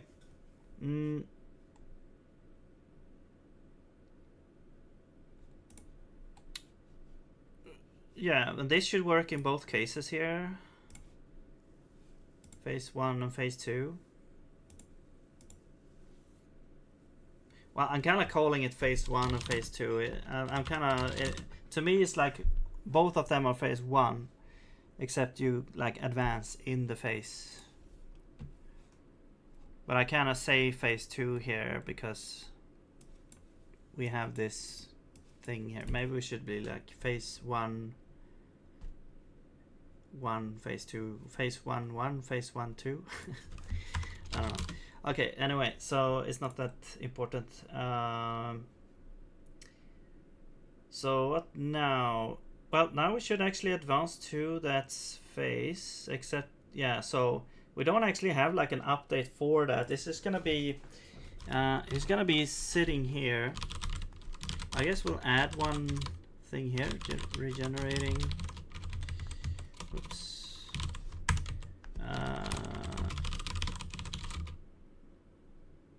I guess maybe we'll need T, I'm not sure. Yeah, let's do that. Actually, yeah, regenerating. Let's add some state here, actually. Because he's gonna try and regenerate, so that means more like getting some life back.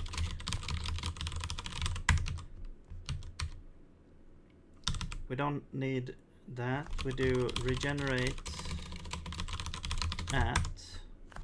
Maybe there's like a timer, like at some point, if the timer is up, he's gonna regenerate a lot of health. But if you get if you solve the puzzle, or you know, if you do the thing in time, he's not gonna regenerate anything. Maybe that feels bad. I don't know. Regenerate at, this is gonna be a timestamp, and so let's do regenerate cooldown, I guess. 1 second maybe. We could also do it like this, like there's a small amount of regeneration happening over time. Regenerate.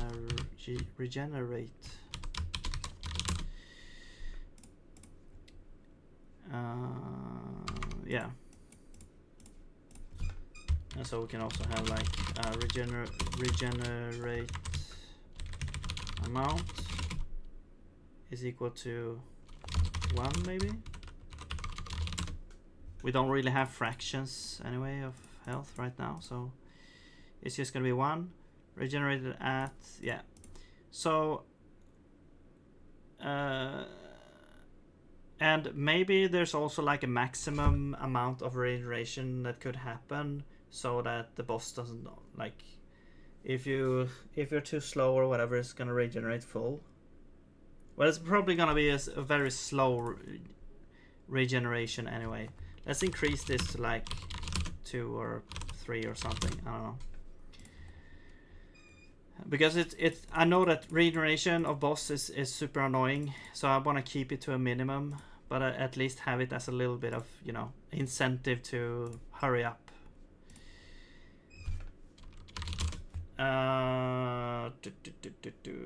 Let's see. Right. Okay, yeah, so we need phase 2, or I mean regeneration here. Regenerating. Yeah, let's add this over here. So basically copy this. Regenerating.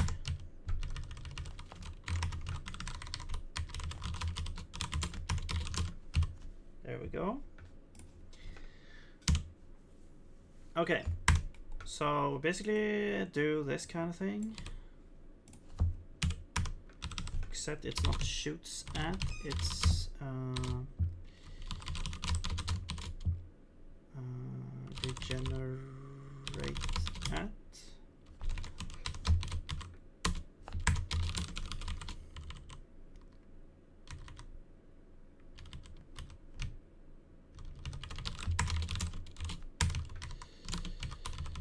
And this is going to be regenerate cooldown.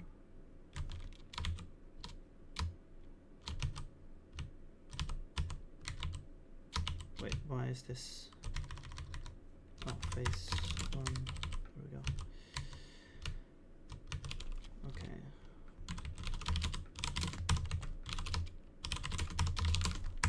Alright. And then it's not active, it's regenerate.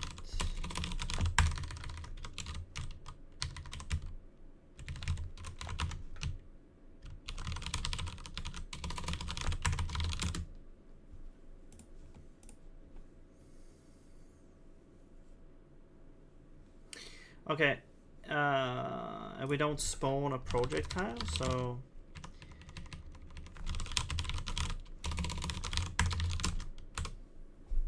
what we want to do is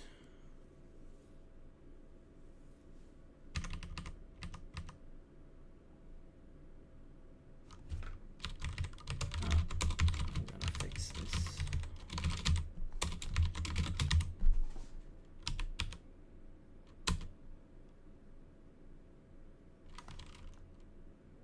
Regenerate that. Yeah, I'll just set it to null, that's right.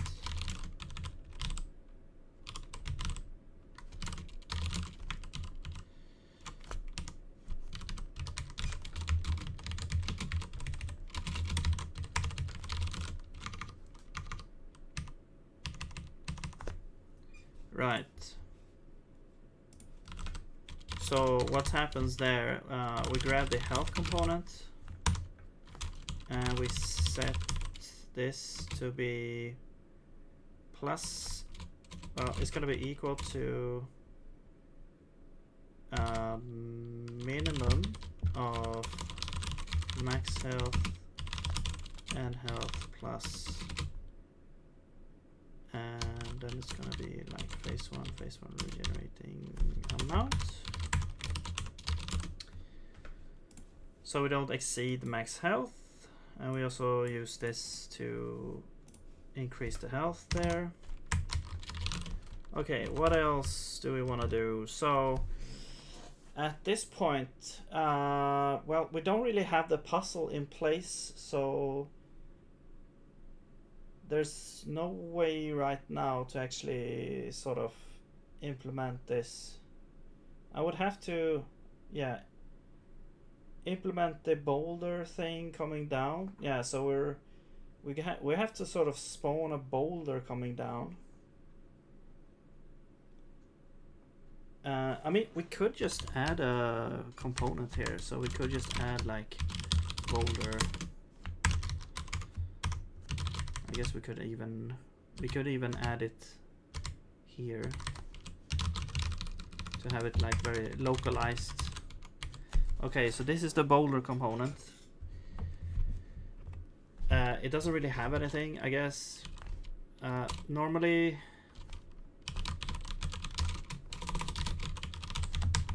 we add is enable boolean is true, or it's actually bool.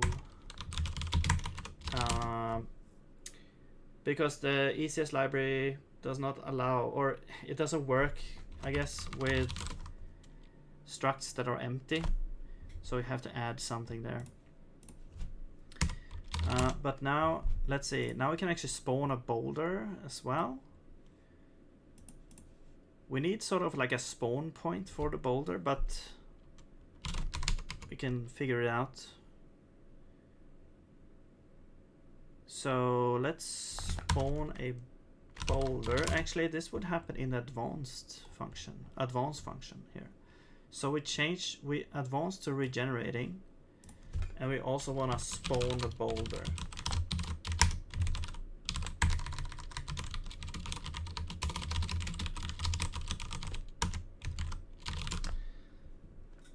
Yeah.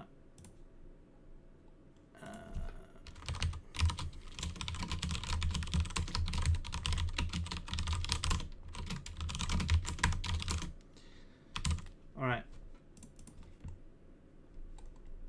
So we spawn the boulder. We should also do it over here.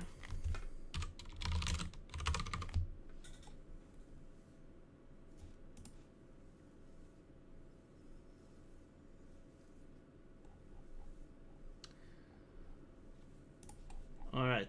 So a lot of things we can copy from spawn projectile, except we say boulder instead. All right, so we can also pass the entity, the boss.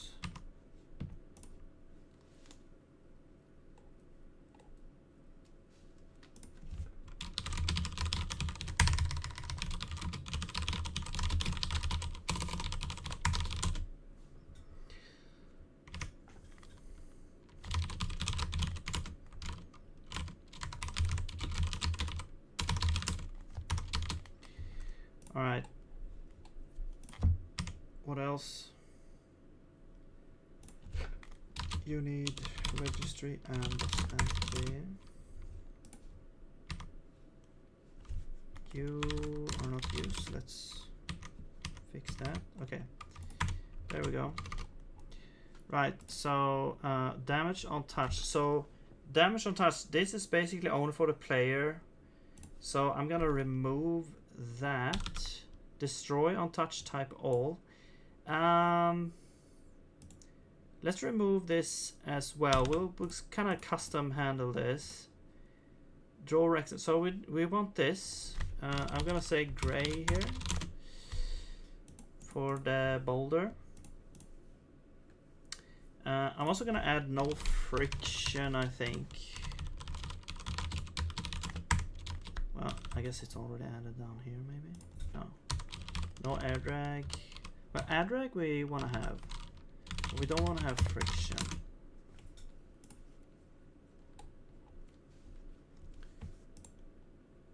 Okay. We don't care about the direction, doesn't matter. There's no spawn points like this. The position is, well, we need to figure out the position. It's gonna be based on the boss body, and then we add, like, I don't know. It's gonna be something. It's gonna be like class size,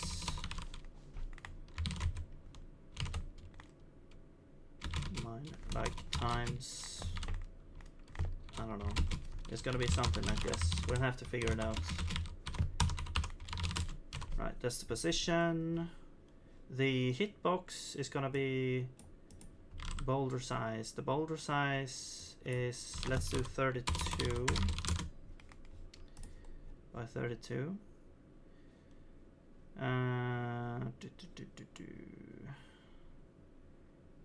It is, I guess, fine.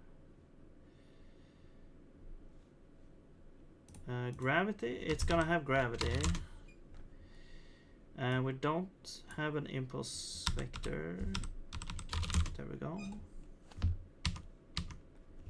So we don't need you.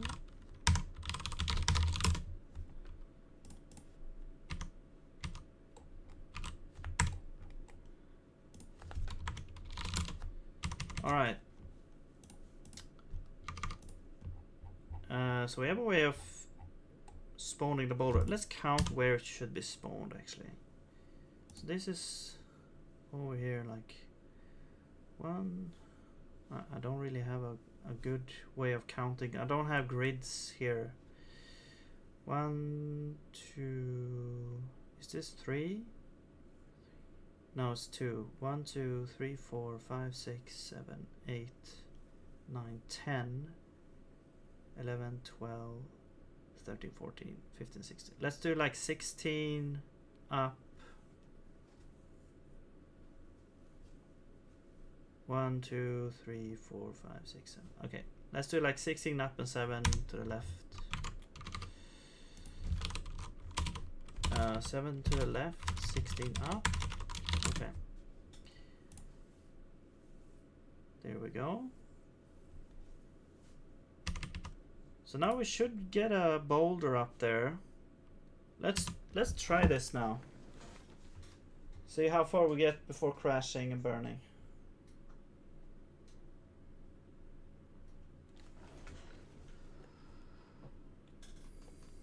Right, so well,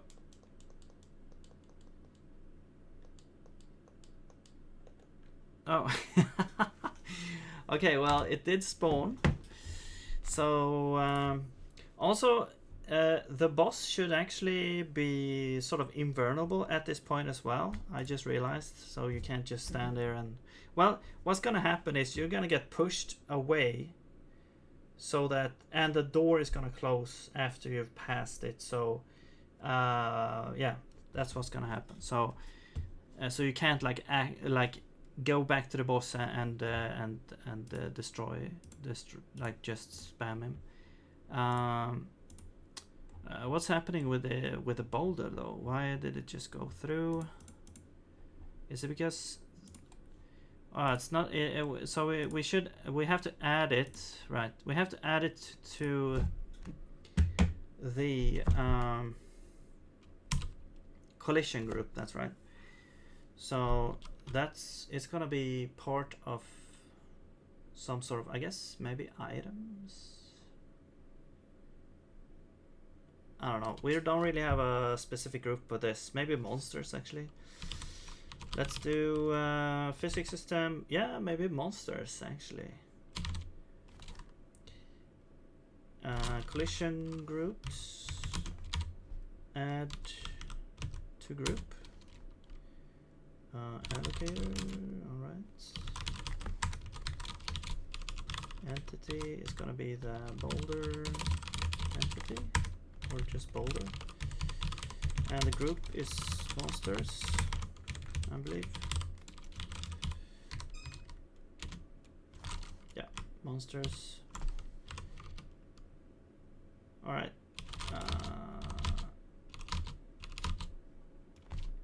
Yeah. Do you return anything? No. All right. So this will add it to the monsters group, which will enable collision to the ground, I think. Let's see.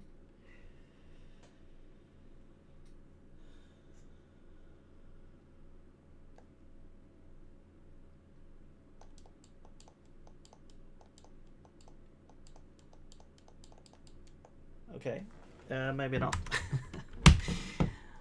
Why though?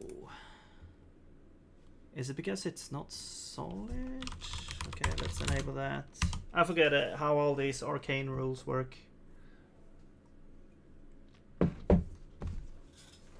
Even though I implemented all of them.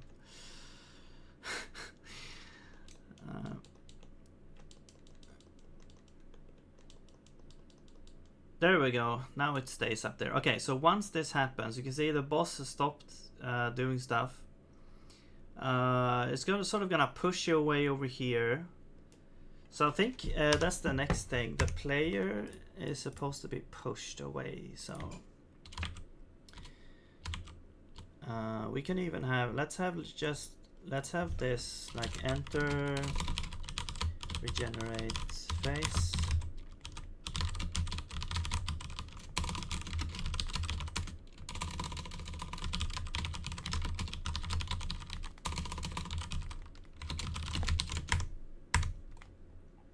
And we'll do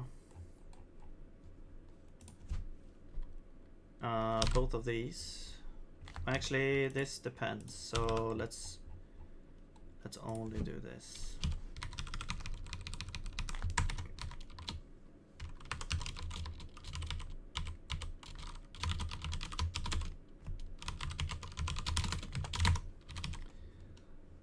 Right. There we go. Because so now we can add more things in here that happens in both of them. Okay. We spawn the boulder. We also push the player to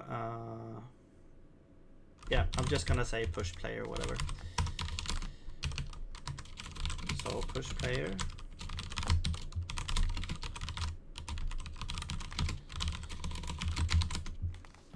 The players.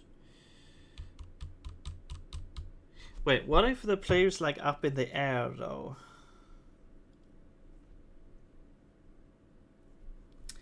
I guess we'll push the player like down and to the left until the player's at the desired location or something.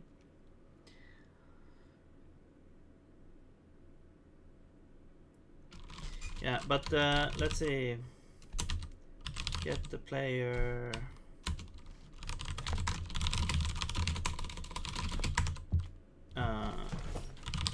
Player body.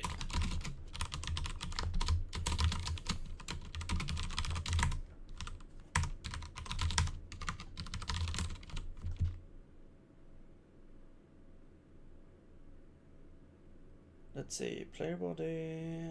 So, what is this? This is gonna happen like every frame, though. So I think we don't actually do it here. We do it in the update function. Actually, let's see. Update function. So it's like we have to check if the players pass the door.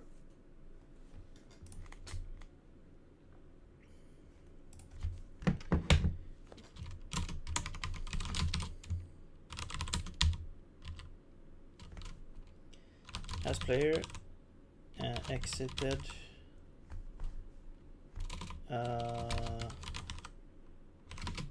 I guess if that's false, and I will add like a little hitbox that we're gonna check against to set this to true. But in the meantime, we're gonna push the player here. Has player exited is false.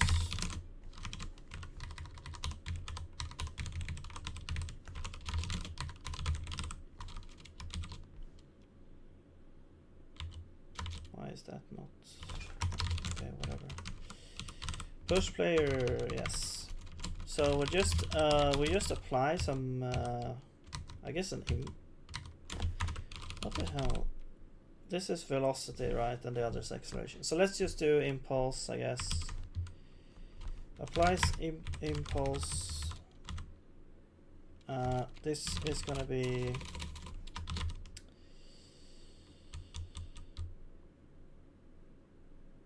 well. Let's do down. It's gonna be like down. Right, left, so it's like -1 times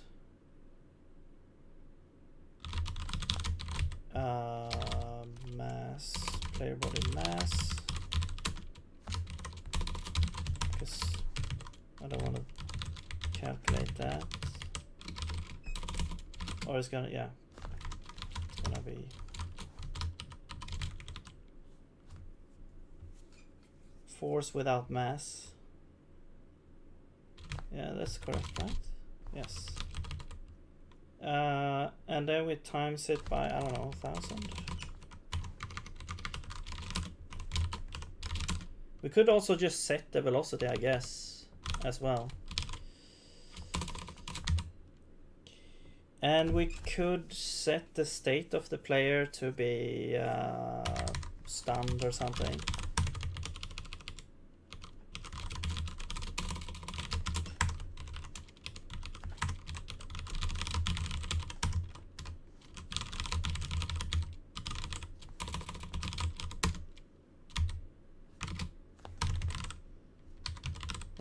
have the...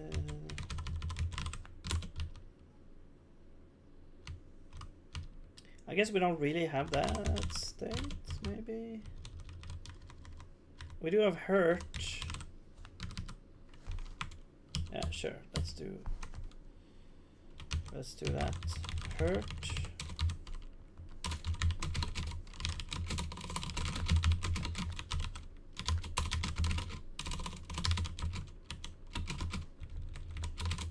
T plus I don't know, it doesn't really matter. Let's just do 1. Okay, and then we need T.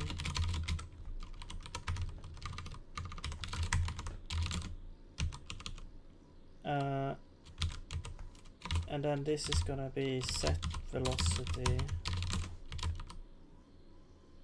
So this would basically make it so that the player is can't move is the point there. And then we set the velocity to whatever this is, and the player is gonna be sort of pushed back. The problem now though is I think the player's gonna like be pushed back out of the room. We don't have a close the door thing yet. Also this is, oh man.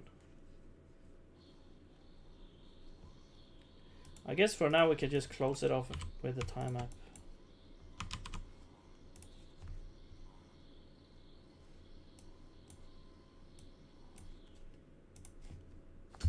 Alright.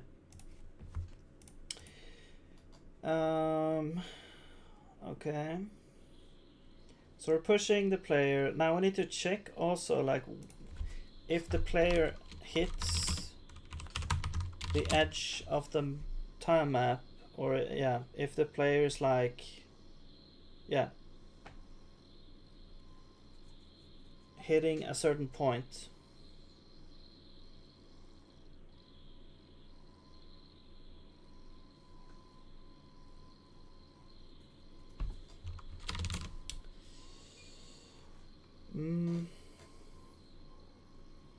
I'm just thinking where, like how we should define this. I guess we have the entrance. That feels so flaky to use. We could count from the boss.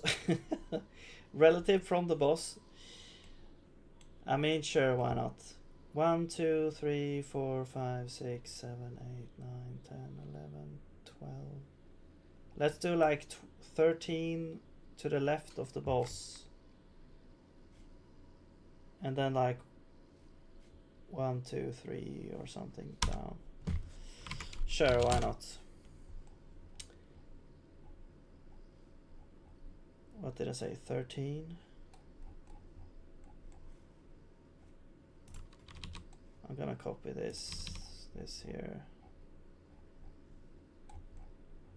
Where's the thing?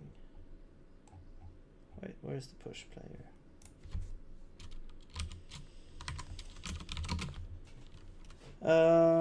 Check if player exited. I know it's a really bad name, but I don't have a good way of calling it right now.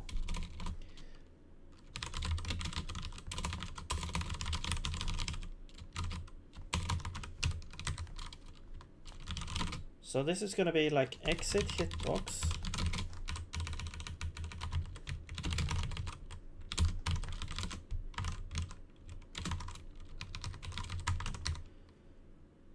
So we'll take the center of the boss.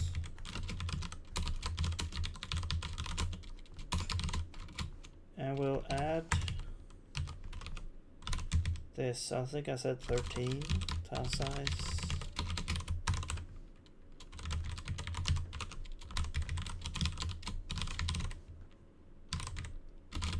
And we'll add, what did I say, 3.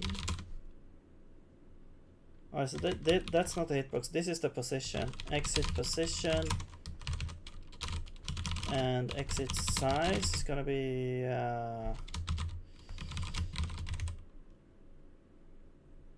6 So there's gonna be tile size 0 in width, but I want the height to be a little bit larger, so it's gonna be like ×3 or something. Alright, and then the hitbox, exit hitbox is gonna be from center, exit position. Actually, then this will be this will actually be exit size 1/2.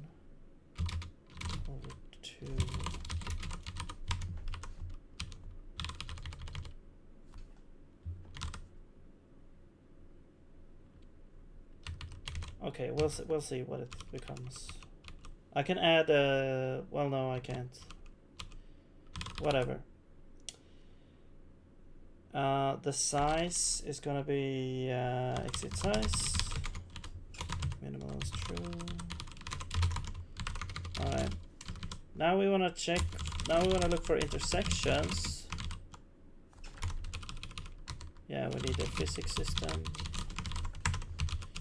So we'll find intersections of the, actually, yeah, no, we don't need to find intersections. We just need to say, do you intersect with the player?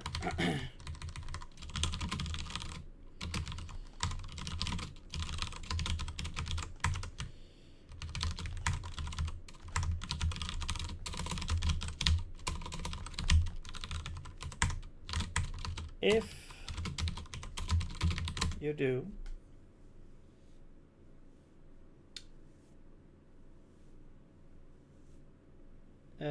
then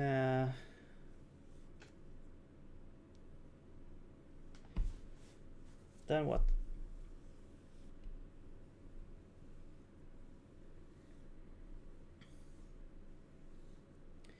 Yeah, then let's see, where is the regenerate?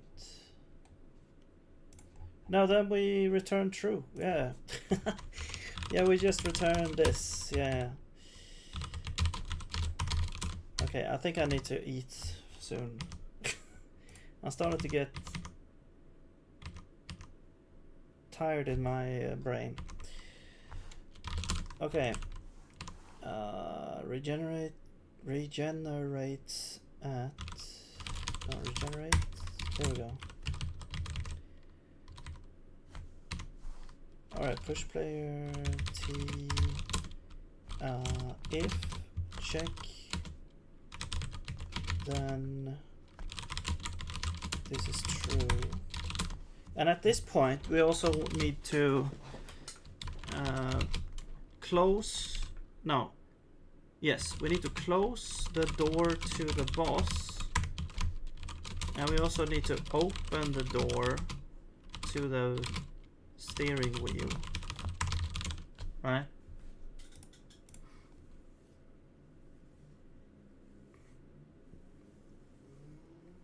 Okay.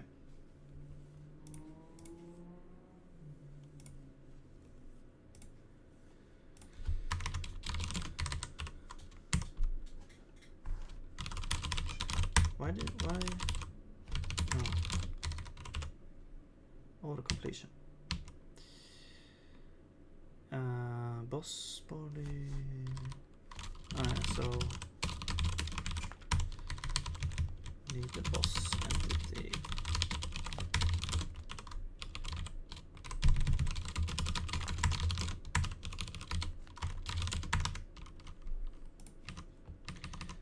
Alright. Technically now what's gonna happen is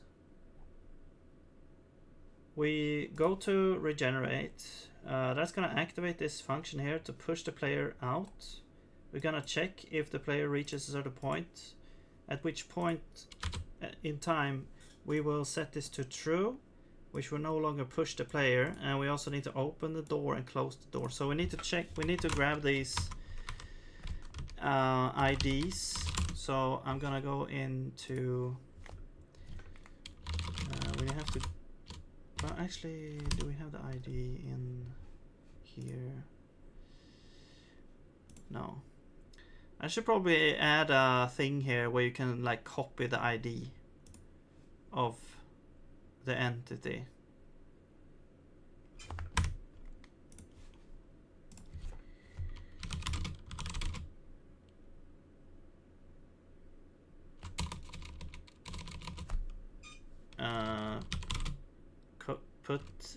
Put string in clip or copy or clipboard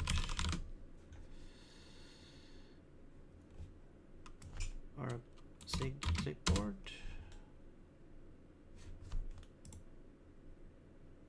I don't know. Okay, whatever. What we can do is we can go into the JSON file.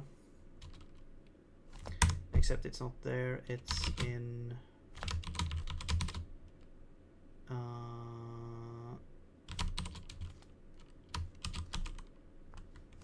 There. It's in. Here.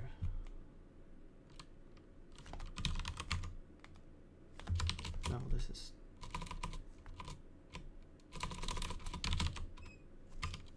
There.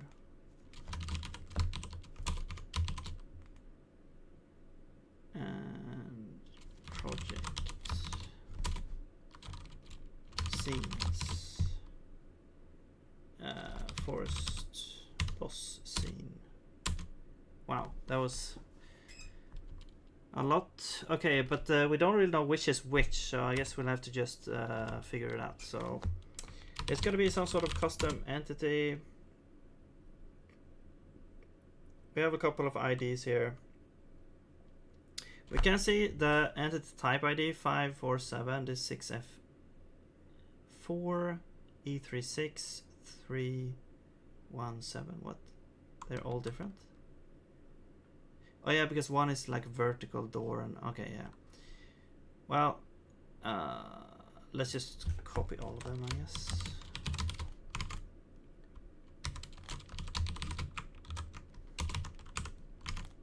And we'll figure it out. I should probably just add you know what? Okay, yeah, let's do this instead. Let's go. This is stupid. Well, I'll quit here.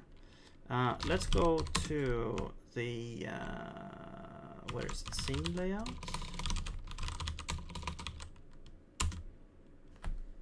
And we'll go to draw, no, not draw, menu, entity details, somewhere here, custom entity. Let's add a sort of text. Let's add like an input text, but it's not supposed to change anything. It's just a way to select text to be able to copy it. The buffer, okay. So the buffer, wait. No, we have label first. So ID, entity ID. Okay, that's the label. And then we have the buffer, I believe, yeah. Yeah, so the buffer is equal to entity ID. Hang on, we need to copy this. So this should be the ID as string, ID serialize. So now we get a, this is basically, yeah, it's an array of U8. And so we can pass that in. And it's basically never gonna change. But we're passing it in here so we can select it and copy it. Hopefully.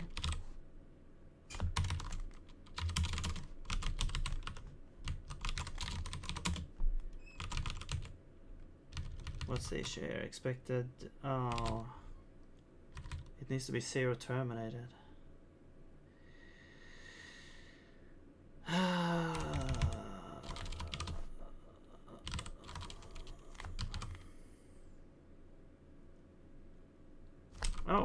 we have one here. Oh, yes. There we go. Or not. Value bool ignored. Right. You return a bool because you want to do that. There we go. Alright, seems like it's compiling now. Alright, so there we go. Now we have this one, we can copy it. This should be the bottom, like player exit door or whatever. So player exit door is this. Okay, that makes things a lot easier. And then we'll grab you, and you are, I guess we can call you the puzzle door. There we go. Right.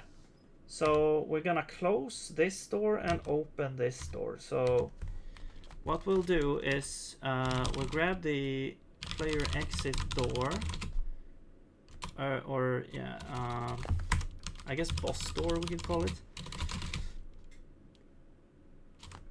Now I have a function in here that allows me to get an entity by the entity ID. So this is gonna be deserialize, and we can grab this, and then we also have so that's the boss door, and then we have the puzzle door. It's gonna be the other one.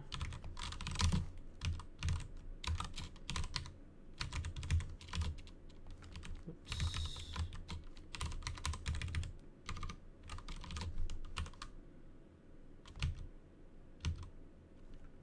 Oh, did I grab the wrong thing? There we go. Okay. At the boss door, then we're gonna grab the device, boss store device, get device,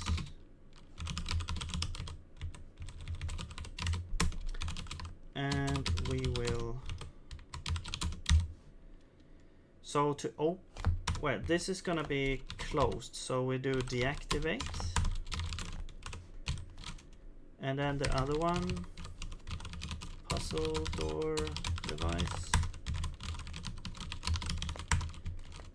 we are going to activate. There we go. So the boss door is closed, this one is open.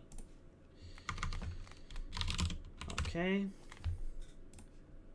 Well, let's see if all this works.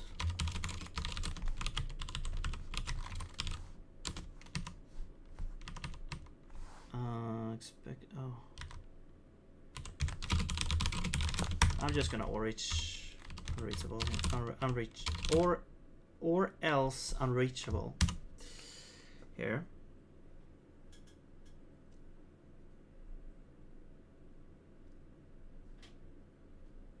I hope that it works. Okay, I need to enable my controller here again. There we go. Come on, stop.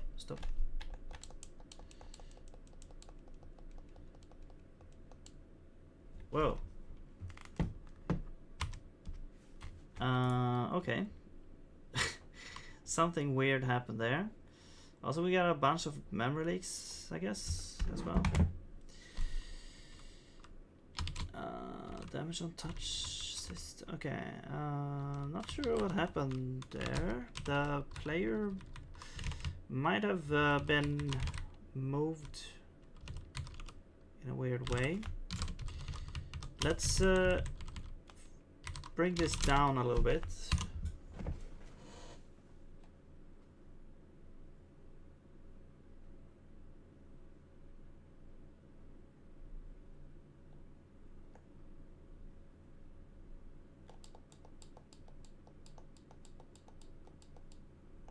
Okay. Okay, I guess it could have been a case of the player or this force to be too strong. I'm gonna actually lower it a little bit more. Also, the door closed too early, so the hitbox for that did not work out, but we'll move it a little bit.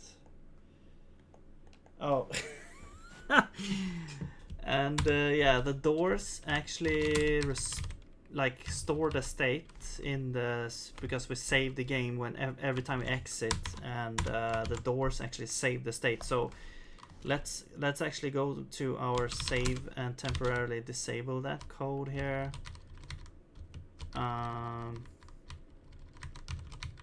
Wait, yeah, the doors need to not be restored.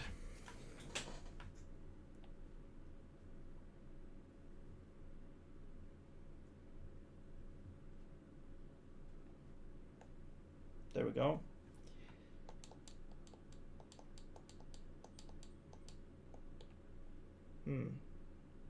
Oh, I see. The play. So that was the sound that I heard. Like you don't hear it because I disabled the sound here, but the player actually plays the hurt sound every time we change the state to hurt. So since we're doing it like every turn, or I mean every frame, there was like a weird sound happening. Wait, I'm in the wrong place. Okay, maybe. Well, okay. Actually, maybe we'll set the state to hurt like one time. We'll set this to like infinite. Okay, and we'll check first if the player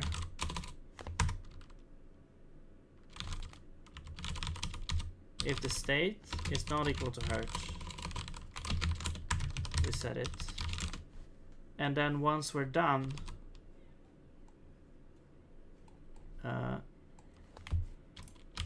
once we are done here, we set the state to we need a player.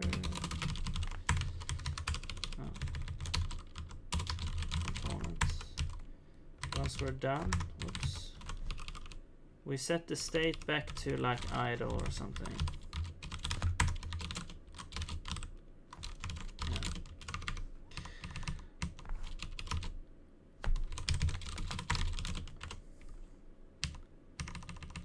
Alright. So now this should only happen like one time. Okay. So, yeah, the push still feels very, very strong. I'm gonna change this to 1. I'm gonna also fix the hitbox here. So the exit position, let's increase this by like, I don't know, 4 to the left.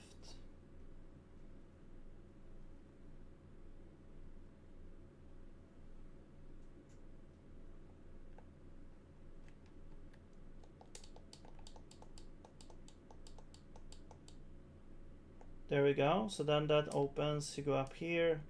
Wait, where's the steering wheel?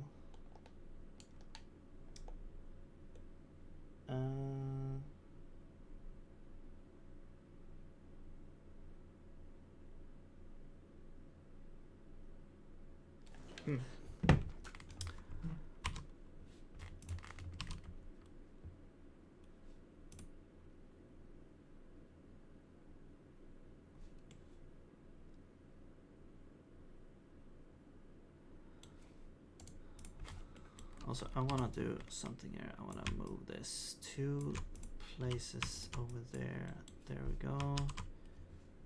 And then I'll move you over there. Just to make a little bit more space there. Okay, so weird. This steering wheel did not show up.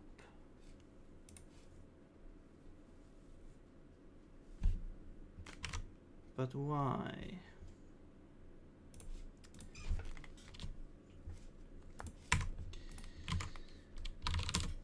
Is it created? Steering wheel.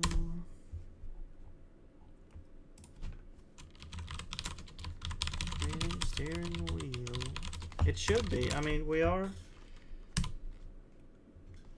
I mean, I showed you before. It works in the other room, so. Although there is a bug with the collision happening. No, it's not creating it.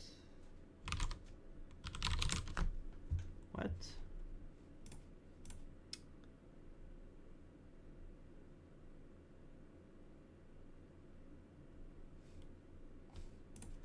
Oh wait. I think I know what the issue is. There's an issue with the steering wheel. Alright. So the steering wheel actually has to be set. Yeah, it actually has to be set to something. So what I'm gonna do is I have to create a new entity type for this room anyway. So I'll just create a super simple graphic here. Let's go to devices. So I will create, let's just do it over here.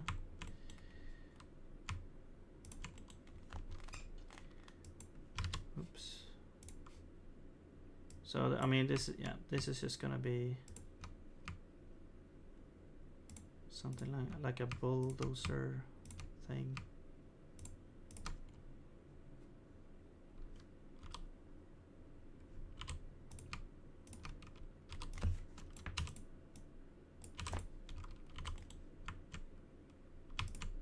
Actually,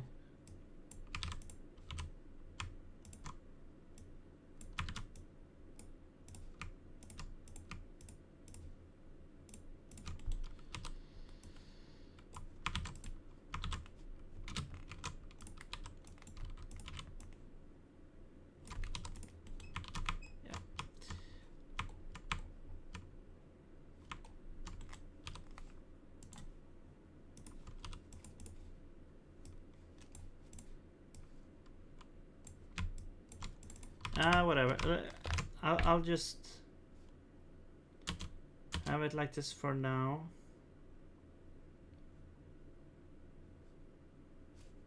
Where is the thing?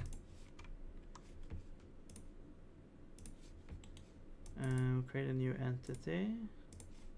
So this is gonna be, I'm not sure what to call it, mover. Mover device.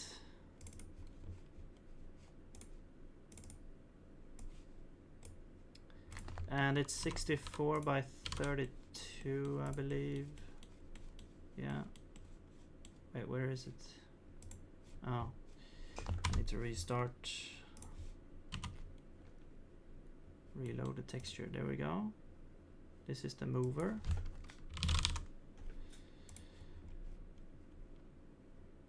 And yeah, don't really need any like properties or anything. Animations.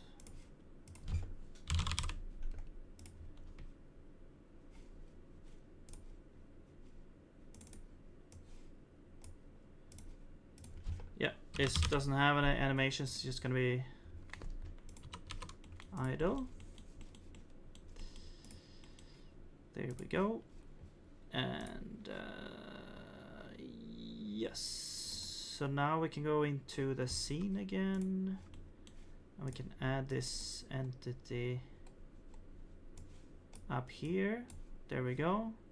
There's the entity. So the idea is that the boulder will land in here, and then you can I have to connect these two now. So we'll connect this to this.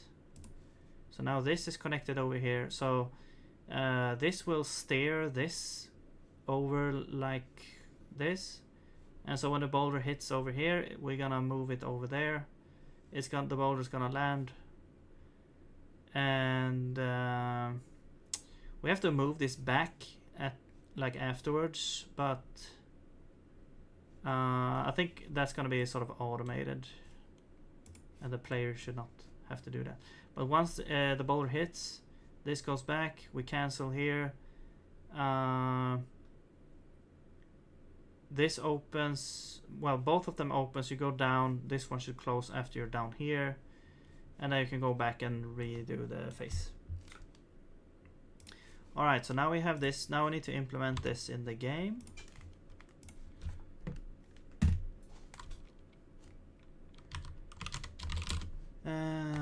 Let's see.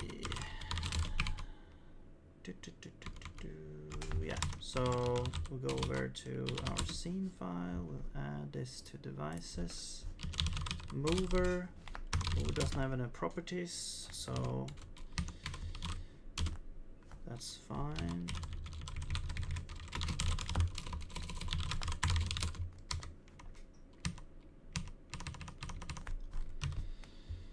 And we need a new device type.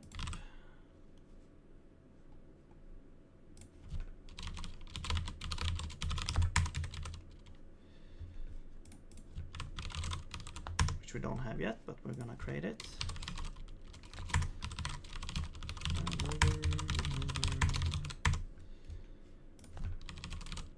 There's a bit of, I will say this when I go in here, but this feels very boilerplatey, and it is. And it doesn't feel nice, but it's what we have right now. And let's go into devices, and we'll add mover. And let's go, I guess, but this doesn't really have that much. Let's just go, I guess, maybe the door.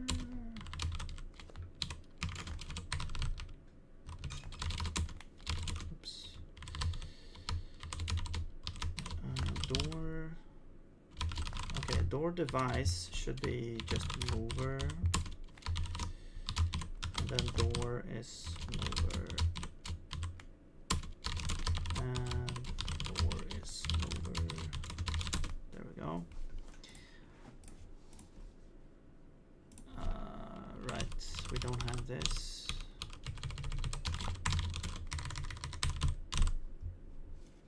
And we can add mover.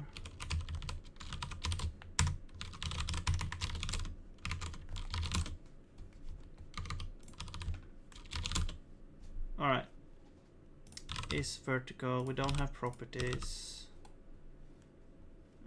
We don't have basically any state. We just have like idle. So we don't need to save it either. We don't have this. We don't have that.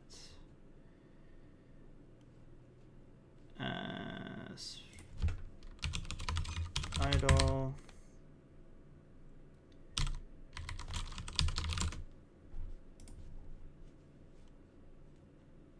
Position vertical, we don't have this either.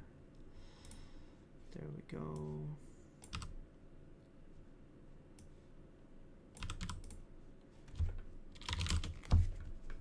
Hitbox.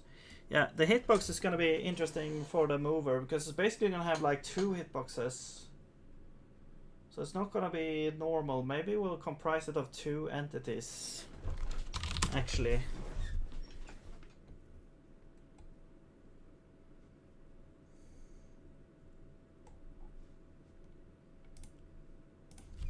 Get animation.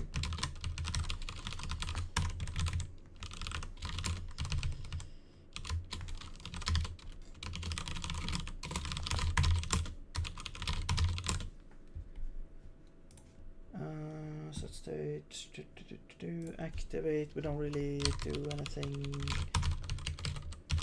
on these.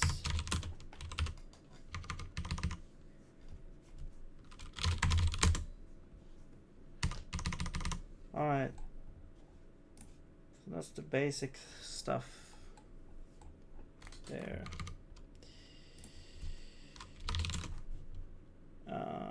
What else do we need to do? Yeah, we have a whole bunch of stuff. Device, what's this? Handle activate, it doesn't do anything.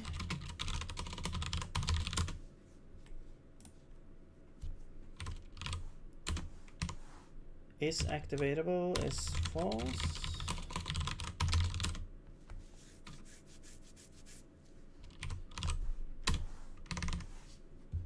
And here we have to, I'll keep it with the device types, so we have a little bit of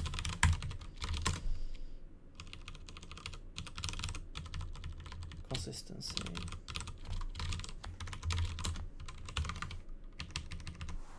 Now, I want this to be a device draw layer. It's gonna be in front, I think.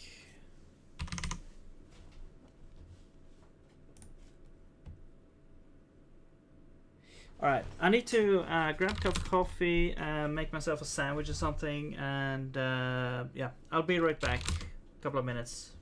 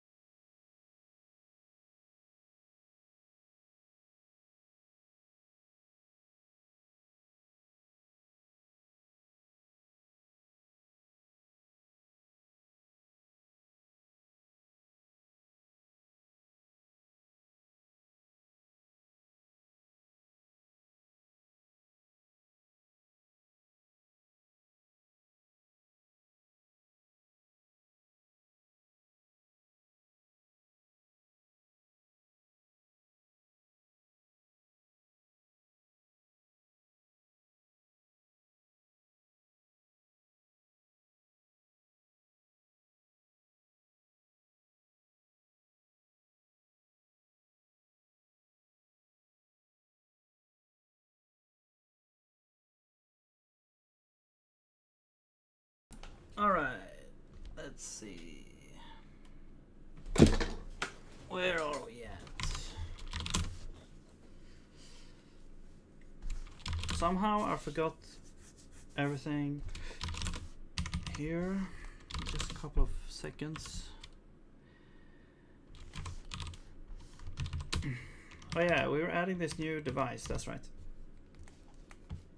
Restore devices. So we basically don't need to do anything for movers.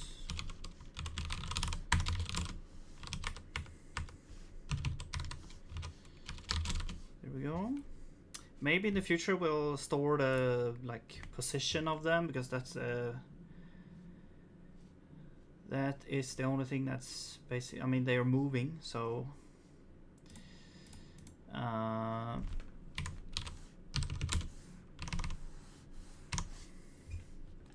why am I always spamming the button? Okay, so what's happening here? So the update for movers, basically we don't really do anything. It's only physics, basically. What about this? Handle state change. So we don't have a state change for movers, so we don't do anything there either.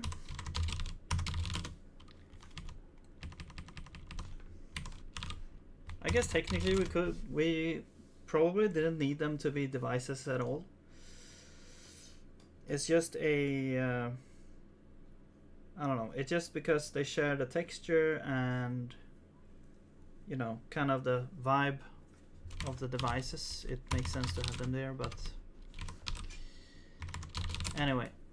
So that got rid of all the error messages. Let's see if we start this now. Should we get both the steering wheel and the device up and the mover? How does it look now? Yeah, so now we get the mover and the device. I'm just gonna fill in the tiles a little bit so that we can more easily see what's going on here. So let's go into the time map editor, and I'll just add this little bit. Let's make this like this. Why not?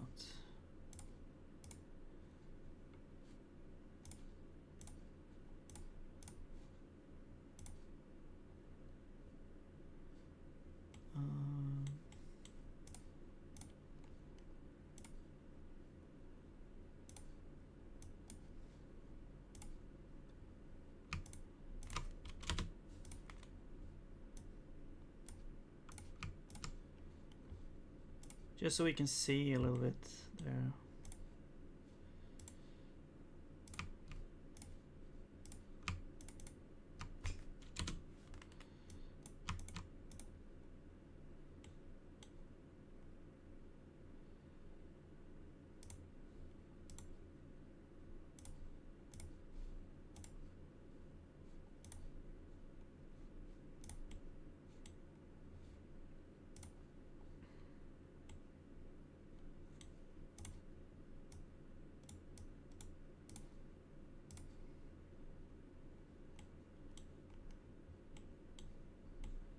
Where's the top one there?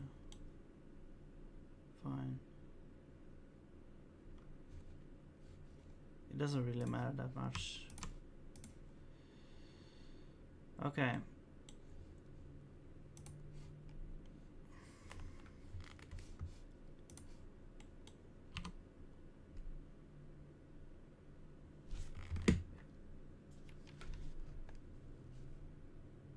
So what's gonna happen now is basically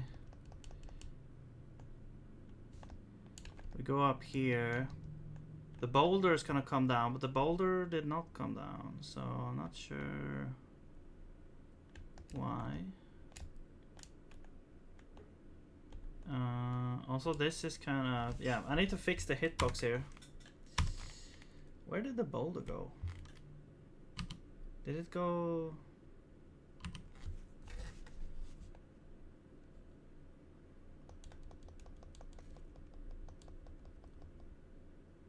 It doesn't spawn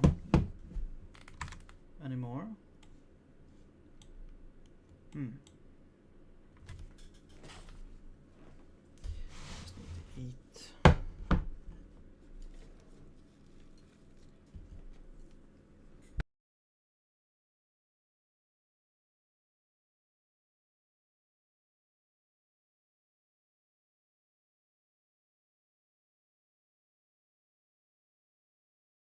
Mute. I'll just mute while I eat here.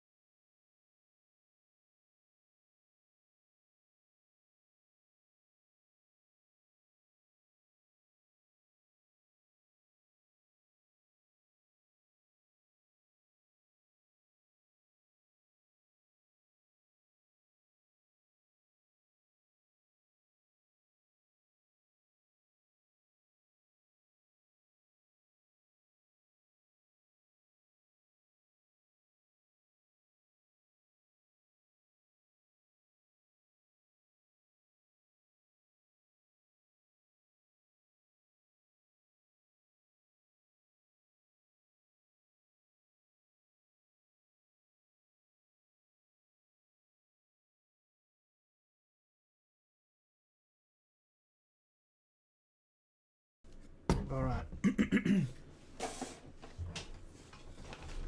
There we go.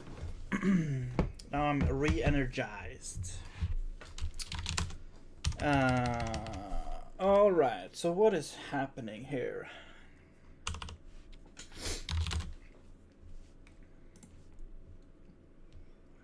Why is the boulder not spawning is the question. Wait, did I put this in the wrong thing? I put it in the wrong thing. That's why. Hopefully, at least. It feels like that was the issue. There we go. There we go. There's the boulder. And yeah, I mean we can move it, but we need the boulder to go into the mover. So we need to change the mover a little bit. Also, I think this makes it so that we need to fix a little thing with the steering wheel as well. So actually, yeah, so the what I'm thinking is that the mover actually makes multiple entities.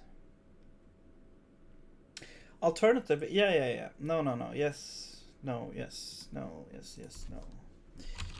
This returns an entity. Right, so what we want to do is we actually want to return. This is not the hitbox.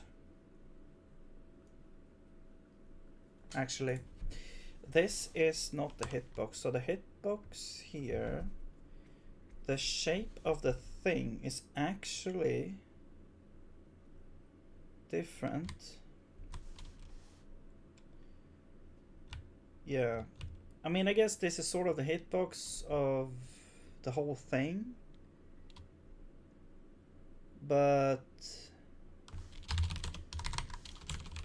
I also want to have like gut part hitbox.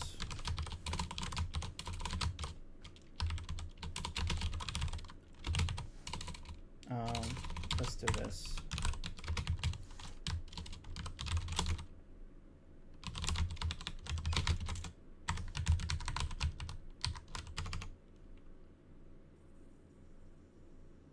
Alright, now this is basically gonna be the same thing, except the size, the width is basically like 4 pixels or something.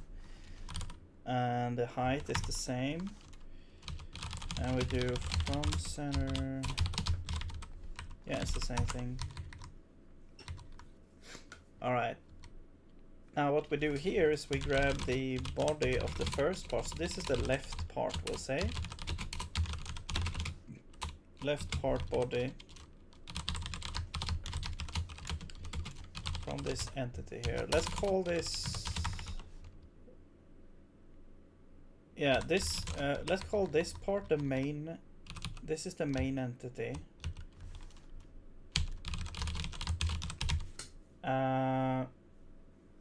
We are going to say that the size... Actually, this is going to be the shape. Yeah. The shape of this is going to be equal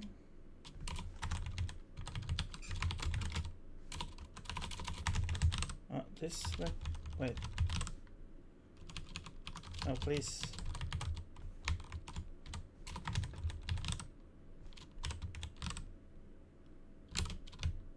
Init with offset and size. Okay, so it's gonna be init with offsets.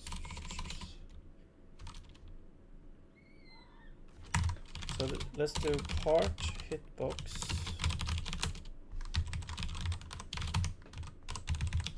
Part hitbox top left.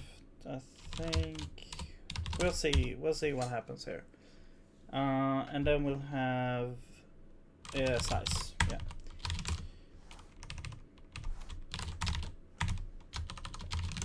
Alright, so that's the shape there, and then we need to update transform self. No, okay, yeah. There we go. Right, so now we should see that the mover should have like a hitbox that only is on the left side. I guess that's... No, we need on the right side as well. Okay, you can see here that it's kind of bad. Here, it's over here. It should be over here. So the center is basically... It's kind of weird. It's like the center X and then up at the top. Okay. Because it's like the top left. It should be maybe... center. Wait, left.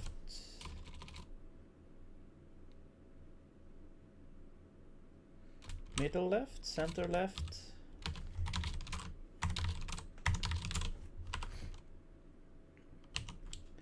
Except except we want to add the size as well.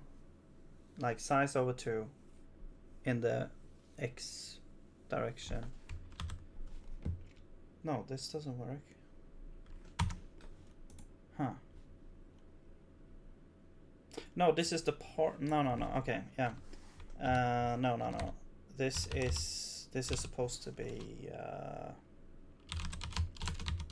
this center left. That's right. And then the size is that. But then we also want to add only X, the X part of part hitbox size. And we also take half of that. There we go. So now it should spawn correctly, hopefully. No, now it's all now it's all the way over there.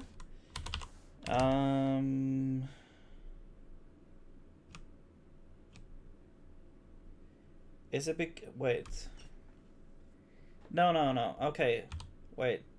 No. So this should be. Okay, yeah. I think it's because it's world coordinates. This is supposed to be local. So we'll do left part center. So we'll remove the center. Yeah.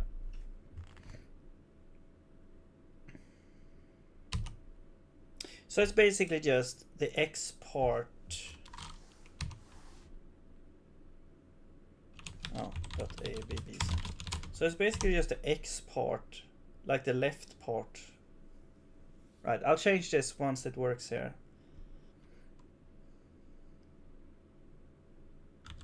Okay, there we go. Now you see it over there. And if we go and try and advance the face now, you can see the boulder goes up there. We go over here, we move it, and it lands on the. I guess it sort of works, except now we can move the mover all the way over there. So I want something over here as well.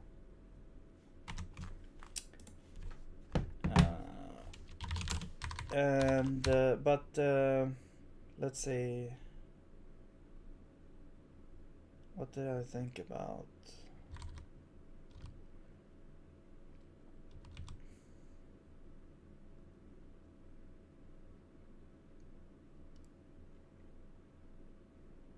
Yeah. So this will be. I mean, this is just the left part here.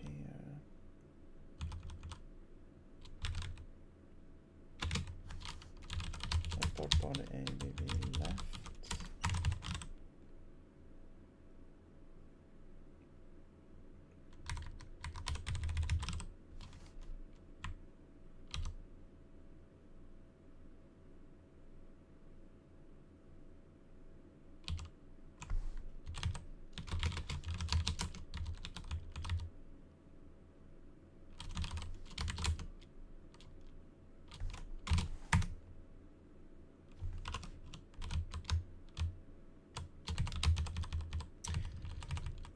Okay, I'm not sure if it makes more sense here, but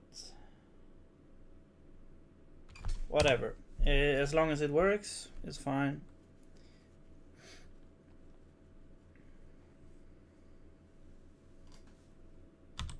Okay, yeah. So yeah, that still works. Alright, let's add another entity that is supposed to be on the right side now. We don't do this part because we don't want all those different things. We just want basically we just want a body that moves with this body, and we already sort of have that with the player stuff. The player has... Wait, no. Game... Yeah, player arm. Well, I guess it's happening over here, maybe. I mean, right. So we don't really have a component for this. We probably should add a component that just, you know, sets the position to some offset of the other one.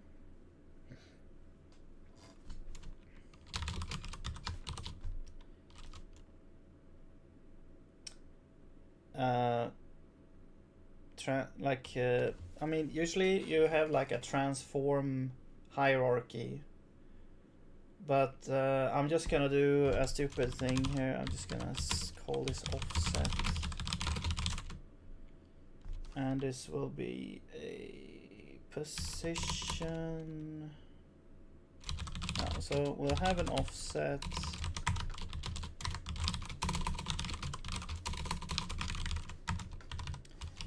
And we'll have, I guess it's gonna be like the entity that it's attached to.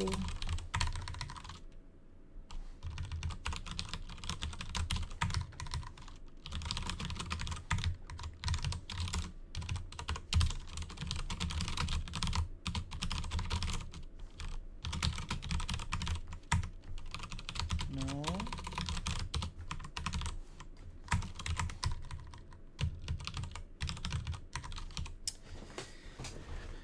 And we'll have a view of offsets. I guess it could technically be a view of offsets with bodies.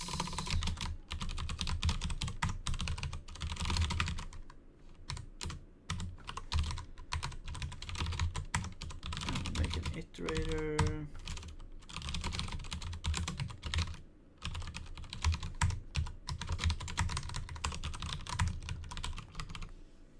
Alright, and we'll get the body.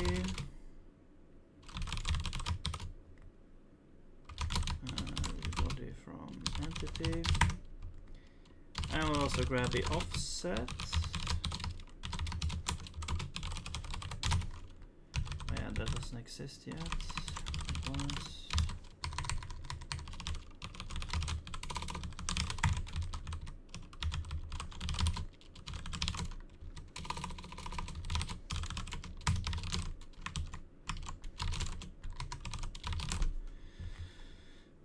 Alright, and I will grab the attached to body, I guess. Body attached to. Oh, whatever. Get rigid body from offset attached to. And this always, yeah. This should return true, and then, or return the thing. Then we'll set your position to be attached body plus the offset, and that's it. I don't need T. All right, now game up to the systems.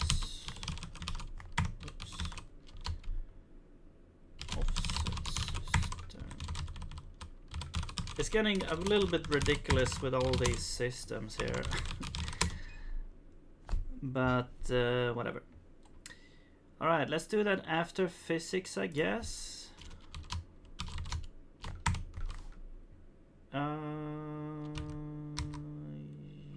Yes, over here, maybe.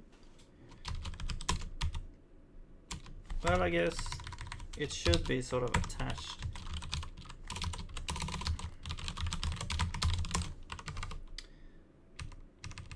Alright.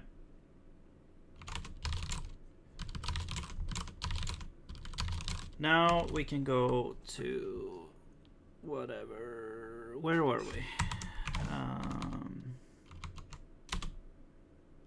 No. Well, now technically we could actually, instead of doing this, I guess the lens is kind of different though. Oh yeah, we should take the direction into account maybe. Yeah, I mean, we definitely want to do that if we do this, but this is only for the something else now. Yeah, it's only for the mover here. So we'll add another entity. This is gonna be the right part. We'll create this right part here, and the right part, well, we're gonna need a physics system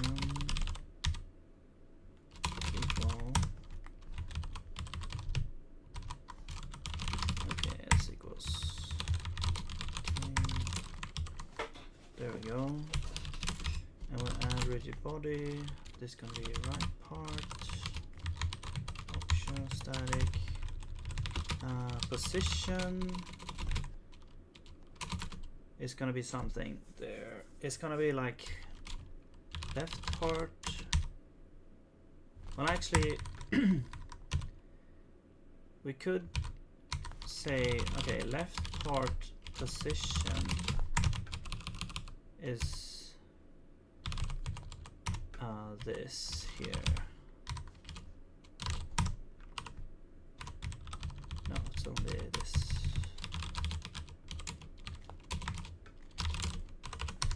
Alright, that's the left part position.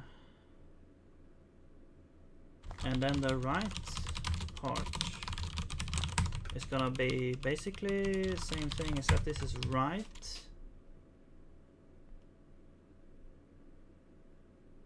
And then this is negative here.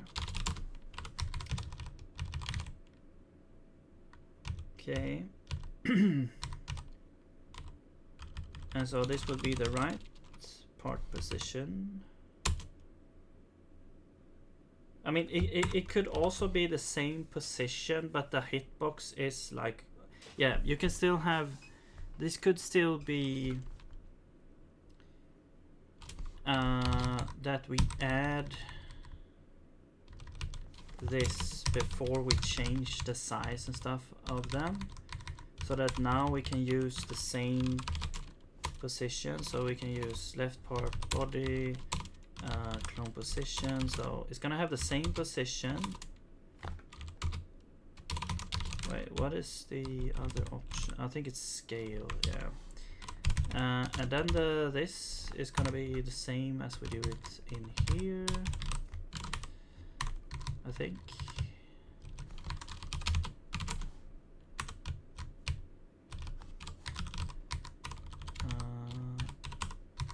I mean, we could just copy.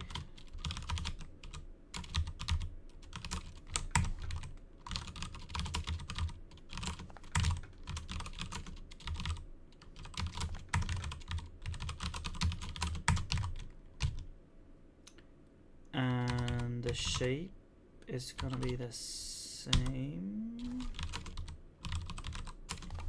I mean, we could just we could just, you know, we could just say left part body static, yeah.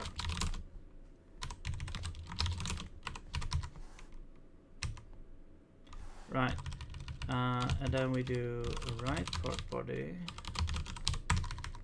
that we get from here.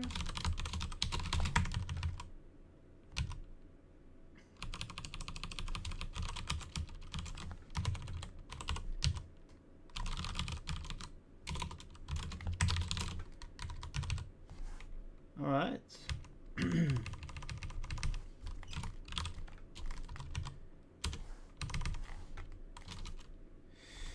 Mixed scale, wait. How is this mixed? Oh, offset of offset, right? There we go. Okay, let's see what's happening here. Man, time flies today. Alright. There we go, there's the thing. Okay, let's check the collision boxes. There you see, now we get a collision box over here and one over there. What happens if we move this one? Oh, it didn't really work. Okay. Why? Oh yeah, we didn't add the offset component. That could explain something there. So let's do that. Let's do registry add offset. Wait, no, right part. And we'll add offset, and we're attached to the left part, or just entity, and the offset. I mean, the offset is actually just going to be 0 at this point because we have the same position, so we don't really need to change that. So I think we'll actually, yeah, let's just do that.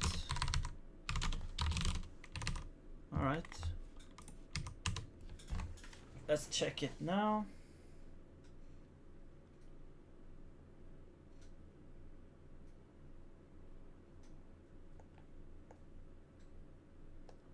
I'm just testing this part, like if you're up in the air, if it's there we go. Oh, except the, oh yeah, so we need to also add we need to add it to the same collision group here.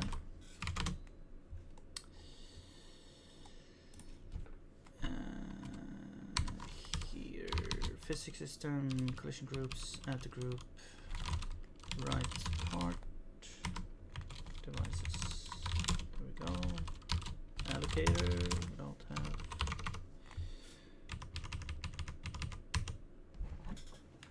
there we go.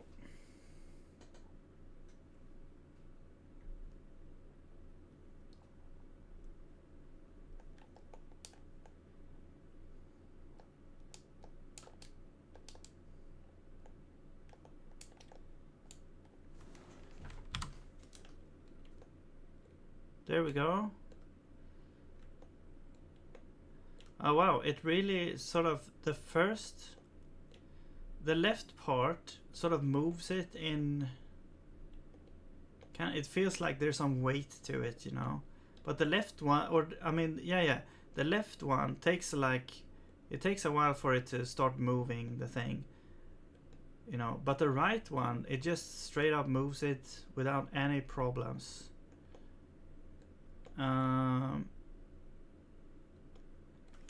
Okay. Why is that?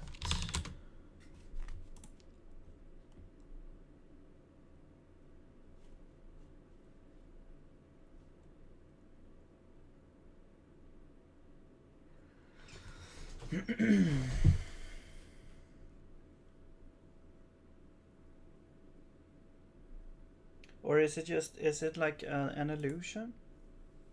I'm pretty sure it feels like.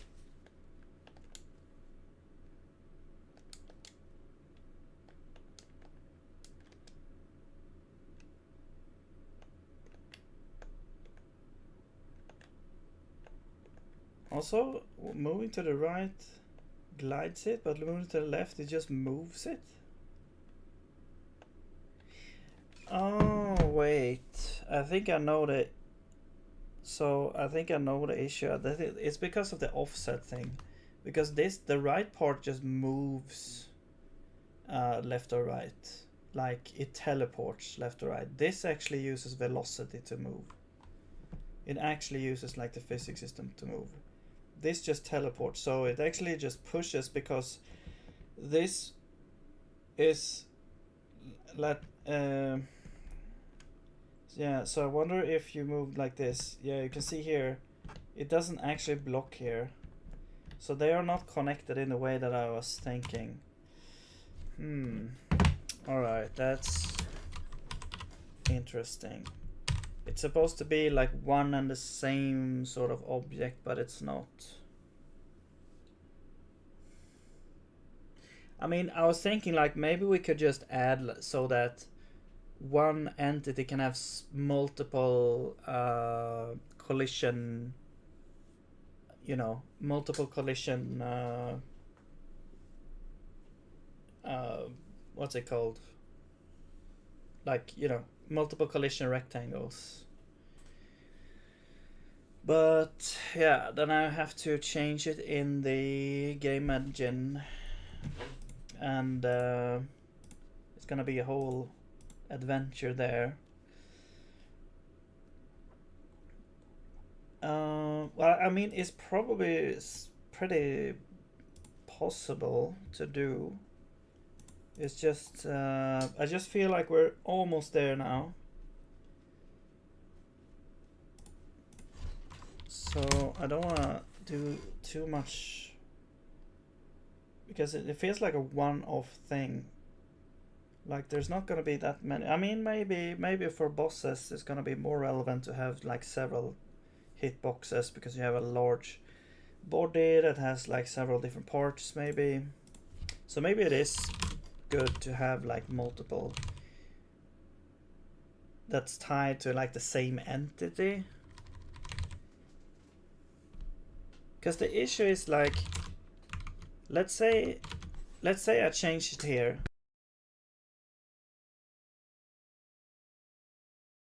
So let's say this is changed so that we don't set the position, we actually clone the velocity instead. Well, it's not gonna keep it in the same position guaranteed. Well, I mean, maybe we can just clone the velocity, I guess. But then this has to be before the... This has to be like before the... Maybe we can set the position and the velocity, maybe.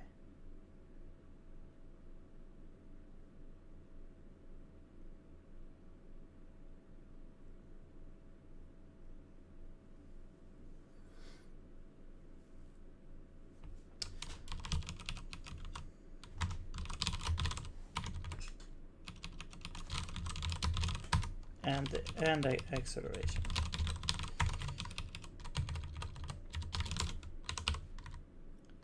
And we don't add here.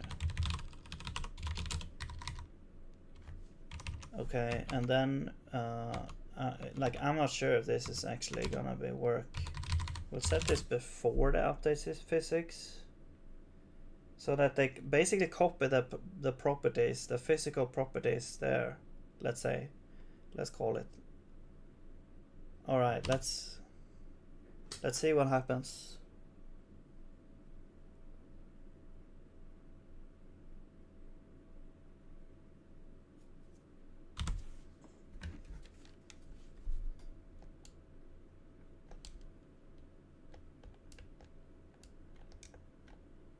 Whoa. Okay, I'm not sure what happened there. What?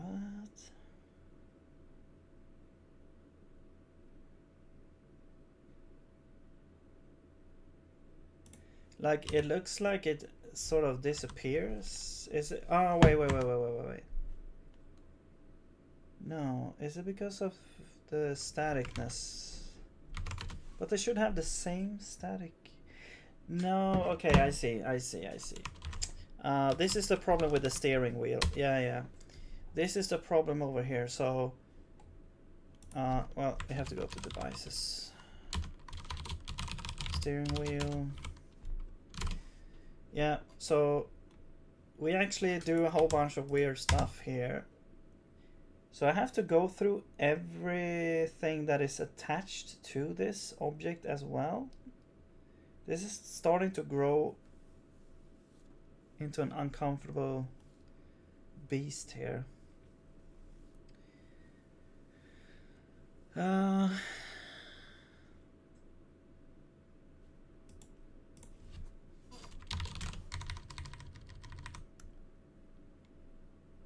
Yeah. Okay. Right. Let's do this. I will copy this into a function called something.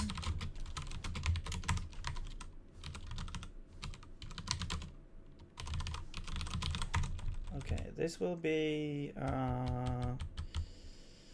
enable control, and we will have an entity. Wait, no, it's enable control and target.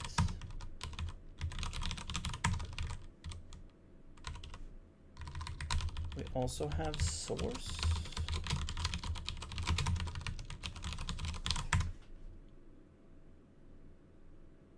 And registry.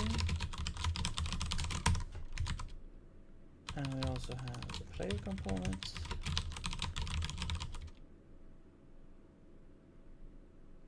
No, I see. Yeah, this needs to only happen once, so we don't really need a player component in here. We need to do this once.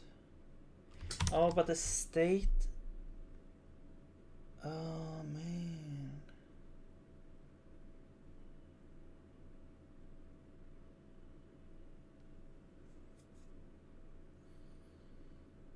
Well, I guess it could be the same for each one. I guess each one needs to have the same state. So yeah, let's do that, and we'll go back where we were. Where were we? Over here.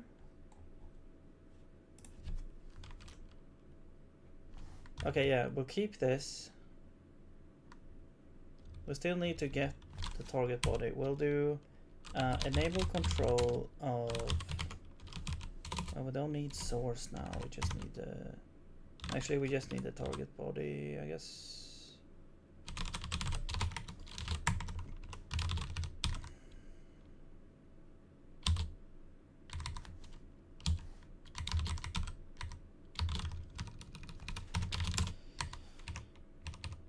Target. Oh, that's E. Source we don't need. There we go. Okay. Yeah, we need to enable control, and then we also need to grab the offsets. So this is gonna be offset and body. And no, yeah. Iterator.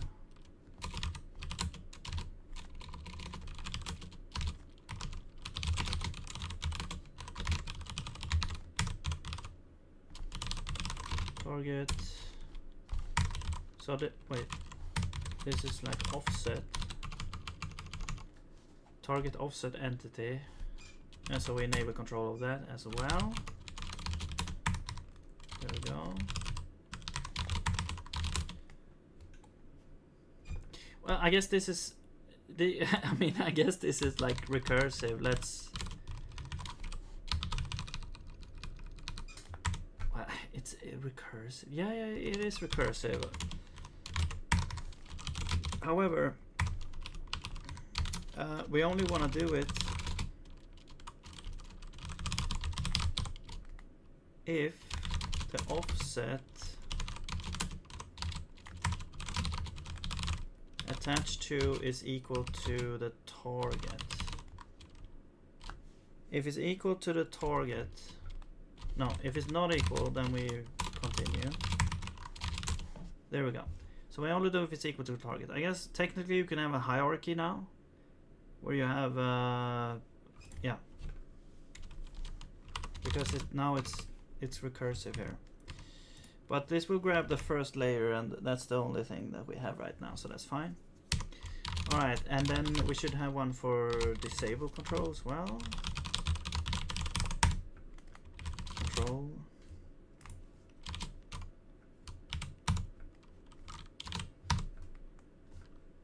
which would be this part. Oops.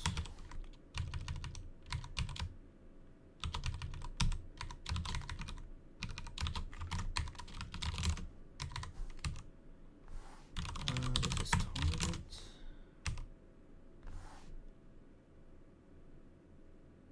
Right, so now we need the control. Now we need like control, which is like player components, state, control.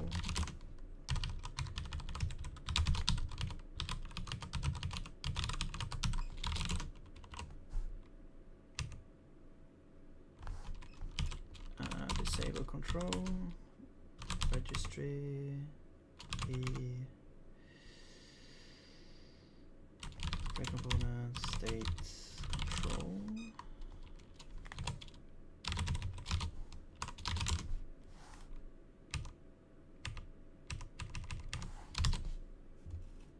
And here we call disable control instead of enable control. There we go.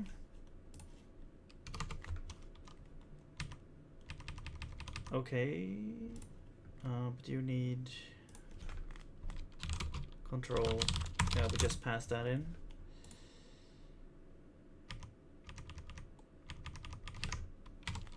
Okay.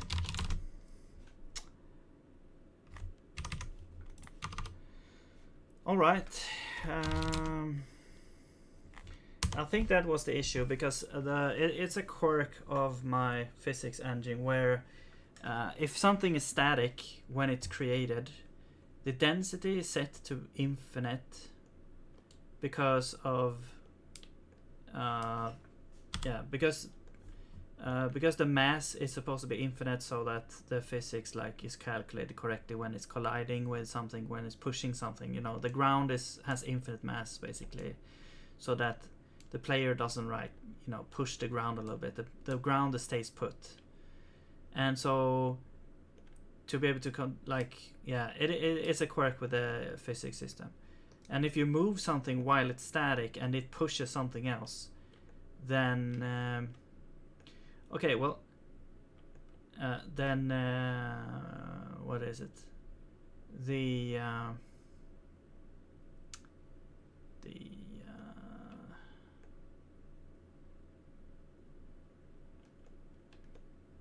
Okay, this is kind of weird. It still moves through. So I think this is because we changed the position. The weird thing is now that we have these is like we need to make sure that the constellation is exactly the same, so that if this one is stopped over here, this should also be stopped. So that's why this is kind of weird. This doesn't really work.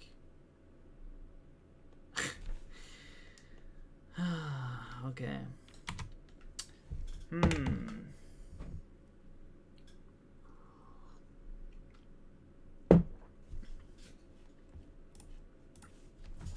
I mean, even if we go in here, let's say the offset thing, and we don't update the position, this is not gonna work because it's gonna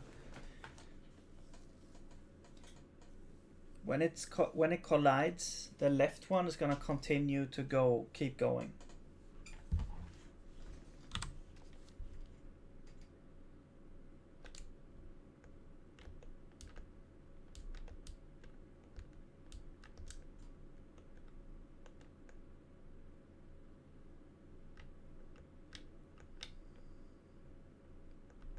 Here, the left one continues to keep going. The graphics is correct, but the hitbox is not. Maybe I should think about this another way. Maybe it's just one. Yeah, I mean, it's obviously, I think it's more correct to have one entity with multiple hitboxes or multiple collision rectangles.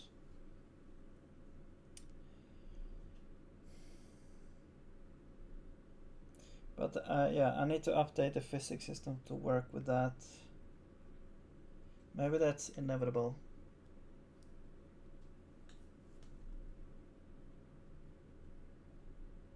Actually, well, You know what? We can actually work around this, I think. I just realized something. We can do it like this.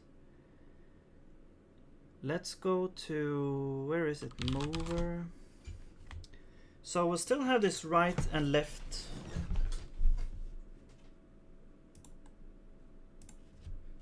Part. Well, no, it is. Will it really work?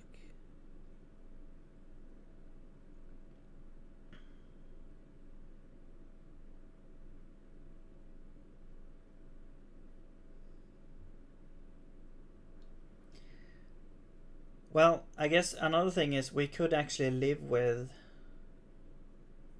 not moving them with the full like physics system. Instead, we just move, teleport move all the time.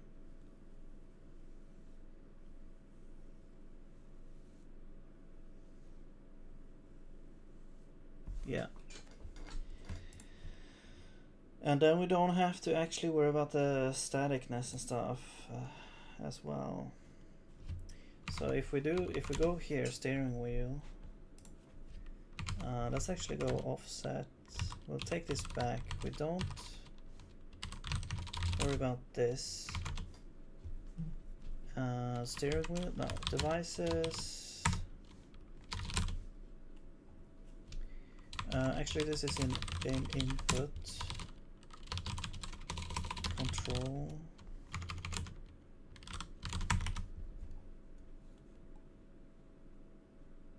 Right, so here we actually... Oh, I have a bunch of logs here.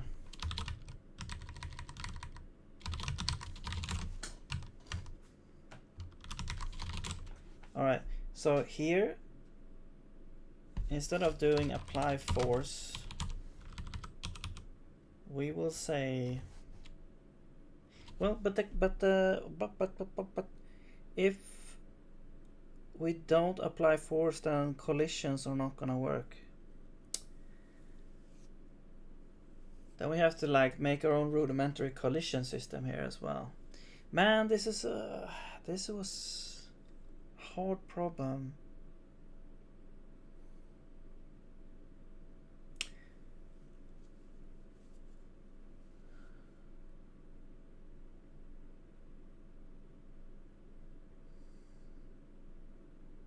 It's just because I don't have like hierarchy in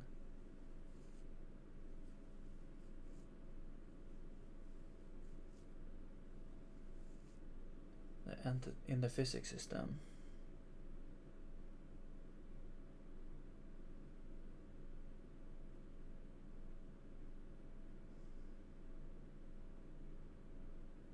Yeah, so the physics system will have to like, let's say you have multiple collision boxes, so and they're tied to the same entity, let's say.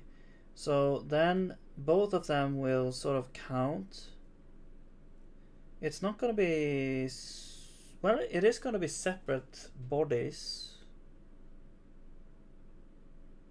Like they're, well, maybe not actually. Maybe we can restructure the thing. Because right now everybody just has well, actually, you know what? We could just extend. Okay, if we go here, this is the game engine code here. And so, let's see. Here's the static thing. This is like meant to be sort of not changing, but it's actually, we are actually changing it, so it doesn't really make sense. But here we have the shape, and this is sort of determining the collision algorithm that is getting used to determine collisions and stuff. And so we have two basic things right now. We have circle and rectangle, so we don't really have, you know, a huge variety of things. But technically, we could just add an array type here, which is gonna be you know, just a list of shapes. So it will be, yeah, an array of shapes, and then all those shapes are gonna count towards the entity. But there's gonna be a lot of functions that doesn't really make sense. Well, I guess some of them, but could be used. I mean, I don't think we really use these things. I think I just added these for fun. Vertices. It's gonna be hard to figure out. This is supposed to be just, you know, one. This is supposed to be sort of one object, not an array of objects.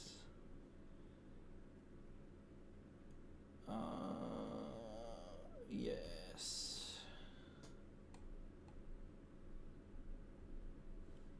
Well, this, I think this would be the way to go. Like, you just define a because this shape is supposed to be the collision shape thing. So you just define an array, and then you have multiple. There may be another way that I'm not seeing right now that is like makes a lot more sense. But I can't really figure it out. I'm trying.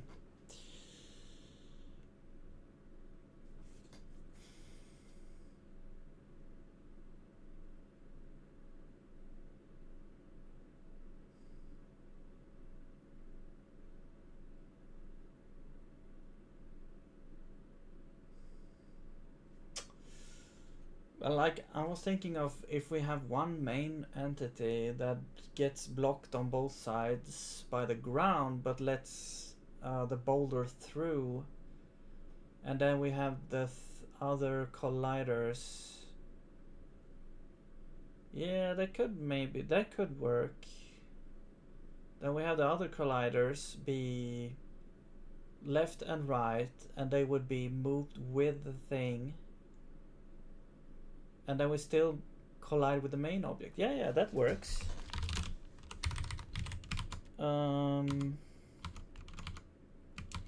Yeah.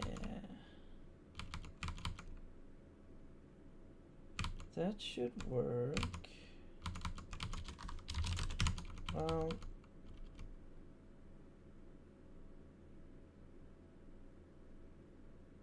let's see. Mover. Where the hell is this happening? No, this is the main entity. We need to create a left part as well.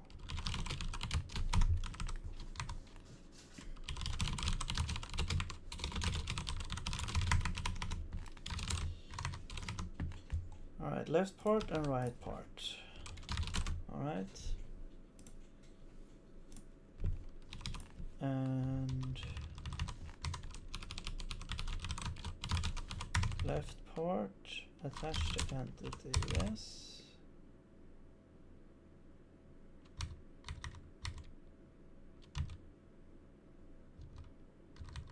Left part body. So that's gonna be this.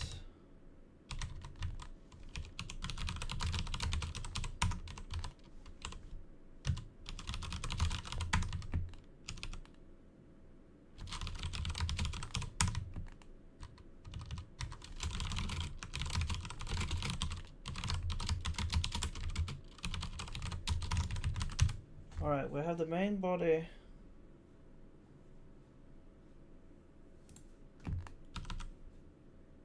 Hitbox position is main body.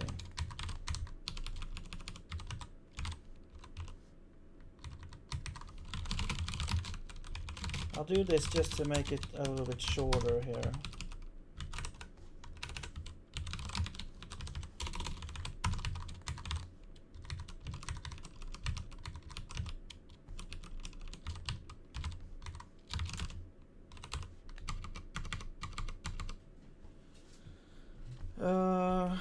Okay.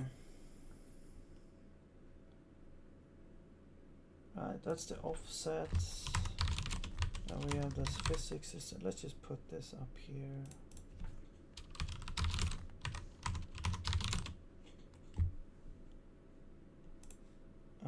Here's the hitbox.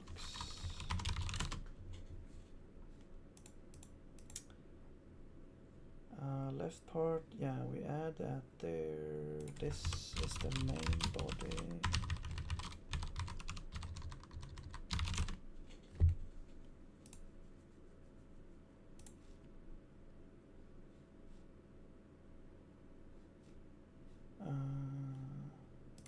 Yeah, we need to add both. We need to add both of these to the collision group, so they are colliding.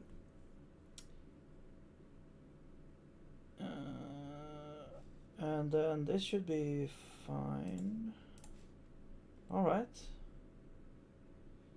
And then I want to add the main body to not devices, but I'm gonna create a new group that only collides with the ground. So devices. Where is this? Here. I want to create a new group, only ground, I guess. Only collides with ground. Only collides with ground to the ground. There we go. So it only collides with the ground. And we can add this here. Only collides with ground. Alright. So that entity will be blocked by the tiles of the ground. But the other two will actually block the boulder and move it, push it around. But the only thing is that it won't have like this. It won't have like a physics to it. It would just. But maybe that makes sense because the. What is it? The game is sort of like this 8-bit game anyway, so having physics doesn't really make sense anyway. Okay, now, okay, I don't know. Okay, it still does that. Oh yeah, because the main is already, it's like added automatically. So I'm gonna remove from group devices. So I'll remove it from devices, now add it to only with the ground.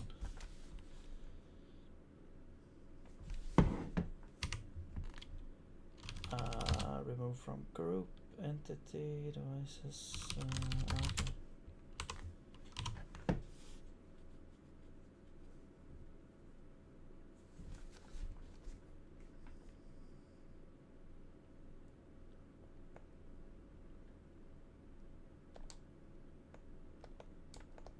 There we go.